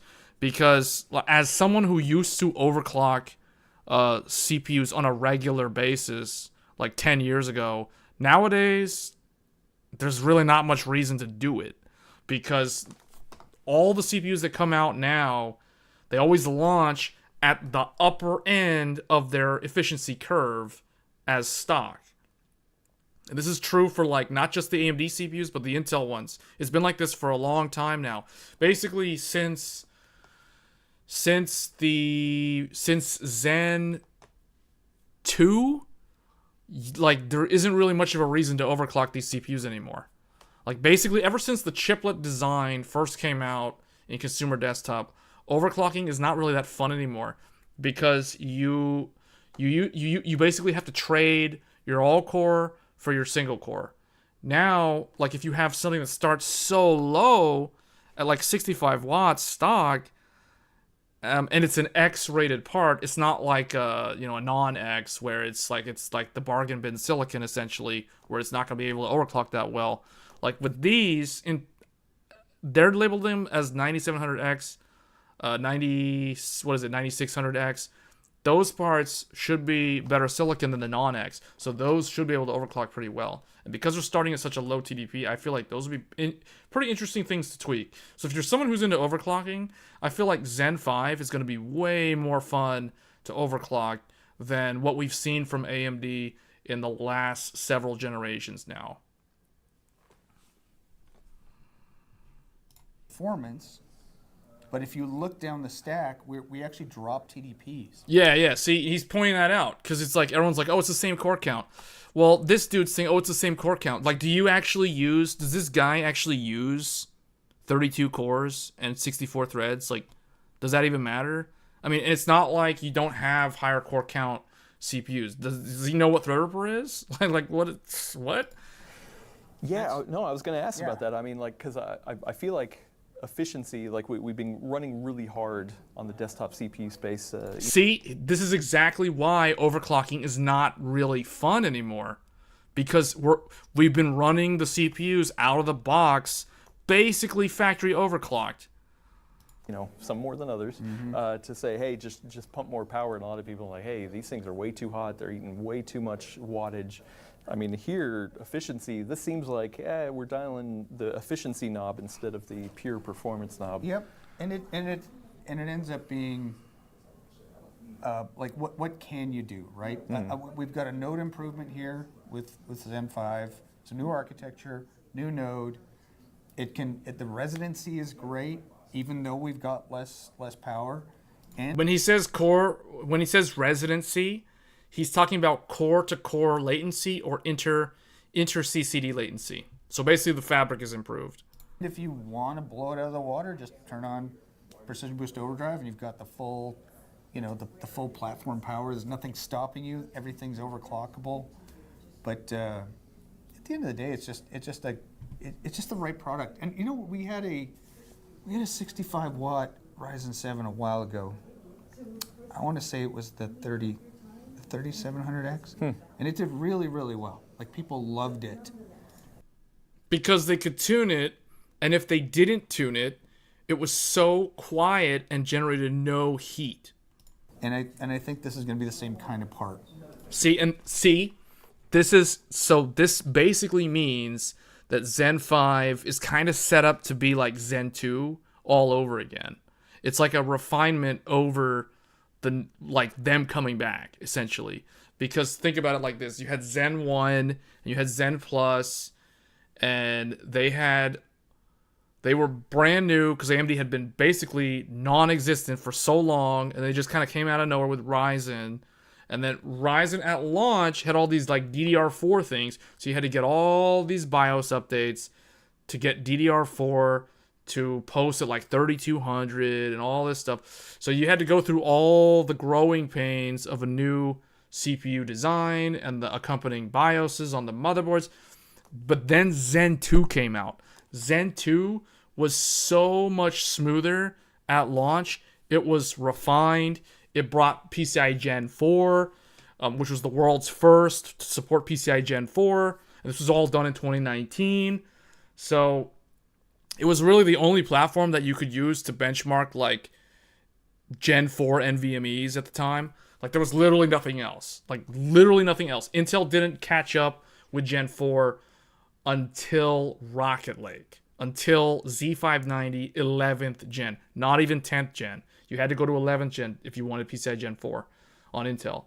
And that was like 2 years behind because that was a 2021 launch for Rocket Lake. So they were like 2 years behind AMD from a platform standpoint. So Zen 2, aka Ryzen 3000, brought all this stuff, and all the DDR4 memory training things, all that stuff was like gone. There was no problem. You could run 3600, you could run 4 sticks of memory, you could do all this stuff, and it all worked, and there was none of these problems. I remember this because I had the original 1800X, and then I upgraded to a 3800X, and it was like night and day. It was like night and day. You just set it and forget it. You set XMP, 4 sticks of memory, all of it worked. So I expect this to be no different. And the Ryzen 5 3600 and 3600X were so popular in the gaming crowd because of what he just said. Because it literally, the platform was refined and it was such low wattage that most normie gamers who just want to play Call of Duty and League of Legends and Overwatch and Fortnite and don't care about all this overclocking nonsense, they don't care about this dumb liquid cooling because they're paranoid that it's going to leak and like destroy their house or whatever. Like, they're not going to touch that stuff, right? But they're just going to run it stock, and it works, and it's quiet, and it can use a stock cooler, and doesn't generate a lot of heat. That's all they wanted, and AMD delivered that, and that's the reason why Zen 2 was so successful, and later on, Zen 3 was even more successful. So I feel like Zen 5 is basically like Zen 2, except now it is on a DDR5 platform. It's just a really good part all around. Yeah. Well, and once again, no talk of an X3D options of this. You're running your 5900X, is 65 you're going watt. to come out with the non-X3D first? Yeah, I mean, the X3D later they and can make run. people Yeah, they can run wait? really efficiently. Well, what I can say, The 5700X was also like that? I can't talk about unannounced products. What I can say is AMD is committed to X3D, not just the status quo, but like. Okay, so Marcelo, in general, if the product is a 65 watt part, AMD historically always includes box coolers, like stock coolers, if it's a 65 watt part. If it's a 95 watt part, it depends on the model, but in the past what they would do is they would include the Wraith Prism cooler with the 95 watt part. So because these are 65 watt, the Ryzen 5 and the Ryzen 7 will probably include the Wraith Spire. I think the Wraith Spire would be the one that goes with these. So basically, if you guys don't know what that is, the stock cooler that ships with an 8700G. The 8700G includes the Wraith Spire. That cooler is probably going to ship with the Zen 5, the Ryzen 5, and the Ryzen 7. Now, for the Ryzen 9, I think those are just going to come in the box. Like, I think those are basically just going to be like these, with no box cooler, because they're 170 watt TDP. And because they're like that, obviously, you're not going to use a boxed air cooler with those. Improving it. So there's really great technology that's being worked on. And yes, we're going to make you wait a little longer before we make any more announcements. All right, let's skip to the chipset. Oh, yeah. As PC enthusiasts, it's a miracle this man can speak at all. Oh, yeah. Well, I mean, one of the things is mentioned was being able to hit higher memory clocks. Yes. Can you give us expectations on how higher we're going to go? What are we going to see? I can't. I'm not allowed. It's going to be soon. You're going to find out. Oh, so okay. You don't have to wait a long time. Like we said, these parts are going to become available this month, right? This is July. No, I think we're in June. Pardon me. Next month, July. Sorry. It's okay. We're tired. Right. Yeah. So you only have a little while to wait till we start seeing these parts. The big differences here. I mean, 870 and 870E are more a way. Wait, so did the 5700X come with a box cooler? If it's 65 watt, it should have come with a box cooler.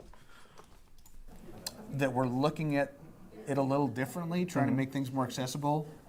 Last gen, you'd have to have an E series board, which was more expensive to get full PCIe Gen 5. With the 870 and 870E, they both are PCIe Gen 5. Because my my 3800X came with a Wraith Prism. The 3800X had a Wraith Prism, and I think it was a 95 watt. Hold on. Where's the...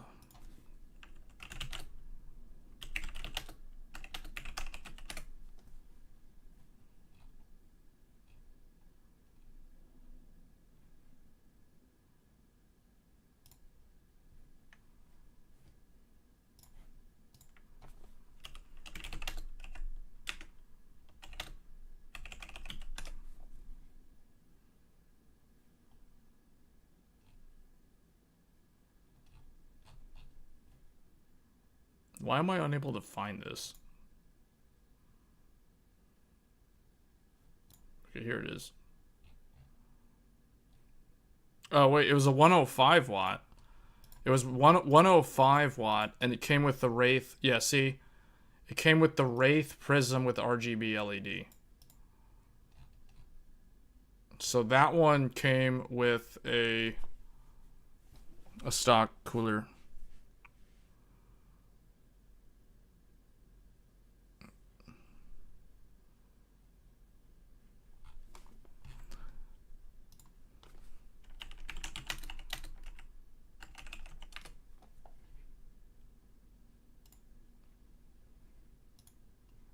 So the Ryzen 7 5700X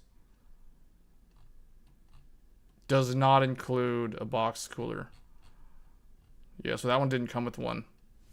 The 3800X did though, because I know. I mean, that's how I have mine. I've got a Wraith Prism cooler because of the 3800X. The 1800X did not come with one. The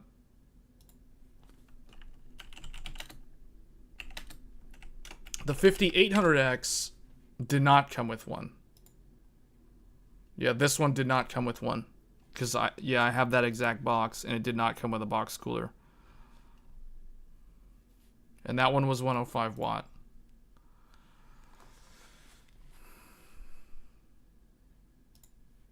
So we've kind of, made that barrier a little less on the high end. See, so another thing we've done. I expect these motherboards, these X870 motherboards, to basically be priced the same as the X670 were when they were new. I expect them to have the exact same price points. I don't expect the price points to go up. So basically, everything's going to be priced the same as it was 2 years ago.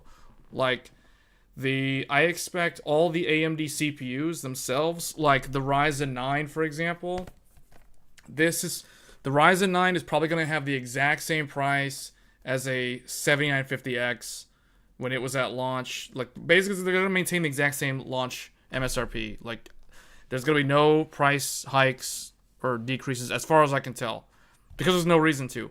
And then the reason why there's no hike, there's no price increase, is because consumer desktop sales are down right now. So you wouldn't increase the price if the demand is low. But there's no reason to lower the price because why? You see what I'm saying? Like, you have previous generation still in the store. Like, these are already discounted. Why are you going to lower the price of your new stuff? The new stuff's going to be charged at MSRP at launch. So that's normal. So I expect that. The motherboards, these X870 motherboards are going to be priced the same as the X670 was when it was new. So X670 today is cheaper than it was at launch, or it's even cheaper than it was a year ago. So I expect them to stay as they are, and X6 or X870 is going to come in and take the same price that those motherboards had when they were new. So if anyone's looking to get a new motherboard, like a next-gen motherboard, like an X870 for cheap, you can get one, but you're going to be looking at motherboards that don't have things like postcode debugs, might have different allocation for PCI Gen 5 lane counts unless it's an E series, and the E series are going to be the expensive ones. So the way I think about it is, this is what, if I was someone who was building new and if I wanted to know the price of things right now, I'll tell you right now, if you're looking for the B series flagship with everything, no compromise, you're looking at $350 for a motherboard. And if you're looking for X870E with no compromise and everything, like postcode debug, all the lanes, Gen 5, blah, blah, blah, all the NVMe, you're looking at $500 for a motherboard. Like for a true high-end motherboard that has all these things that they're talking about, you're looking at $500. Otherwise, you can probably get a decent one, like an X870 for like $300 or somewhere between $300, $400. That has pretty much all the essentials that you need if you want the bigger chipset. So that's kind of the budget that you would need to have in mind if you're someone who's looking to build a new Zen 5 PC this summer. Otherwise, you can just buy, like if you want to save money, you can buy the previous generation motherboard. You can buy like someone was saying earlier at the start of the stream, if they get AM5 now, can they upgrade? Can they do a drop-in upgrade to Zen 5? Yes, they can. They can save some money doing that. I just question whether or not, wouldn't they just be better off buying the newer motherboard rather than going with last gen, if that makes sense. But you know, so like if you're someone who already has an AM5 motherboard, then yeah, you just update your BIOS, buy the chip, and you just drop it in, and you're good to go. But if you're someone who's not on AM5 today, me personally, I always buy the newest thing if I'm jumping into that ecosystem at the time I'm jumping in. Like, I'm not someone who's going to go buy last gen to save some money. Because in the grand scheme of things, you're going to save, what, like $50? Like, if the total PC build is like $1,000 or more, like, is that $50 really going to make or break the build? You know what I'm saying? So that's the reason why I would go X870 day one if I was going to get Zen 5. And if I wasn't on AM5 today.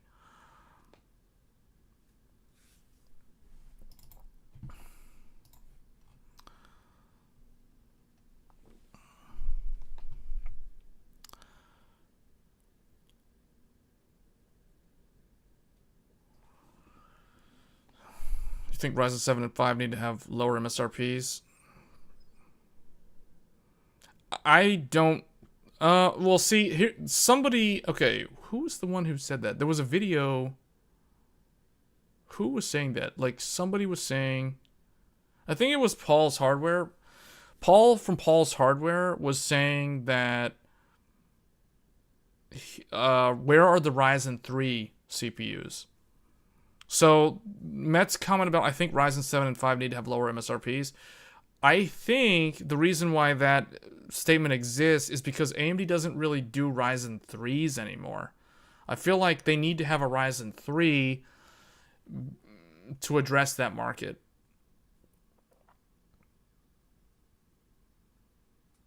For a lower end. Like, and where's Athlon? Whatever happened to the Athlon brand? You know what I mean? Like, those used to be their budget, those really, really budget stuff, like Intel Celeron. Like, whatever happened to those? Or I guess Intel had Pentium, whatever, like the anniversary thing. Like, where are those really, really entry-level, you know, like quad-core, 8-thread, with SMT, like, where are those CPUs?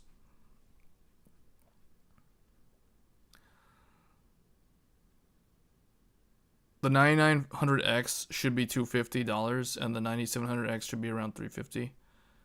Yeah, and that's most likely where they'll end up. You're good with the Crosshair Hero? Yeah. Yeah, that motherboard's good for the entire generation of all the AM5. Yep, that I would agree. Unless you need more PCIe connectivity, and even then, I think you have an X8. You've got an X8 on that board, so that board's good. That board will last the entire generation. And you know what? All these people talking about, like, where is it? Where's that? There was like a... Hold on. We need to go to...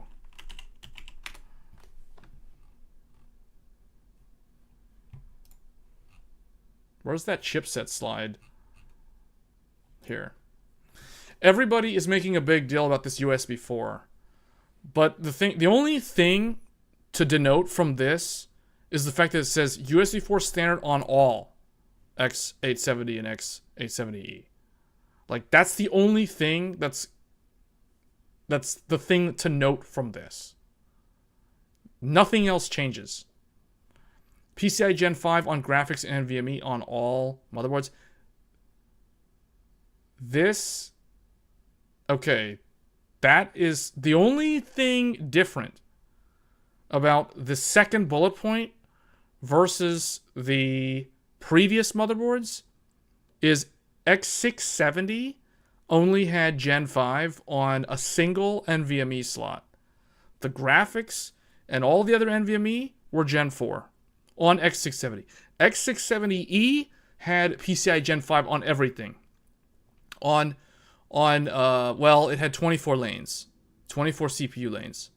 And I expect that to be the exact same thing here. We need to know more about how they're going to do their lane stuff and if they've increased the lanes, particularly the chipset to the CPU interconnect. That's what I'm curious to know most of all here. But, like, for example, Crosshair Hero, X670E Crosshair Hero already has USB 4. It already has USB 4. So whoever has a Crosshair Hero for AMD today, since 2022, has already had USB 4 the whole time. So all this stuff about, oh, USB 4 is coming to AMD. Man, USB 4 has already been on AMD. Like, it's like, where were these people 2 years ago? Like, no one was talking about that when Zen 5 info started circling around, you know? So it's like, only now are they saying it because it's on all of them. It wasn't on all of them, or it was optional in the past. So native USB 4 without, yes, that's correct, Nero. USB 4 without expansion card. That's what this is. But what I'm saying is the previous motherboards, there were motherboards that already had USB 4. The Crosshair Hero natively has USB 4 on the motherboard. You don't have to install an expansion card to get USB 4 on a Crosshair Hero. It already has it. So basically, all these new X870 motherboards and X870E are going to basically have USB 4 just like a Crosshair Hero. So, I mean, it's good. At the end of the day, it's a good thing because it means that the 40 gigabit USB 4 will be more readily available at lower price points. That's essentially what this does. And then higher expo memory clock support for X870. So this we already kind of expected. This is why, again, I keep drawing these comparisons with Zen 2, because Zen 4 is a lot like Zen 1, and Zen 5 is going to be a lot like Zen 2, because one of the things that Zen 2 improved was higher memory speeds, higher memory clock support. In the days of Zen 1, the official max supported speed was DDR4 2666. That is Zen 1's memory speed. Then with Zen 2, I believe it was up to 2933, if I'm not mistaken. And then with Zen 3, it was up to 3200 DDR4. So that shows the progression of memory. So this is just normal stuff. Like, this isn't anything that's crazy outstanding to me. This is expected. This third bullet point, I expected this. Like, I always assume this to be the case anytime a new CPU is coming out. So it's just newer is better, and it should do these things, and that's how it's supposed to be. So if it's not able to do this, then there's something clearly wrong. So this one right here, this third bullet point, is what I consider meeting expectations. This is not exceeding expectations. This is meeting expectations. The second bullet point, meeting we need more details on the second one to see how that differentiates the two different variants of X870. And then USB 4 standard on all. I mean, that one you just have to look at like what what that actually does for the ecosystem. I guess this one is exceeding expectations. The third one is meeting expectations, and the second one, I don't know. The jury's still out on that.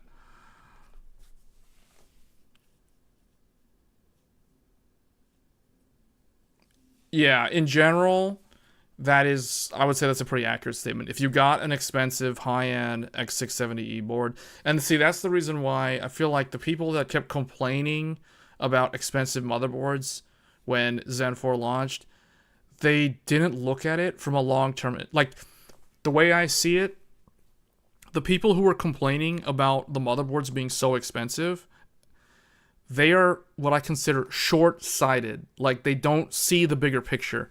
Like, they didn't realize at the time that you're investing in a platform that's going to be around for a very long time. So, if you spent $600, $700 on a motherboard 2 years, like almost 2 years ago, September of this year will be the 2-year anniversary for Zen 4, you know, you're essentially getting your money's worth on your ROI because you're going to keep the motherboard for an extremely long time and you're going to probably do multiple CPU upgrades.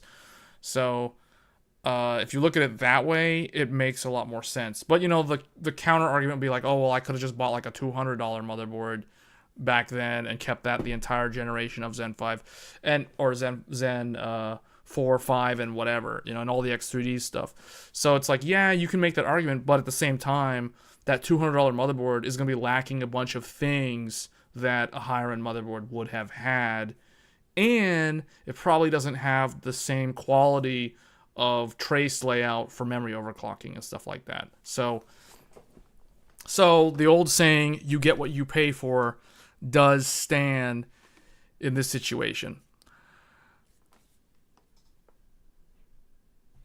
And you upgraded your CPU.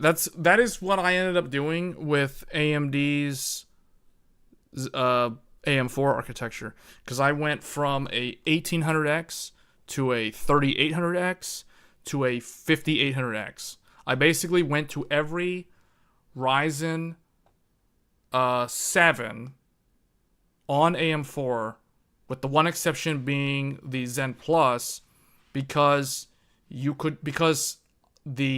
wanted the 8. Now that sounds very dumb, but 1800X was like the best Ryzen 7. 3800X was the best Ryzen 7. And 5800X was the best Ryzen 7. So I basically did like the best Ryzen 7 of each architectural generation. And those all had 8s in them, coincidentally. So that's how I did AM4. So then when I went to AM5, I upgraded to Ryzen 9. So I went 7950X. And now we'll be probably looking at 99. Well, it depends. I haven't made up my mind on 9950X. Mainly because I don't really... Realistically, I don't need the 9950X because I use Threadripper for all of my major workloads anyway. I literally just use the 7950. The 7950X, I used to use it a lot for like work stuff, but now, because I have Threadripper, I don't really need it for a lot of this hot, like multi-thread stuff. So what ends up happening is it literally just became the Tech Thursday live stream machine. You know, like that's basically what the 750X is used for. So that's super overkill for that one specific use case. So I don't know, maybe I will get a Ryzen 7 and see how much I can overclock that, because that might be a lot more fun to play around with than one of those Ryzen 9s.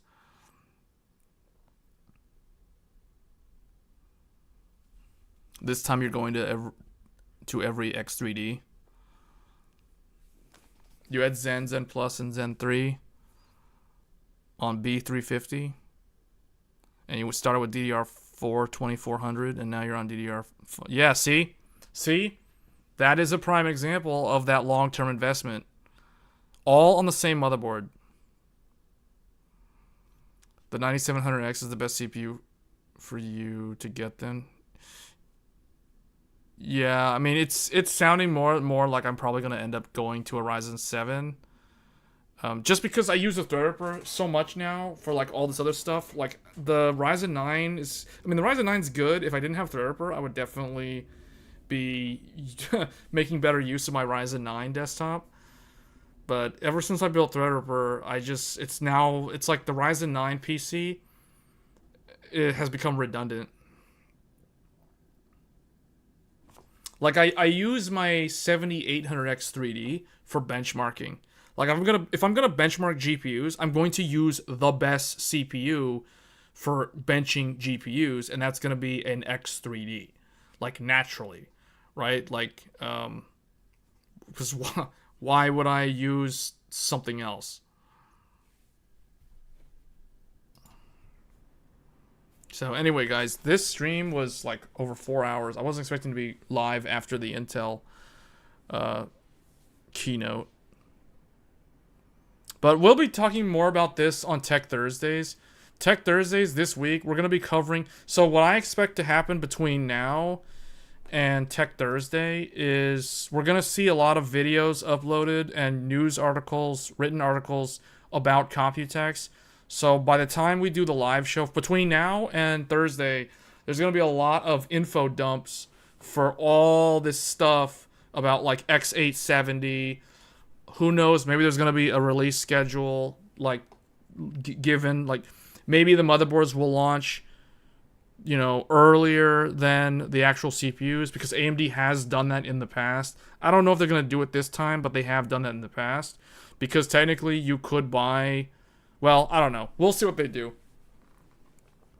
There'll be some new info that shows up throughout the week for a lot of these different things. BIOS updates are essential for stability. Yeah. You think you'll go with X870, but you'll wait till September for the new build? Yeah, well, that's still Q3. So, but yeah, I don't know yet. I'm hoping to get more info throughout the week about the various CPUs. Regardless, I'm going to be buying one of the Zen 5 CPUs. I don't know which one yet. That's the thing. I haven't made up my mind which one to get. Because I expect to still use the X3Ds. The things that I really want to compare, though, I really want to compare the Zen 5 to an X3D Zen 4. Because just from those numbers that AMD showed, like they showed basically the 14900K is slower than the Zen 5. And we kind of already expected that. I assumed that was going to be the case. So the real question is, how much faster is the Zen 5, these new Zen 5 CPUs versus the Zen 4 X3D? That is the question that I've had on my mind for a long time now, probably for the last like month. I've been wondering like where the numbers are going to line up. I would say in general, Zen 5 is going to beat X3D.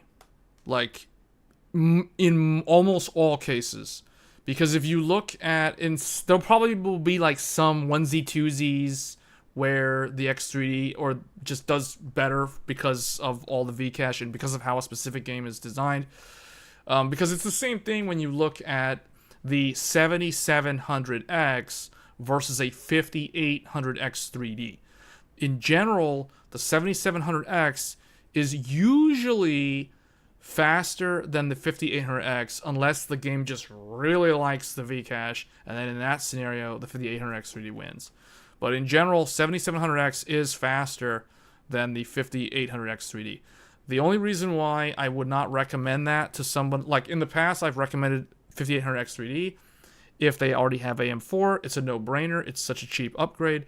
If it's someone doing a net new build, now there have been scenarios where back in the past, I recommended AM4 5800X 3D over the 7700X because DDR5 at the time was more expensive than DDR4, or the individual already had DDR4 memory available. So the Zen 3 upgrade with 3D Vcache was very, very cheap. So in the total, if you look at the total cost of the upgrade. But now, if someone was building today, I would really only recommend them either like X3D Vcache CPUs. It doesn't even matter what they're doing with their PC. Like if someone is going to do content creation, I'll recommend them 7950X 3D. Like, I'd recommend that over the standard Zen 4 100%. Because from my own experience using the 750X 3D for content creation, it's like 1 to 2% worse than the standard one. So it's like, why do you even care about that 1% if your gaming percentage is significantly better and your power target, your TDP, is significantly lower? It's 120 watt versus 170 watt. Like, it's a no-brainer. Like, the X3D is like the best one, the Ryzen 9 X3D. And then if someone's just building like a gaming PC, then obviously the 7800X 3D. So it's like that's like my only recommendation now at this point in time. Like, I don't recommend Zen 3 X3D anymore because it's too old as far as I'm concerned. Unless they're extremely budget constrained and they already have DDR4, then maybe I would recommend them some cheap motherboard combo. If they're near a Micro Center, then that still kind of makes sense. But Micro Center has insanely good deals for the Ryzen 7000 series right now. And then I could recommend Intel also, but really only like Alder Lake, like a 12900K would be the only one that I'd recommend right now if they live near a Micro Center. Otherwise, I don't really recommend Intel with its current CPU lineup. Like, I just don't really think that they're the best way to go at this point in time. Like, if I would tell someone, if they're really a hardcore Intel person, my recommendation is to wait for the next generation, the 15th gen or whatever, like the Arrow Lake stuff that's coming in Q4. That is my recommendation if someone has to buy Intel. The fact that they are running the same boost frequency as last gen with lower TDP tells you the next gen X3D will have much higher performance gain. Yeah, possibly, because you do see wider. You could potentially see higher gains with the IPC uplift.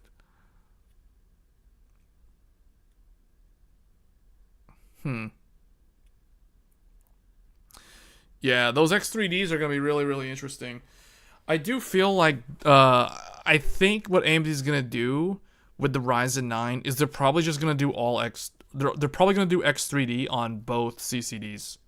I would assume they're going to do that because for some reason, I feel like no one was expecting them to do what they did when they launched the Ryzen 9s with one CCD with Vcache and one CCD without.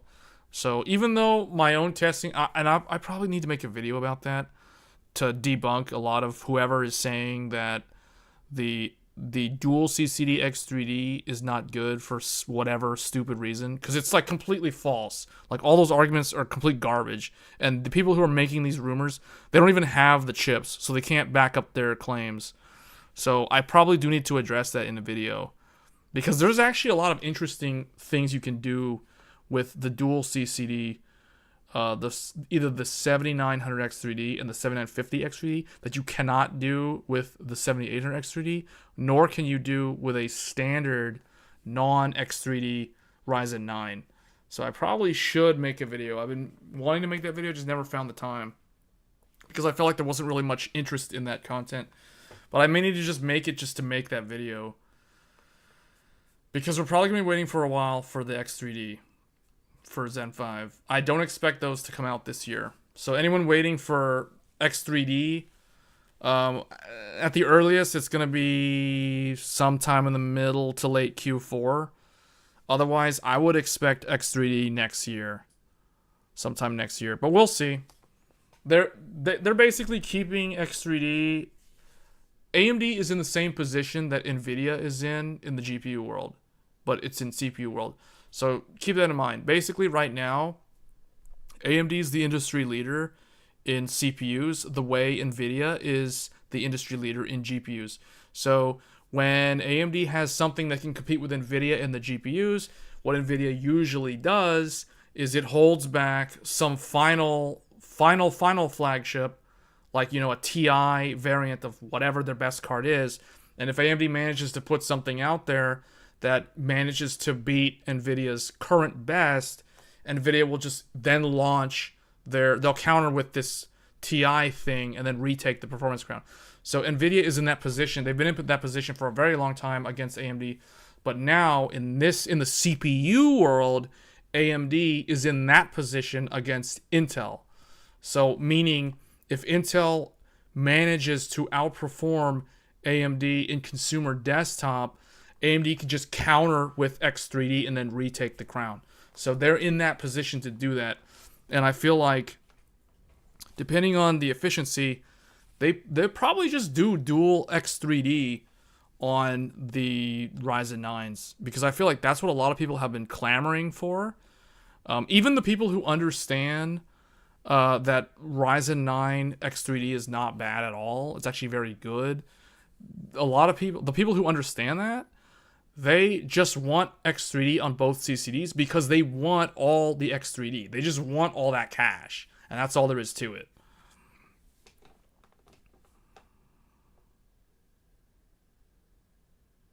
Dual Vcache will hurt multi-core if they go the dual CCD route, unless the frequencies are gimped on the X class. Dual CCD, dual Vcache will hurt multi-core? Why would it hurt multi-core?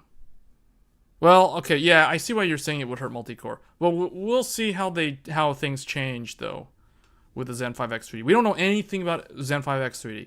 This is the thing. Everyone is assuming that the 3D is going to be the same as like Zen 4. We don't know how the newer TSMC node, what it can enable them to do with X3D in terms of clock speeds. So AMD could have a real powerful weapon on their hands with the Zen 5 X3D, but we just don't know. It's just too early to tell. It's a huge mystery right now, and I don't expect it until Q1 of next year. Because I would expect it to be like 6 months. Well, hold on. Let's think about that. So September.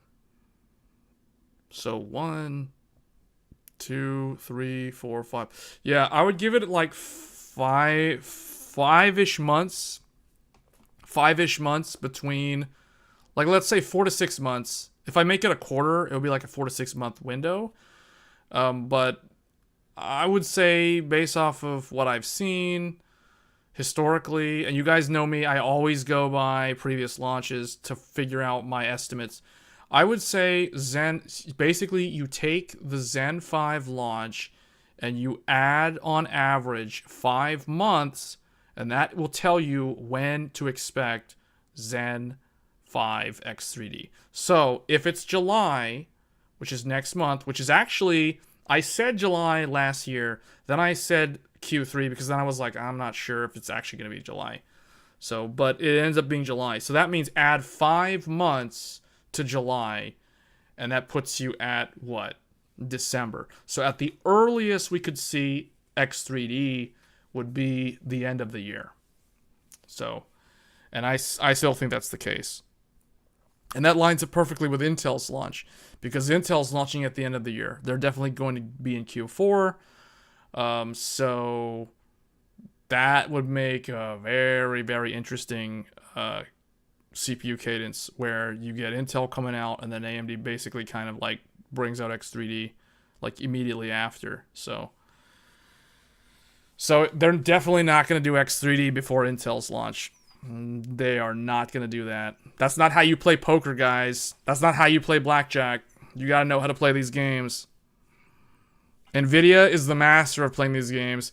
Basically, NVIDIA taught AMD how to do this, because NVIDIA has been doing this to AMD for literally more than a decade. So now AMD is in the dominant position where they can play this game with Intel. So you know that's going to happen. That's how it works. That's business. That's how competitors fight each other in the business world. What makes you think that the 9950 X3D will have both CCDs with 3D Vcache? Because it seems like that's what everyone's demanding. It could come for the holidays. Yes, that could happen. But that would be the earliest that you would see it. So for anyone out there who's waiting for X3D on Zen 5, yeah, unfortunately, I hate to break it to you, but I've already said this like a few times in previous live streams. It's not coming until Like I've gone on the record saying Q1 of next year, and I still stand by that. But I'm just saying the earliest that we could see it is December. So because that's how they do it. It makes sense from a product segmentation standpoint. It makes sense from a, hey, we bought all these wafers and we made all these non-3D chips. Now we got to sell them. So it's like, they're not going to like waste all that money on TSMC making chips and then like, okay, they're going to launch the 3D V-Cache with the other stuff. Like, you know, what is that going to do? That's dumb. No. So they're going to put Zen 5 out first, and they're going to let that run for like 2 quarters essentially, so almost 6 months, and then they're gonna put X3D out there. So you don't need leaks to figure this stuff out. All you gotta know, anyone who's worked in like product management and knows how to do roadmaps and product planning would know exactly what I'm talking about, and that's how I'm able to determine these things without having any insider knowledge.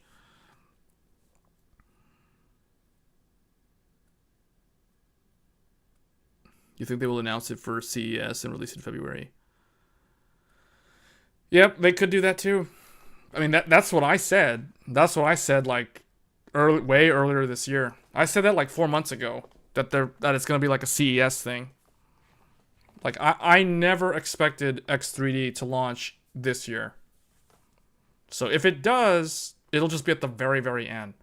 And it might just be one of the chips. Like they might just do one. Like, they might do the flagship or whatever, and then do the Ryzen 7 later, in 2025. So, kind of like what they did last year with the X3D. So, anyway, guys, I gotta go to sleep. We've gone, like, way, way over. But, yeah, this was interesting. This was a good... Intel's keynote was the most entertaining keynote out of all of them. So, I'm actually very glad that I decided to cover that one live instead of the others. But... I think we're going to see some interesting content throughout the week.